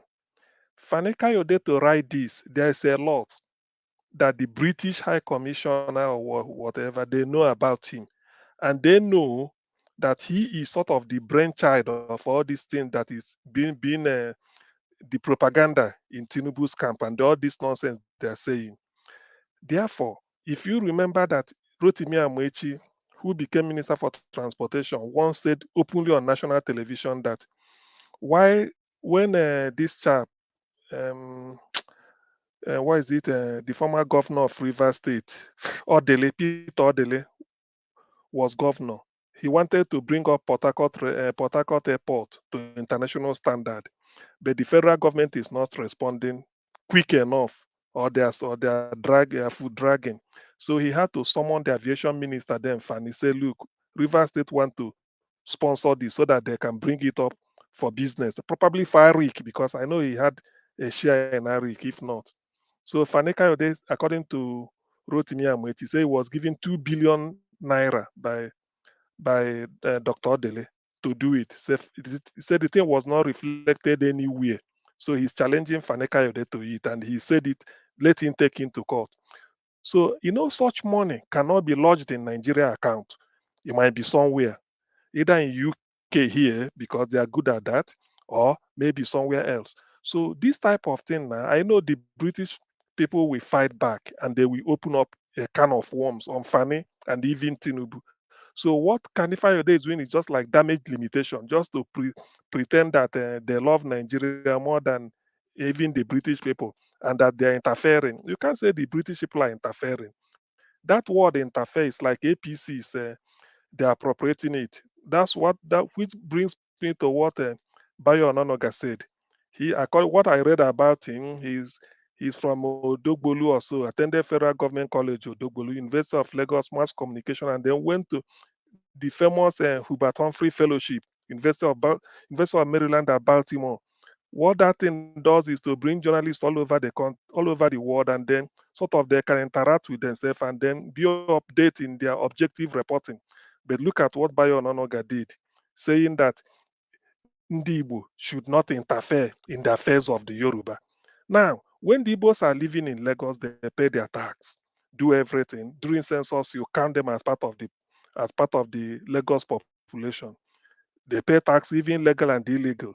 In the end, when they want to vote, you say they're interfering in the affairs of the Yorubas. So when does electing a governor for Lagos State under the Federation Constitution of Nigeria amount to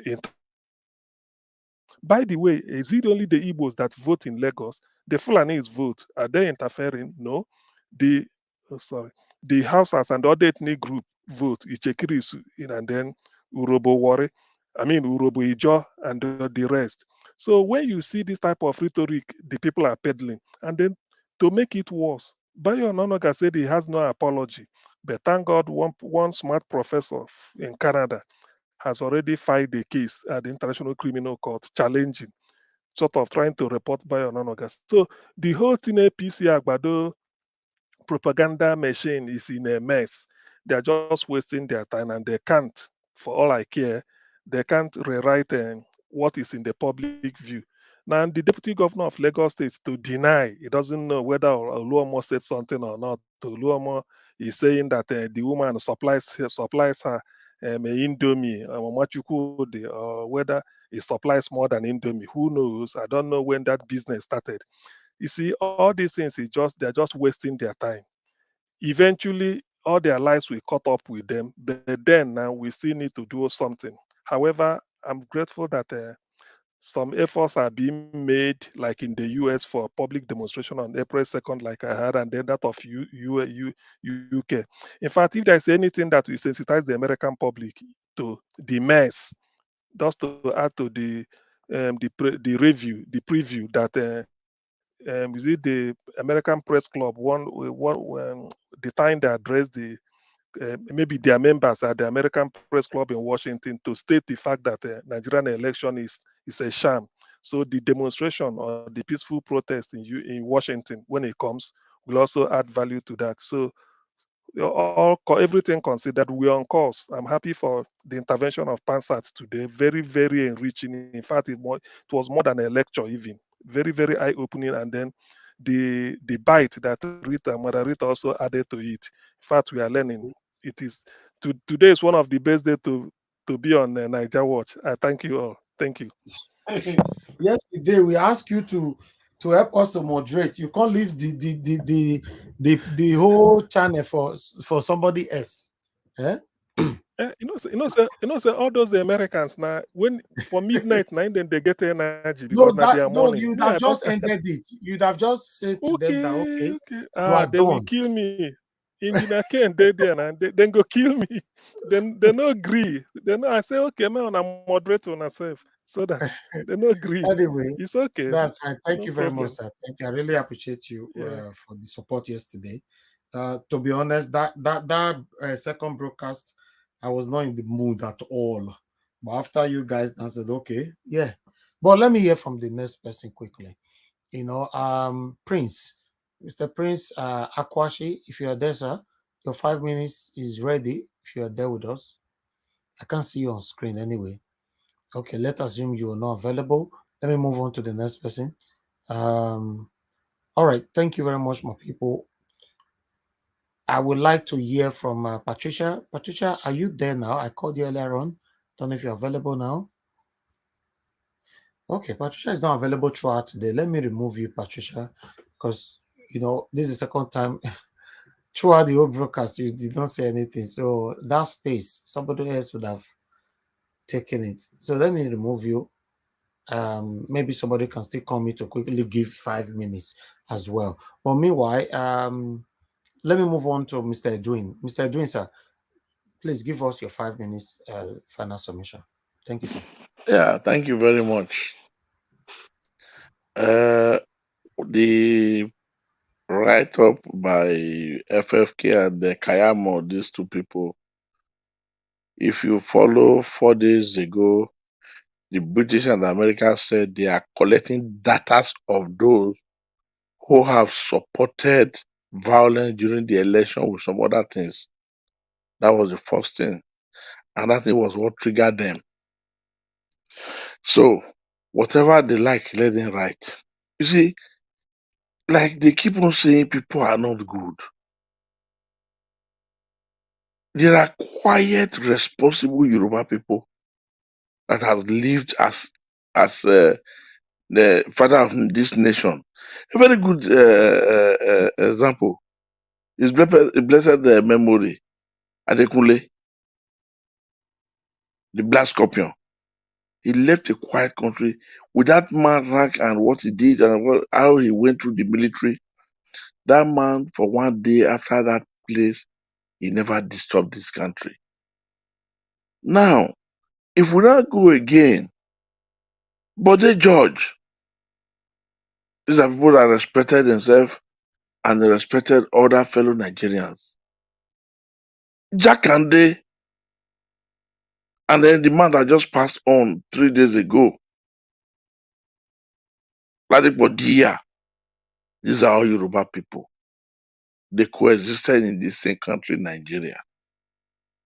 It's a pity that, you see, this, I'm sorry to say, this vagabond of human beings, according to Fela, they decide to take this nation as if it's a birthright to them.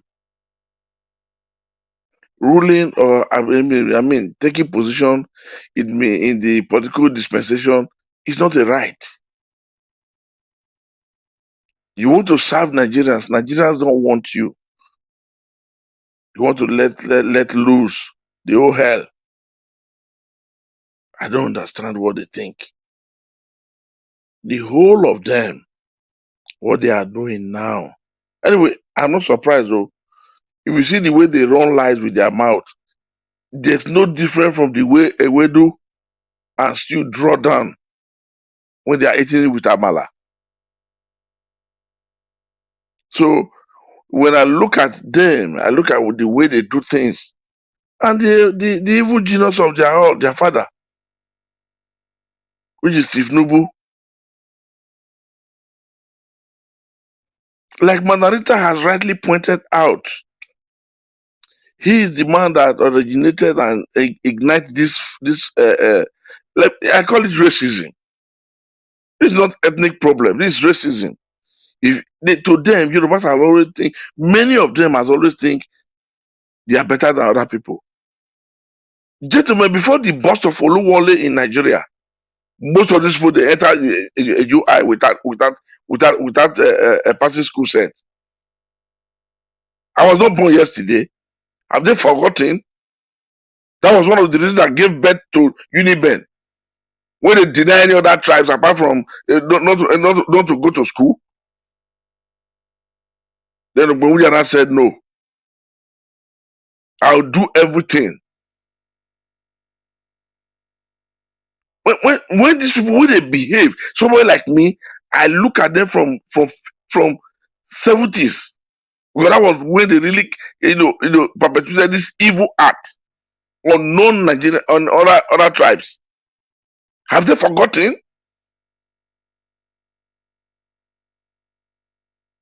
Have they forgotten? As they were doing their own in the west, the Hausas were doing their own in the north. That one person will use one school start for 5 people to enter school, enter the military.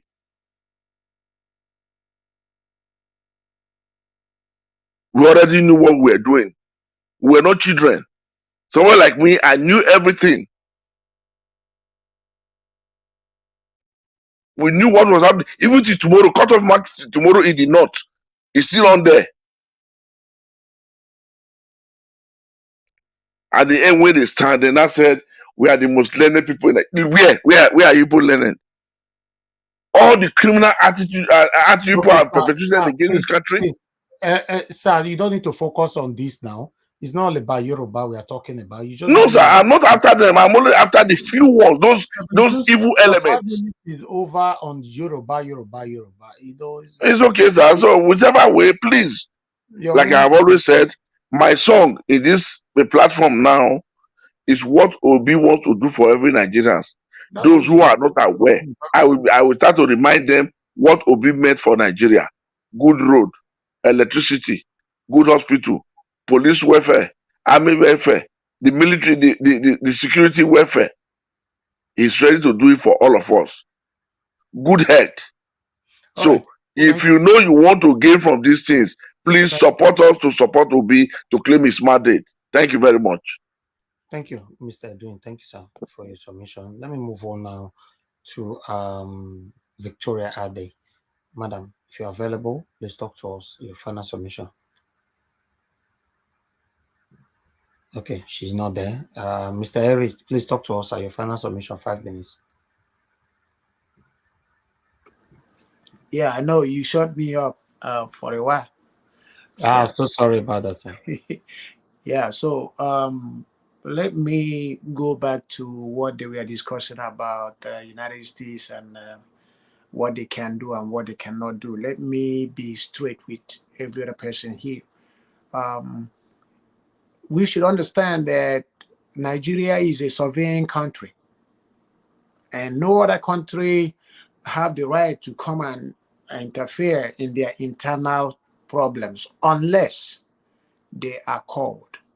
So the only way United States will come out and tell you what get into whatever we are doing there is if we react to whatever the federal government is doing, if the youths react to it. So immediately they see that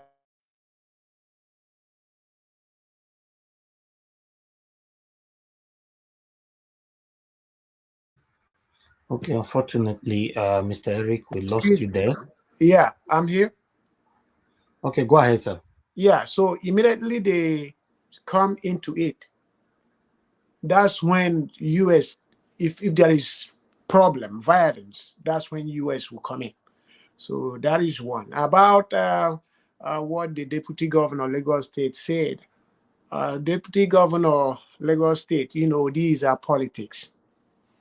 He's not going to say anything that will implicate him. If they cannot arrest Oluomo, I don't know who else they will arrest, but he don't want to say it because he know he is not himself. Somebody put him there. Immediately he opened his mouth, he's out. Tinubu made it so. Tinubu made it that Munshi Aburo will be controlling Lagos State. So that's what he made. And that's how he's going to be immediately he take over government. You know, so there is nothing we are going to do than to protest. Just to protest. And immediately they allow Tinubu to get in there, he gets sworn in. That's it. It's over. So what I would say is let them not allow him to get in.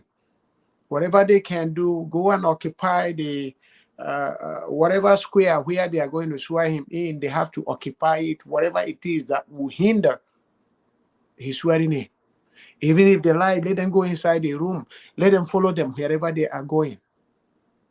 So that's the only way we can stop whatever that is going. And then international community can come in because now we are having problem. Or they insist on interim government. So that's the only way out. This is my take.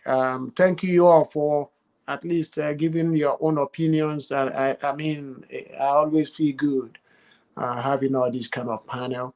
And then we talk about issues here. Thank you, Elvis. You are doing a very good job. I appreciate you. I really appreciate you too, sir. Thank you. Yes, ma'am. Yeah. All right. Let me move on. So it's moving fast, which is good. Let me hear from Busy Brain. Madam, if you're available, please use your final submission, 5 minutes.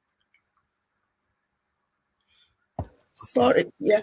Can I confirm the gentleman that was talking about MC Oluomo, is he the Deputy Governor of Lagos? Yes.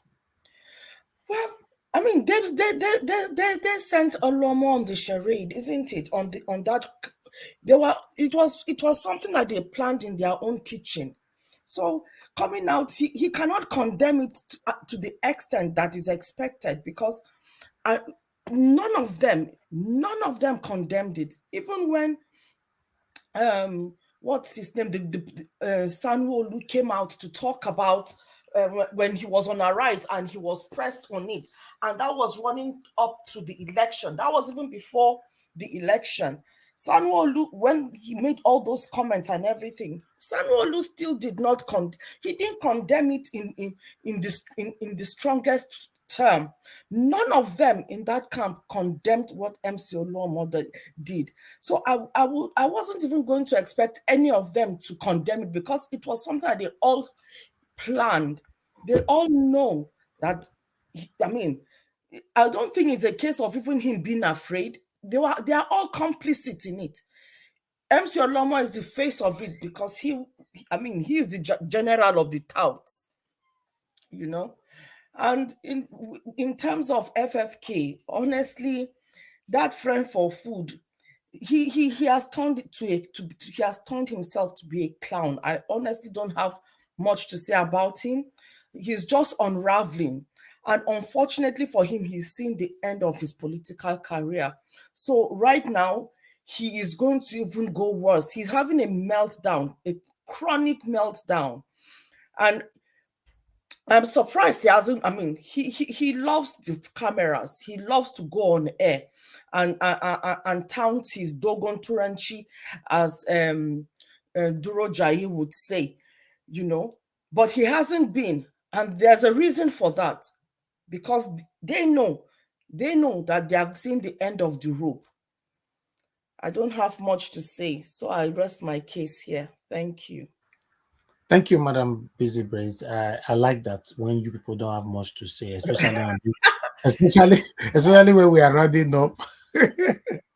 Thank you so much. Thank you. Thank you. All right. All right. Let me move on now to the next person here, which is Mr.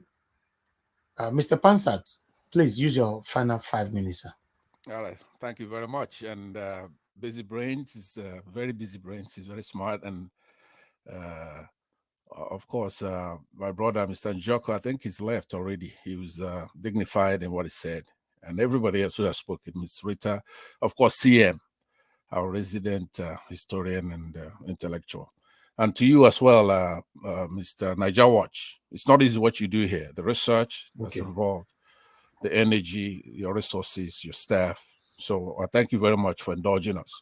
Now, unfortunately, just like any media platform, you don't have all the time in the world to talk, to be able to break things down, to spoon feed people here. So, but at the risk of sounding condescending, let me just say that the United States is a hegemony. A hegemony, according to Igbo, now the political and economic and military predominance of a state over other states. America is a hegemony. A phone call from the White House to anybody makes a difference. They don't have to go to war to get results. A sanction, it's just a sanction from state of California can cripple Nigeria, from the city of Los Angeles. That's how South Africa got their independence. Even though the president of America at the time was anti-Black folks at that time, Mr. President Ronald Reagan. He was on the side of apartheid. But the states, teachers' unions, the city of Los Angeles was able to place sanctions on South Africa and cripple them. And they did the right thing. So in this case, there are a couple of phenomena going on in our country. We have an excellent candidate, Peter Obi. Excellent candidate, somebody who hasn't shown to be corruptible, who's done the homework, who's somebody we're proud as Africans to present to lead a country. Running against, by the way, his vice president, Baba Ahmed Dati, is equally as good, brave and courageous. So we, the people, go out there and we feel the candidates who bring them forth and they win an election. And all the INEC chairman had to do is to turn off the result portal and the transmission of results from the polling unit as mandated by law. So no, we have the case. We need the United States to assist us. Where have they, somebody asked in the comment section, where have you seen the United States help anybody? America doesn't get the credit they deserve. Have they done a lot of evil and out there in the world, especially in our continent? Yes, they have. A lot of evil, unspeakable evil. But they have also done very well for a lot of aspiring democracies in the world. Japan, they rescued from a monarchy that was imperialistic and wrote a constitution for them and sent them off to the races, and they ran with it. Germany, they rescued Germans from the Third Reich and Hitler, divided that country, eventually reunified it, and then gave them democracy, and they ran off with it.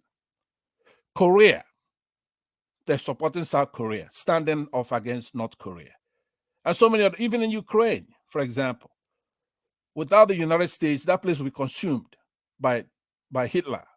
I mean, by Hitler, also known as, what's his name there? The president of Putin of Russia. And so many other places. So the US is important. Without the United States, Taiwan will be consumed today. All right? So let's bring it on home then. What can the United States do for us? First of all, they have to do what Mr. Shalabi of Iraq once said, something that's indelible in my brain. This man said, when the United States punishes her enemies, her friends, I'm not saying as eloquently as he did. When the United States punishes her friends and rewards her enemies, the world makes progress. So that's what the US has to do this time. Britain, it's been clutching Nigeria since independence and will let us progress. So it's time to let us choose our leader. We voted for him, he won. All they have to do is continue what they're doing now. Do not recognize an illegitimate government. Let them go to court, like America said, because there was rush to go there and recognize this illegitimate president-elect. I came here and I said it, and some people corrected me. They say, hey, the British ambassador, the American ambassador, they have already congratulated Tinubu. I say, no, the protocol is president to president. So thankfully, they put brakes on it from that day. It was like a premonition. So what's been happening? I've been monitoring it, just like you saw this FFK. That's an internal fight. FFK is not stupid. He's going toe-to-toe with the deputy commissioner in Nigeria. Somebody who could, if he really wants to, do a lot. So now, we need them to stand for the people.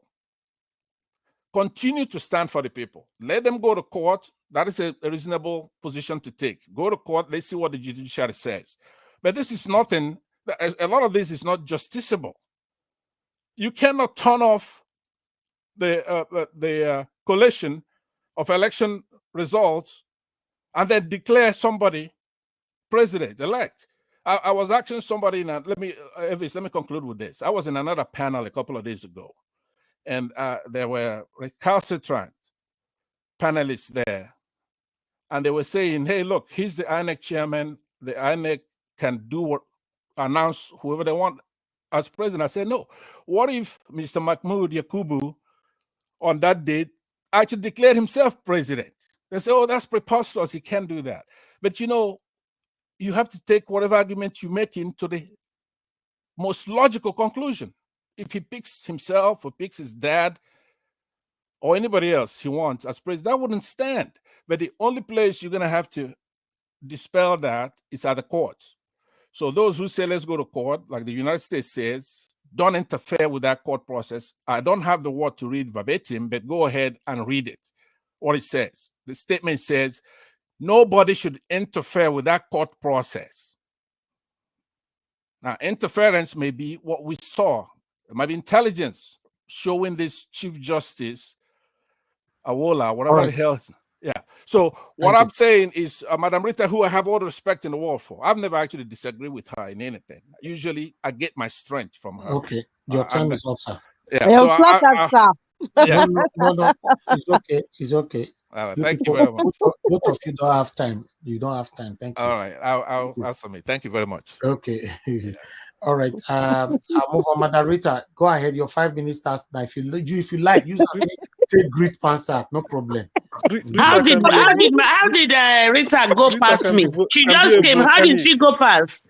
Yes, no, how did she go past? No, that is no. I'm not going to allow that. That's politics. How did she go past? She just joined and she just spoke not too long ago. Go to court. I called you. Did you answer? You didn't call me. Oh, you didn't call me. We called you, madam. I beg. I don't want to go to court. I beg. I don't have any. I just want a video played. That's all. I don't have anything to say. I want us to take. Excuse me, Madam Victoria, please. Sir? Please, you can't just come in and attack people like that. I called you 3 times. You were not there. I called Busy Brains. I called Pansa. No, I didn't hear my name. I've been here. Yes, how come 2 people talk before you then? No, I thought I'm supposed to talk after Pansat. No, you're supposed to talk before Busy Brains and Pansat. I called you, didn't answer. I called both of them. Oh, I didn't hear my name. Now. Thank you. No, I don't have anything to say. I just want a video played. I want to see, we have to see how Lagos and Nigeria is going to be if Tinubu becomes president. How Portable was resisting arrest and telling them he is APC. I am APC. And we are the ruling people now. We are in power. We do whatever we want. You cannot arrest me. No, we can't play that. It's too rough for me. I saw it. We can't play it. Oh, you saw it too. I mean, that's what people really need to see. That is you are taking a sneak peek into the governance of Tinubu for people that are voting for Tinubu. That is how Nigeria is going to be.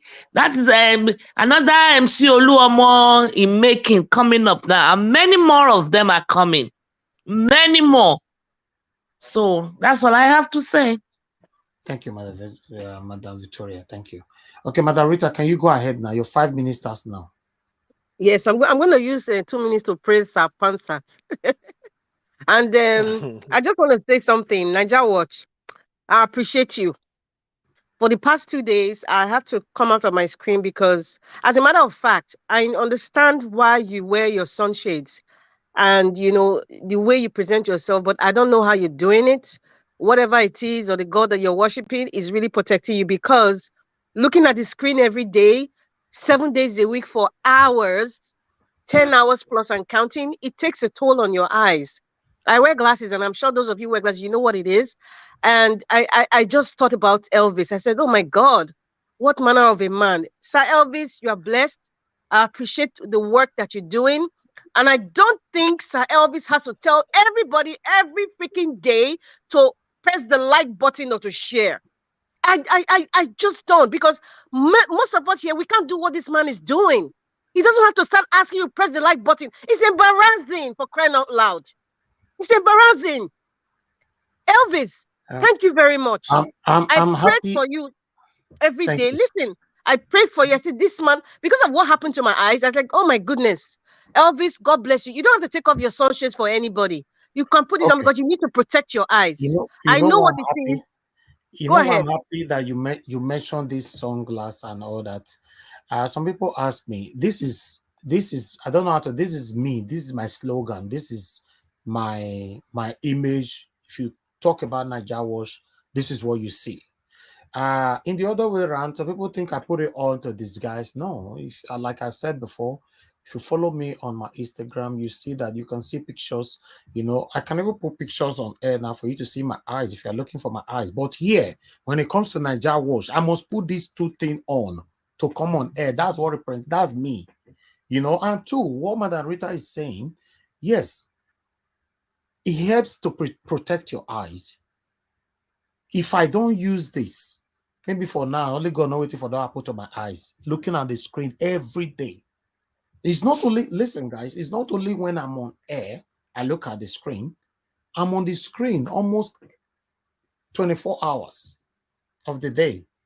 So you got to protect your eyes. It's very, very important. For some of you thinking, thank you once again, Madam Rita, for talking about this, because the other day somebody was saying that, you put this on to this guy. This guy's scared. Where? Okay. You can see my eyes there, right? That's me. I don't have anything to hide. That's me. That's me. I'm not even using a heart there. You can see that. I'm not using a heart there. That's me.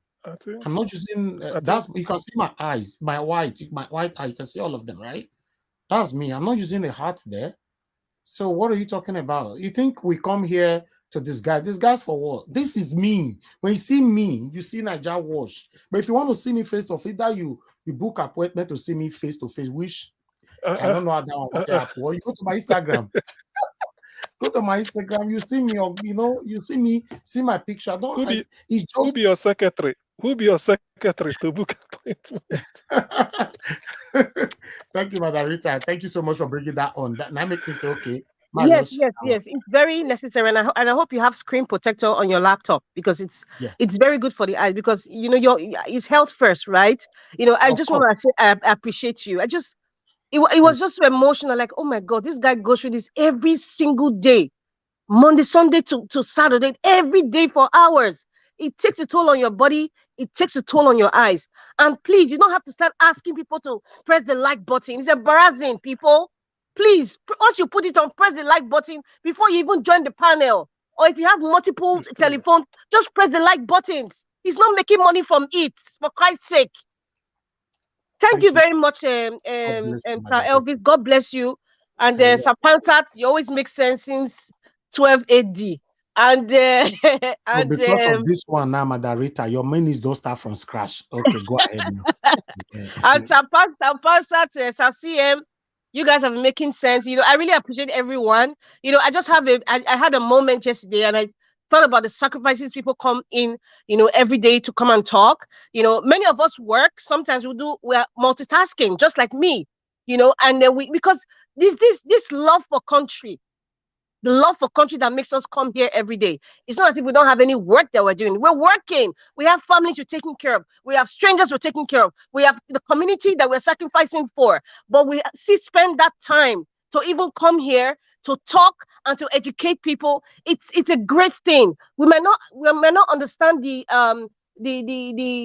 how deep our sacrifices are. But in the future, you look back and everyone will be proud of yourself, including the commenters. I know it's not everyone, you know, that has the strength to come out to talk or to be on the panel. It's not everyone, but that doesn't mean that they don't have an input, you know, in the development of Nigeria. I just want to appreciate everybody, especially Mommy Diaspora. I don't know how you're doing it, Mama, but God bless you. Everyone that comes here, Mama Hecho, you know, and Busy Brain, Madam Victoria, everyone, I'm sorry for those I cannot remember now, even Omoye, my sister in CBD, everyone, God bless all of you. I really appreciate the work you're doing. And please, be your authentic self. Unapologetically, be your authentic self. If you're supporting Peter the Rock Obi, man up and woman up, stand by it. If you're supporting the other demonic evil parties, stand up so that we will see you. Stand up with your full chest. Stand up. If you're a woman, woman up. If you're a man, man up. But I refuse to have this yo-yo feeling. When I mean yo-yo, today I'm happy, tomorrow I'm sad, or tomorrow I'm all revved up to the next day, you know, I'm down. I refuse to have it, because if you are striving for something positive, if you are looking for victory, you have no time. You have no energy to waste on a yo-yo feeling.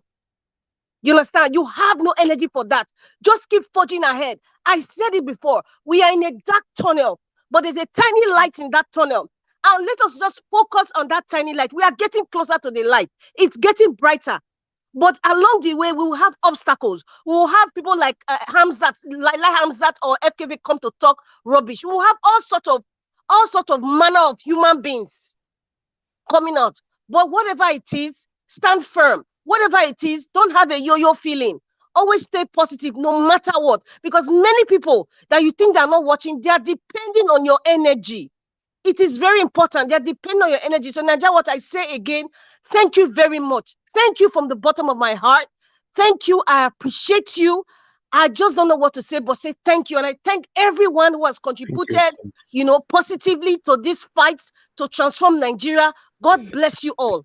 God bless you. And we are going to be victorious. Whether Bats or any other person likes it or not, or whether the American government or the British government likes it or not, Nigeria will be the Nigeria of our dreams. Nigeria will be better, one of the best countries in the world. Whether we like it or not, we refuse to be down. We refuse to be deterred. We refuse to feel sad or to feel down or to feel intimidated. We must forge ahead. We will get to that bright light at the end of the tunnel.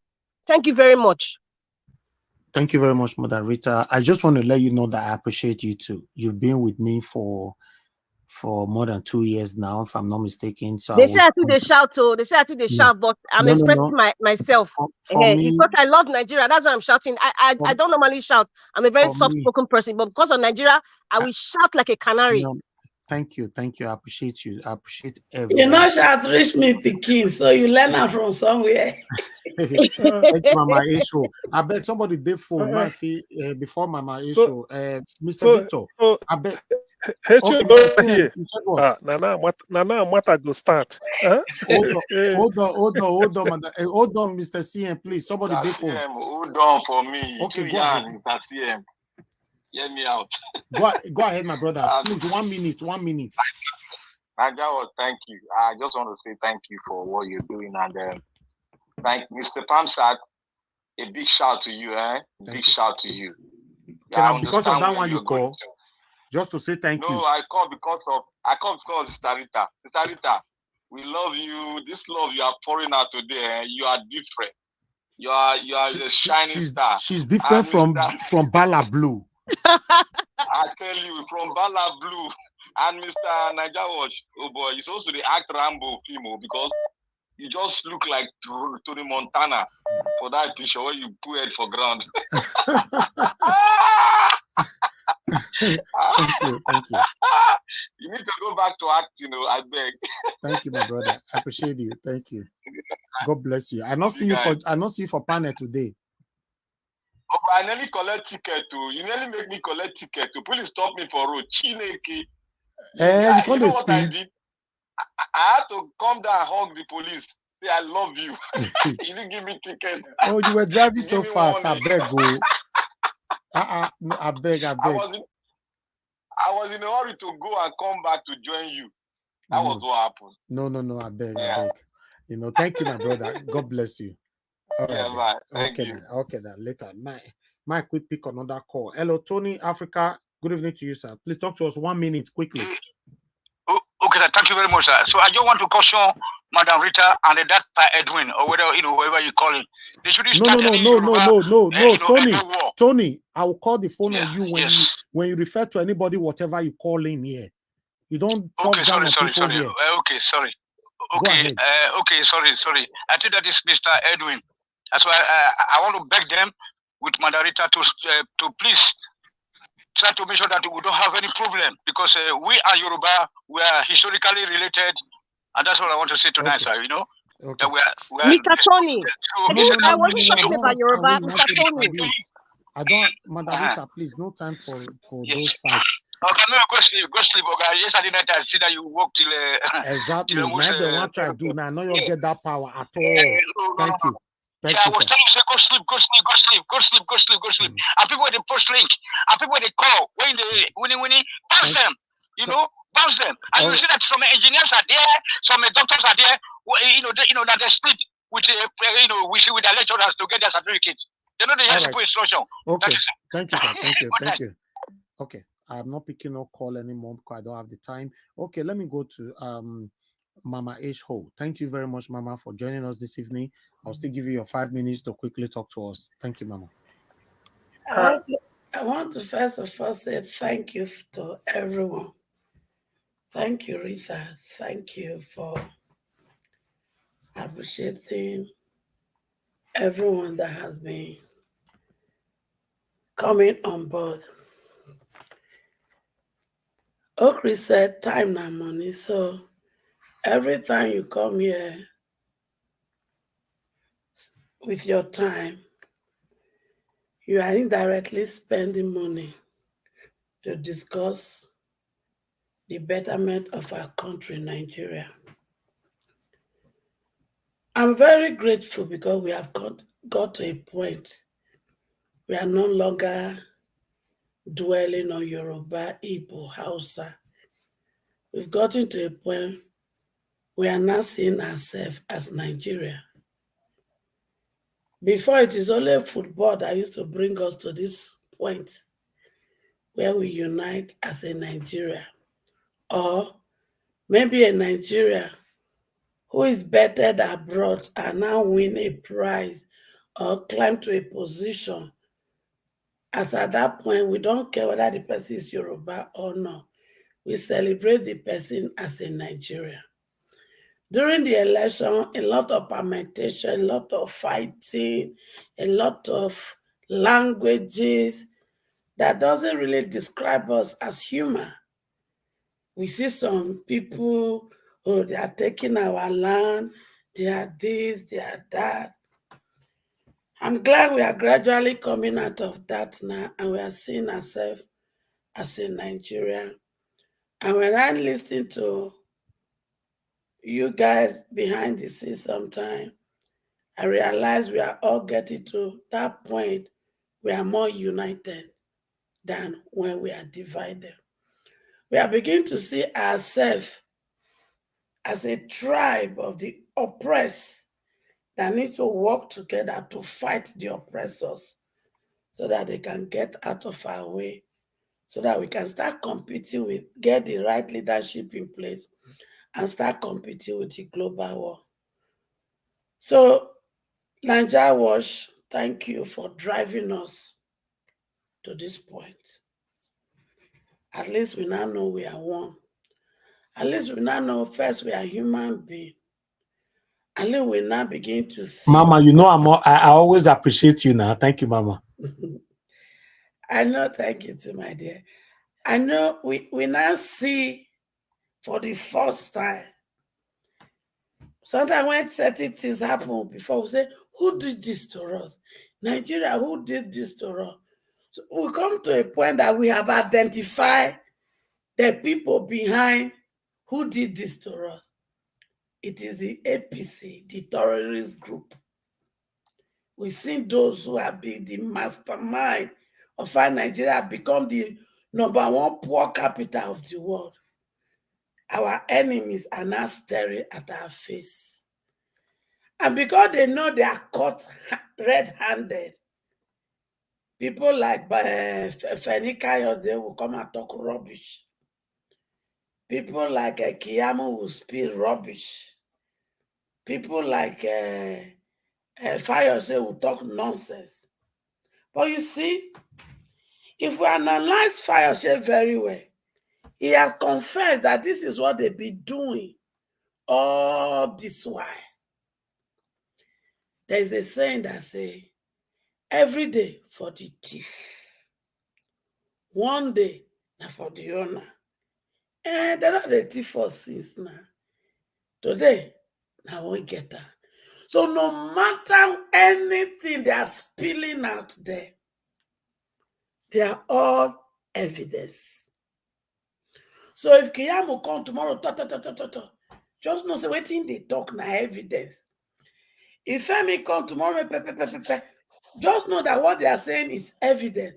So do not let anything when they talk ever weigh you down. Not at all. See it as evidence. Either we use that to win the case in Nigeria, or we go use and win case in the International Court of Justice. So when they begin to spill all the evidence there, we need them to go to the White House as organization to say, look, is either you people step into this, or what they go come from Nigeria and not go like her. So we know what to say. So please, don't ever, if any day they talk, go carry your red wine or any drink where you know you sabi they drink, and put on the music where you sabi they dancer, because just tell yourself, say, another evidence has just been given to us to win and get our mandate back. Federal, we go get. State, we go get. If we can get one video when I get today from Mayegu, and I discover that the person when he prints our ballot paper, now one person when he contest for Adamawa, one woman when he contest for Adamawa printed our ballot paper, and it's APC. Where's the noise coming from? Where's the noise coming from? Sorry, now when you hear person they try to No, please turn it off, Mama. Thank you. sorry. How can somebody who is in APC, who is contesting for election, print ballot paper? So all those places that they did not have LP in the ballot paper, this woman deliberately did that. As I say, good. I said, lawyer, we go file case against this woman. All of them will pay dearly. So make una not worry. Because I see no reason why a political party will print ballot paper, will print all those for one at the right they sign. So that is why they have all these duplicate up and down. That empire, when he use that money to acquire, we go come for her. So this is a done deal. Now, when they go give us our mandate, now we don't know. But say they not go give us our mandate is a lie. In Lagos and every other place, we will get our mandate. So let's remain courageous. Let's remain steadfast. And I thank my children that are at home. Today is it 8 days of coming out to protest. I'm glad it has been peaceful. I'm glad that there have not been casualty and there will be no casualty. We will not lose any as a result of struggling for this. The Lord will continue to sustain every one of us, and together we shall get our mandate back. Thank you, Mama. Thank you so much, Mama. I really appreciate you coming in today. Thank you. Thanks for your wonderful submission. Okay, we have another new person that just joined us right now. Is the last person before we round up. Okay, yes, I guess. Okay, Ghost Power. Thanks very much for joining us. I think you're still gonna have your 5 minutes. Thank you. Mr. Niger Watch, are you Is it ignoring me or what? Oh, it's a bit know your verse. I know you know say you dey. I think say na invisible you be. Oh, I bet that was at 5 minutes. Okay, thank you. I understand. So, well, thank you for having me, and I appreciate everything that most of the panelists have spoken about. But I also just wanted to say something. Yesterday, I also tried to come in, but nobody was leaving, so I just had to give up. So, well, I think I'll just say that, from the beginning, these people, they understood that the only way that they can make a headway or they can try to manipulate this whole thing is by using this tribal rhetoric, and just that's just what they had to do. So, and they understood the closeness and the how would they call it, the integration between the especially Yorubas, Igbos, and every other part of the South, just the entire South. So they had to look for a way of of trying to separate some unsuspecting Yorubas, not all, by creating that narrative. Oh, it's our own, our people. Igbos want to take over your land, all that, all that. And that's the only way, that's the only plan they have. And it's quite unfortunate how it has been. And someone was talking about Wanya, or what he said. Like Madam Rita said, it's simple English. I don't know if it's English that is hard for people to understand. In fact, to my surprise, even the media houses, you find some of them also trying to analyze something that is so clear. The man said that there's no war between the Yorubas and the Igbos, that it is just the political rascals. So where did the Yoruba enter into in between the political rascals that he said? So it's just a simple thing. Obviously, it's not referring to the entire Yoruba. It cannot, from one sentence saying that there's no war between Yoruba and Igbo, now going saying that the Yorubas are rascals. Does it make any sense? So it's just that they want to try and also spin it and make it, transform it to that their narrative, just the same way they have been doing all through this election period. And it's quite unfortunate. And I think I wouldn't say too much, but it's just that it's quite unfortunate that people who, I'm not even referring to the entire Yoruba, because we have to be careful when we are talking about these people. We have to make sure that we are separating the group from those few elements that are being used to to push an agenda. So let us not make that mistake. So, but those elements that are feeling so much, what should I call it? Is it low self-esteem or whatever it is? What is even their basis? Because the same people that they are fighting against, they have given them a lot of things ahead of those people. At the same time, you're still feeling so much, jealousy and hate and all that. So it doesn't make any sense to me. And like what Pansat was also saying, let me, before I forget, the United States and all this, they have a part to play. I had someone say something like, "Oh, these people can decide to go to China or go to Russia." Go, you know, it's not all over the world. As much as it seems like the U.S. is kind of losing the popularity, kind of opinion of, you know, on where they stand, but in reality, none of these countries, all of them, including China, as advanced and as progressive as they are right now, as they are, you know, none of them want to cross the US for a reason. You know, even right now, I saw the other day they announced that, oh, China have surpassed the US in, naval, their naval, what is it called? They have the largest navy in the world right now. But and when they did the analysis, it's just in terms of personnel and number of naval ships. Because even do you know that out of those 350 something ships that China has right now, US has 305, China has 350 something. So Okay. do you know that those ships, China's are using diesel to power their own, while US are using nuclear power to power theirs. And so my point is, the US still has a lot of, they have a strong role to play, and it's good the way they have not congratulated anybody, and it's good that the way they have said that, okay, nobody should interfere with the court process and everything like that.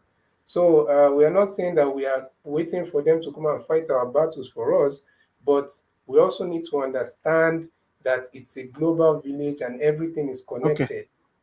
Yeah, thank you. Let me stop Thank, there for now. thank you, CBD. Thank you very much for your submission. Thank you as well for reminding me that I skipped you. Please, guys. Sometimes it's not easy here. If I'm supposed to call you and not call you, remind me. Don't assume. Say I know. I beg. Because yeah. Okay. Let me hear from God's Power. God's Power, please talk to us. Good evening to you. God's Power, unmute yourself. Okay. God's Power is not available right now, so we need to round up. Thank you very much, everybody. I appreciate you all for your time with us. It's time for us to round up. It's been a long day. God's Power, you need to unmute yourself. We can't hear you, and I cannot unmute you. I can see you turn on your camera, but unfortunately, we cannot hear you at all. In fact, you are muted. So because of that, it's unfortunate that you are not meant to contribute to this broadcast today. Because I will come tomorrow. No worry, come tomorrow. Kai, I still say you struggle with that there. Anyway, you know, if you unmute yourself, it's very sad, my brother. I know you wanted to say something. Unfortunately, I could not. All right, let me appreciate Adola Wash. Thanks for the super chat. Seven Guillermo. Thanks for the super chat, Dr. Elizabeth Gomez, Joseph Oji. Thank you very much, sir, for the super chat. Thank you, my people. Blessing, Shokoka and Origin. Both of you ask for, the details of the protest in the UK and the US. At the moment, like I said, I don't have any at all, but they have started sending it to me now. I think somebody have already forwarded me the one for the US. I've not checked to, I'm not too sure if that's what it is, but I promise, fingers crossed, on a tomorrow 6 p.m. Broadcast, I will have enough details for these two countries on their protest, so I will pass it on here. As for now, at this particular moment, I don't have any. This message is for Blessing Shukuka and Origins, because I saw your two messages there. So I just decided that I'll wait to the end and respond to that. Okay. Meanwhile, I would like to appreciate all my panelists that came in today. Thank you very much, my people. Now God bless you now. Thank you for you coming in. Without you guys, this movement will not be easy for us. So I want you guys to know, I appreciate every one of you. Madam I appreciate you, always appreciate you, Mr. CM, Madam Victoria, Busy Brains, Madam, appreciate you, Mr. Pansat, Prince Akwashi and God's Power.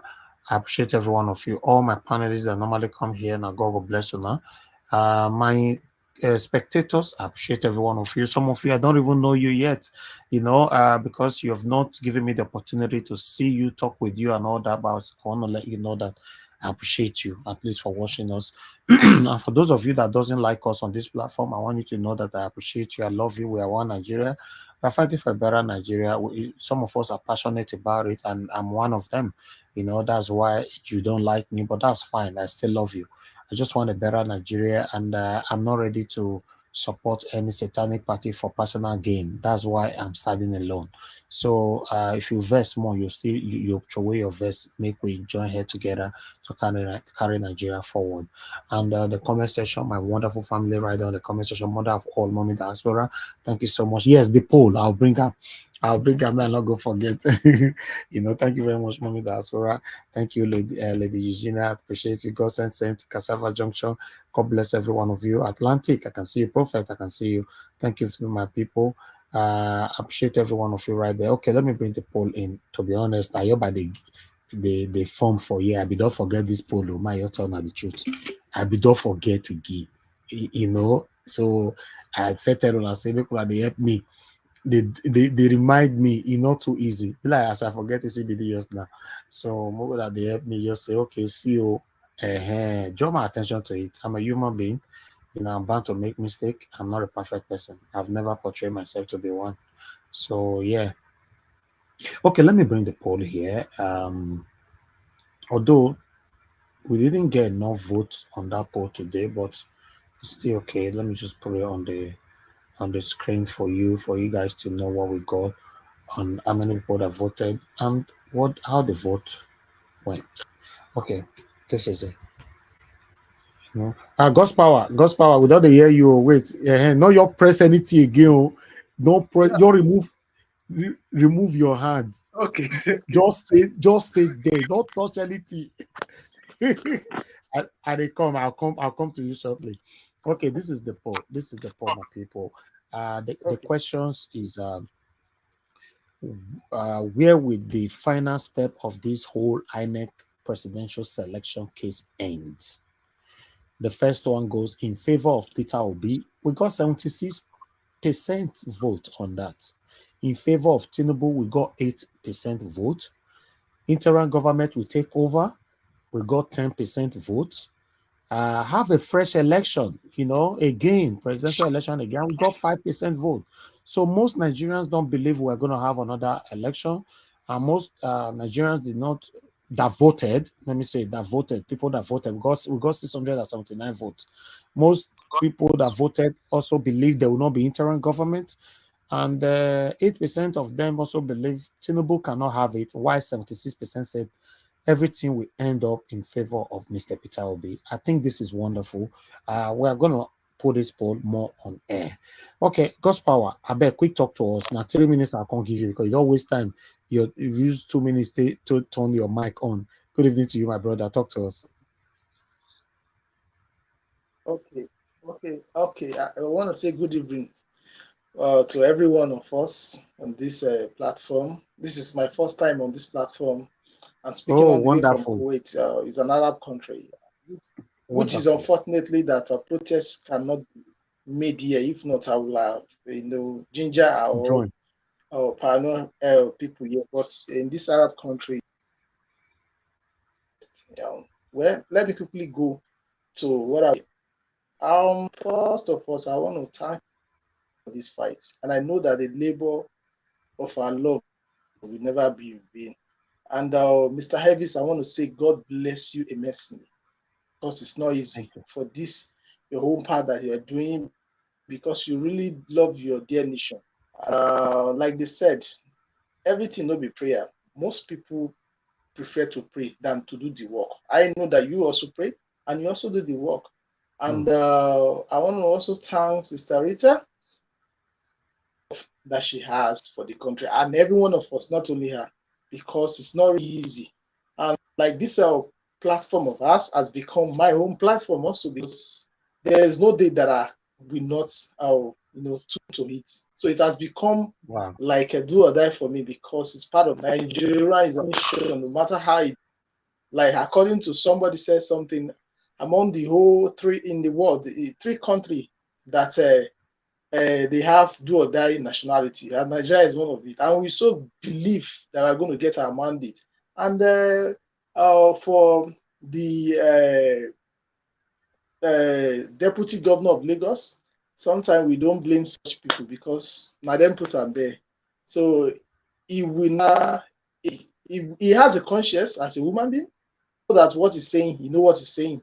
But nevertheless, we don't care about that. I know that by the time we get our mandate, a lot of people will be behind the bars. A lot of people that are terrorizing our dear nation, they will be behind that because they fit to be a leader, they don't fit to represent anybody. Because most of them, when you check out how they rule their family, how they lead their family, that means, like I used to tell people, what makes what will keep us, our legacy is who we die, how we have life, how we live our life. That's what really matters. But sometimes the devil are blind for the people that make them not to remember that those things really matter when you leave the world. And like one of the, this second in command of this IBOP report, he played a video of when FFK was the same person that was condemning intertribal. You know, that's why they say internet never forgets. He plays, so he now make a comment that when you see a man that changes because of he met somebody, that man is not stable. So someone don't need to follow a man. If you are fighting a cause, fight it to the end. That is why I like this platform. There was a platform that I was watching one certain time like that. I don't want to mention the name of the platform, which Mommy HO was saying something pertaining to that. This our so-called Mahmoud Yakub have been compromised. There's a they call the man somewhere. Why will he? Somebody that is organizing a nation, that is a pioneer election. He went to go and visit a certain candidate that they gave, that they rigged the election. What did he went to go and do? So Amomi Esho was telling the what is it called? The man in charge of the place of the platform that this man has went to go and receive what is it called? Ghana of go. Ghana must go. Then the owner of the platform was tackling Mommy Echo that no, there's no fat. If there's no fat, there you should not share it. From there, I now remember what you said, that a lot of people are compromised, that they have some platform. When they see the truth, they turn it upside down. And I believe that most of them have appointments at the end of it, but God will shame them. They will not even get there, not to near there. Then one other thing I want to point out, Nigeria we really love God, but sometimes we want God to come down and do it, and which is not possible. You understand? Like today, I was watching Israel and France. They are still protesting. This is a country whereby most of us Christians that will claim that we are children of Israel, they did not sit down and say they are praying. They went outside and pray. And protest because of what? Because of what they are really fighting for. How come Nigerians that will claim that we love God, we cannot try to do such things? Because it's obvious that some people have already given up. But whether they like it or not, most of us that we have not given up, God will really hear and see our struggle and make everything to come. So because we are not just doing it for ourselves, we are doing it for our future children and people that are coming after us. So that by the time they come, they will say our parents have really done well while they were ahead. And one other thing again, I think I want to point out to our religious leader. I want to point out to our religious leader. They are not even encouraging at all. Most of them are going up and down, holding crusade up and down. And this is so pathetic. Like when I look at France, I asked somebody today, does it mean that there's no church in France?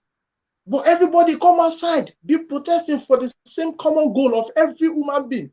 But our so-called daddy GOs, what they are doing, holding crusade up and down, going up and down, that means they've already given up on this manipulation. But I know that the blood of people that die on this fight and on this journey will never be in vain, whether they support it or not, because it's obvious that they've already, just neglect and say whatever they want to put them in as well. But the question I asked the person I was arguing with, does these people really think that if Nigeria is okay, at least, because I know most of them hit from the tithe and offerings, and this is what they're supposed to consider, that okay, if we cannot be, if we should do something that is conscious. These are the people that are looking onto us as a father on the Lord, and all of them, they are the same citizen like us, even though they are not living up to standard the way we are living on to.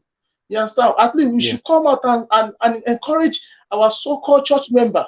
But it's unfortunate that most of them are not even supporting this movement and they don't even care. They've already given up because they are living a large life, forgetting that there's some people that are living from hand to mouth. It's so unfortunate. But I know that we have it in our mind, and we are heading for the case that God will continue to be strengthening us and make sure, and we'll see at the end of the tunnel we are going to come out victorious. Thank you very much, Mr. Elvis. Thank you very much, my brother. I thought I should leave you to really express yourself. It's your first time here. So that's why you see I didn't interject or interrupt you at all. I really appreciate you for coming here, my brother. We are looking forward to having you here at least a couple of times in a week. Join us here. Let's hear your voice. Thanks. Your voice can go far. You know, a lot of people are listening to you. So one person cannot do this. We need to collectively put in the work, the effort, you know, to have a better country. So I appreciate you, sir, for coming in. Thank you very much. All right. I'll come back to everybody right down the comment section again. I appreciate you all, Innocent Oka, Creeper. I see you right there. Thank you very much. God bless you all, my people. And I can see Tony Africa, Bajulu. God bless you all, my people. Lady Eugenia, mother of all Mami diaspora, Mr. Pansat. Thank you. Blessing Chukuka. Thank you. Emmanuel Morning, Chisu. Thank you very much. God bless you all, my people. Origin, I see you right there. God bless you all. Thank you. Cassava Junction, I can see you. Maka E, I can see you as well. Thank you, Nelly. I can see you, Prophet Atlantic. Thank you, my people. Yes, here we will draw the curtain. Livingstone, Isaac TV. God bless you all. All right. I appreciate you all. Endeavor to join me tomorrow by 6 p.m. I'm gonna be here. We might randomly come out during the day. That's why if you have not subscribed to us, or if you are playing back this video later on, endeavor to subscribe with us and hit the notification bell to be notified whenever we come on air, you know, rather than being told. So I understand that many of you already know that yes, 6 p.m. will be on air, but yes, sometimes we do come out randomly. You know, you never know. For year breaking news by 12, we'll come out. I will not wait till 6. If I hear breaking news by 9 a.m. in the morning, certainly I'm going to come out and talk about it. So then, if you did not hit on the notification bell, or rather, if you did not subscribe at all, you might not be aware that we are here. Thank you very much, my people. Now, here we'll go draw the curtain. Thank you. Please help us to share and like. And let me, please, guys, I'll beg you guys for one thing. Before you go, please, can you press the like button? Let's have 500 before we go. We currently have 472. Just do this for me, at least, you know, make no, use that one, put smile for my face, I beg. Just press the like and let's have it to 500 before I leave. Currently, it's on 474. 474, please press it. Press the like button if you know you have not done so. Even though you don't do your duvet, just because of me, get up from your duvet, go press them for me and continue, you know, to sleep. Do it for me, you know, I beg. We have 475, you know, 475 right now, 476. I just want it to be 500. We can do this. Before I would turn on this the button, you know, of this live broadcast, I want it to be 500. I really want to wait for that. You know, we have 476, 477. God bless you. Press the like button, my people, if you have not done so. 478. God bless you, my people. Thank you. All we need is just 22. 479. 479. We still have about 400 people watching us across, so we can to hit that is not too hard. You know, thank you. 480, 20 to go. Where's the 20 people? Well, not day 483, 17 to go. Okay, that's good. Make gonna press, my people. Press the like button, press it. We are here, you know, until they think of 500. I'm not go anywhere, just there. You know, I'm gonna wait and let it, you know, before you leave, please press it. You know, Yeah, like Mr. Elvis. Yes, sir. As we're waiting for 500, I had an administrative suggestion I was going to make to you, even though it's unfair. Okay. I was going to say, anytime that we have 900 people or more, say 1,000, maybe 900, that we don't close the broadcast, no matter how tired we are. Maybe we'll have somebody like CM or somebody sitting there. Because yesterday we had an issue where we had to almost 900 people, and then we had to close there. Exactly. That's a lot of people to just shut down. Close up. You are right. You are right. But sometimes I'm tired, sir. I know. Thank you, sir. But is to maybe have somebody assist you, like Elvis or Madam Rita or somebody who's on the platform. Okay. Yeah. Thank you. Yes. Have to understand that you people in the US, when they get tired, down the morning they start. It's true. It's true. In California. It's true. Before you know, 900 people. 900 people is a lot of people. Good morning. Okay. Anyway, it's true. Mr. CM tried for me yesterday, Sha, but he did. We can't hand over around to the people in the America. You for just tell them say you are rounding up. You know, but nevertheless, Mr. Pansa, that is a wonderful suggestion. I will keep that in mind. Whenever I know I need to round up, I'll ask on the panel if anybody want to take over and leave the platform for them. You know, I'll do that. Yeah, thank you very much, my people. I appreciate you all. So much. Thank you. Thank you, busy brain. Busy brain. You know the inside. I appreciate you always, madam. I appreciate you always. The US Foreign Service. You know how it works. Yes. Please press the like button, my people. That's what is keeping me now. We are 489. Okay, I don't press for my end.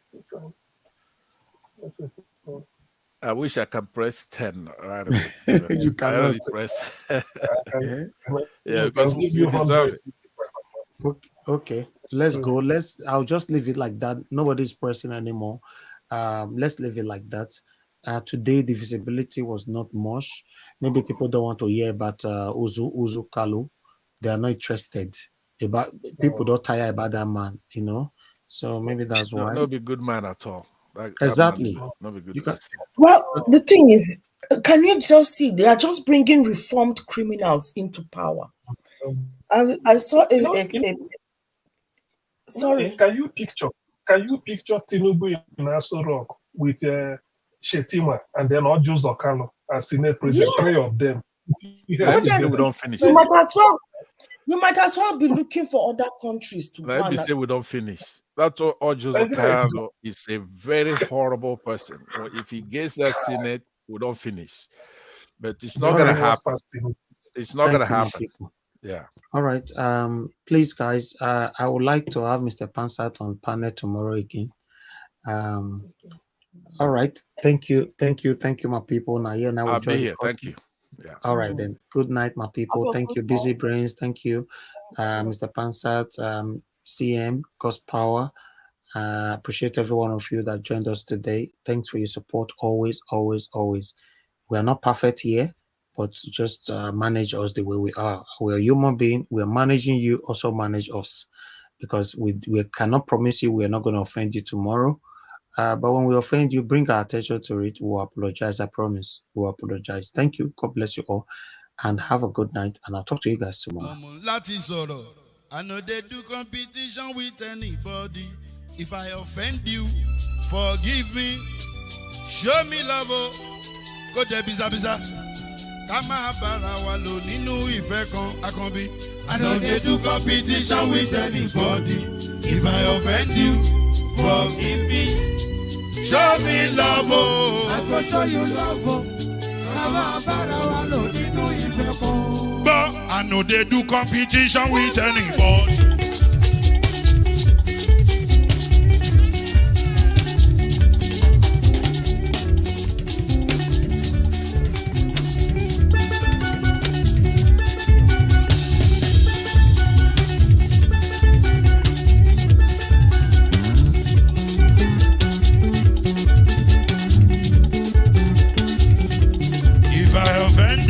Forgive me, show me love, I go show you love.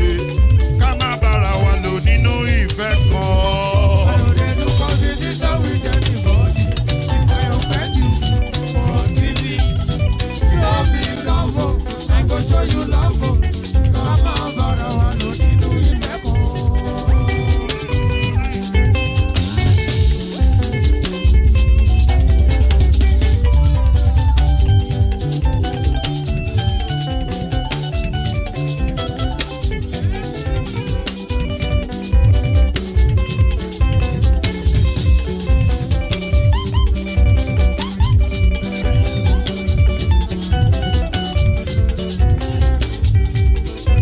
they do competition with anybody. If I offend you, forgive me. Oh. Tó bá ti sanwó fún Ṣẹ́gun Nàbí o. Ẹ fẹ́ jókòó. Alákọ̀bí. Ṣẹ́gun Nàbí. Alákọ̀bí. Sábà mẹ́la. Anybody. Anybody.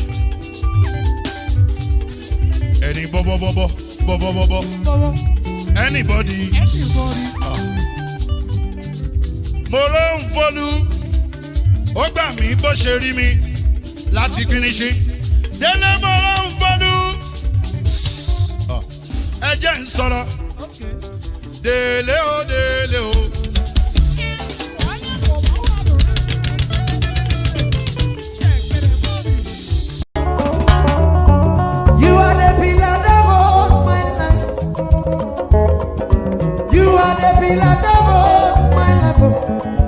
Master Jesus, you are the pillar that holds my life. Lily of the body, you are the pillar that holds my life. You are the pillar that holds my life. You are the pillar that holds my life. Lion of the night, you are the pillar. Chickadee, you are the pillar. Daddy, you are the pillar that holds my life. Lion of the day. You are the pillar that holds my life. You are the pillar that holds my life. Hey, yeah. Master Jesus, you are the pillar that holds my life. You are the pillar. You are the pillar that holds my life. I said, Jesus, Ndigbo Kalabati Sindubu. Ndigbo Kalabati.